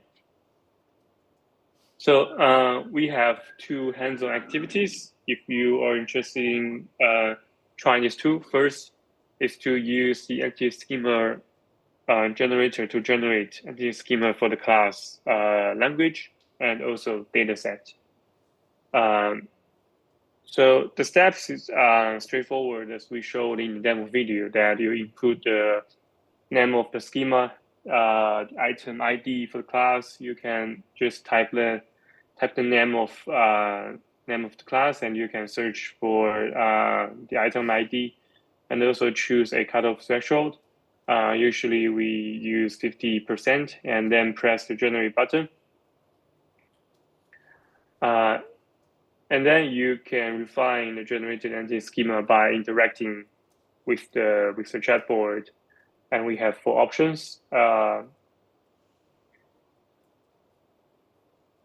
So if you can see my screen, I'm gonna make this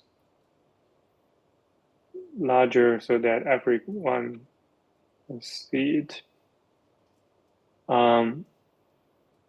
So in this generate tab, we have first the basic generation with all of the input, and then we have this refinement step where we provided 4 options to accept the proposed property and make it optional one, and also reject that property. And if you have no idea about that proposed property, you can skip that. So let's try with language.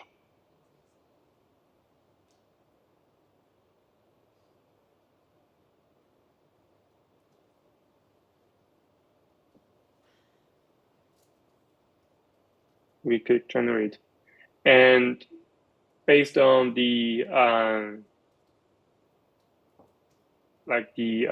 complexity of or like the information contained in the items that we collected in the background, this query process may take I'm not sure, like 20 seconds to 60 or 70 seconds to run.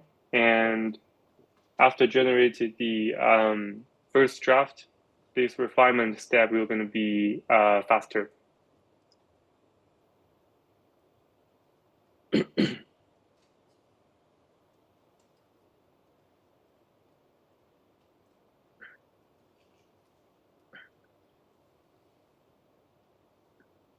And we have tested like a long list of items or classes for this tool, but there may also have like some of the items or classes that may have errors when you're running or trying with our tool.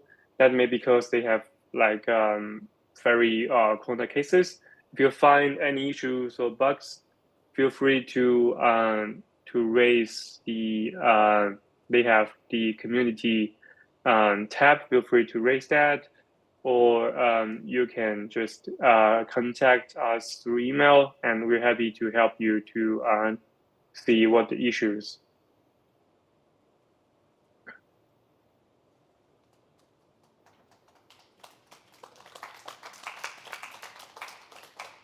Thank you.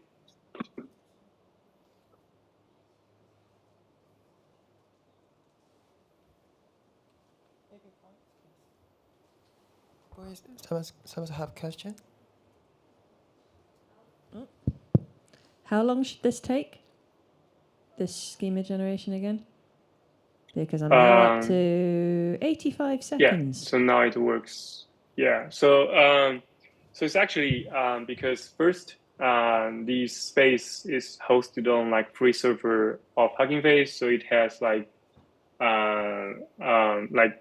running memory limits, and also it's based on the query speed of the items.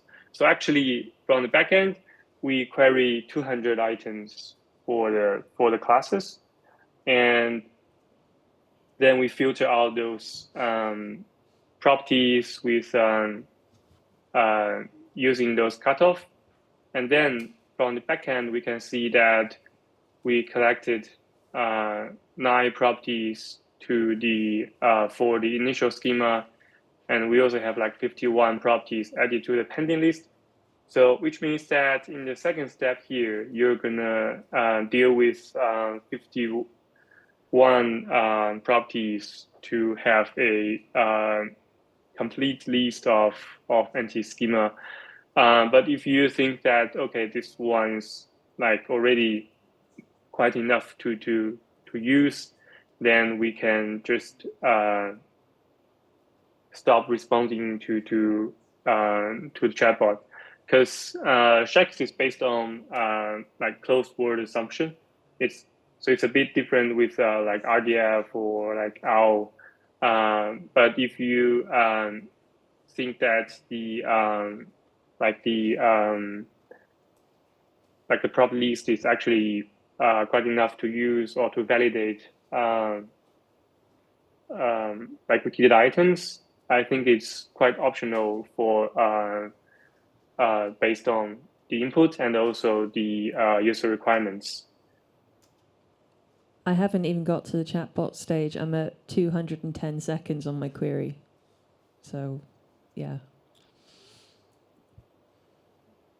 Yeah, maybe there are like people working on this tool and may have like queue or something like that, and we will migrate this tool to the ToolForge shortly, and you can have like a better like experience using this tool.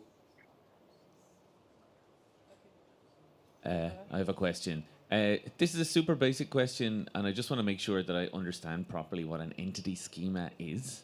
It's like a set of properties that I expect for a particular entity. Is that correct? And is there, I was just reading through the Fabricator tickets, is this enforced on Wikidata? Like if airport is a particular, has a schema, and I say this is an instance of airport, does Wikidata validate that I add all those entities, or do I have to do it via other tools? Yeah, so thank you for the questions. These are two really good ones. So first question, yeah, so entity schema, you're partially correct. So entity schemas consist of a list of triple constraints. It's not necessarily, or it's like not exactly property, but property with the range or the data type or the value set of the object. So it's a so each line or each component here is actually a triple constraint. And for the second question, so entity schema is something that commonly accepted by the community who are working on Wikidata, and you can find a directory containing all these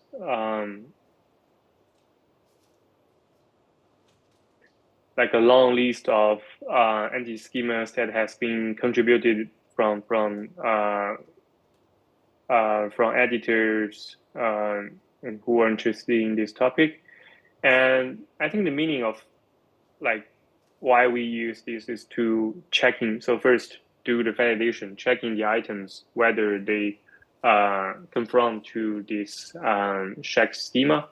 The second thing I would say that is to solve the two ontology issues or more that we mentioned before about inconsistent modeling and also conceptual ambiguity.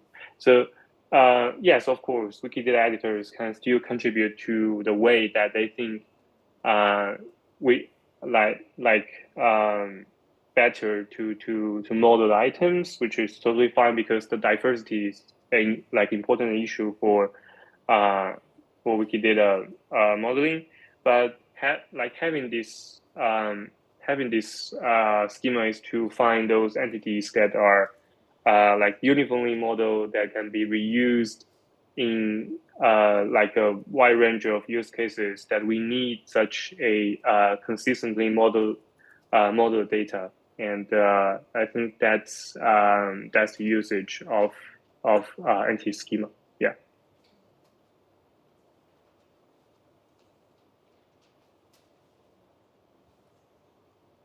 Is there any question?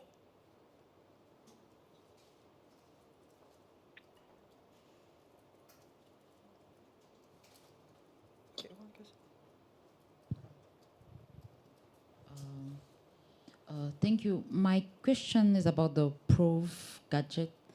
I would like to know. I mean, it's a very great tool, and I'm thinking about maybe something using it on Wikipedia. Is it planned, and why Wikidata instead of Wikipedia? Because it could be very helpful on Wikipedia to be able to actually evaluate the references on an article. So why Wikidata, and is Wikipedia coming up after that? Thank you. Okay, thank you for asking. This is a very great question. We have a plan to extend this feature for Wikimedia, but at the very first beginning point to develop this tool, many references belongs to Wikipedia. They are quite messy because some journal paper, we cannot access that paper due to its right. But Wikidata, we can access or we can filter we can filter some URLs like some based on their RD trippers or property. So that is our reason why we are starting from the Wikidata. We can filter unaccessible URLs based on RD trippers. But yeah, we have a plan to extend this tool for Wikimedia pages and items. Thank you. Thank you for asking.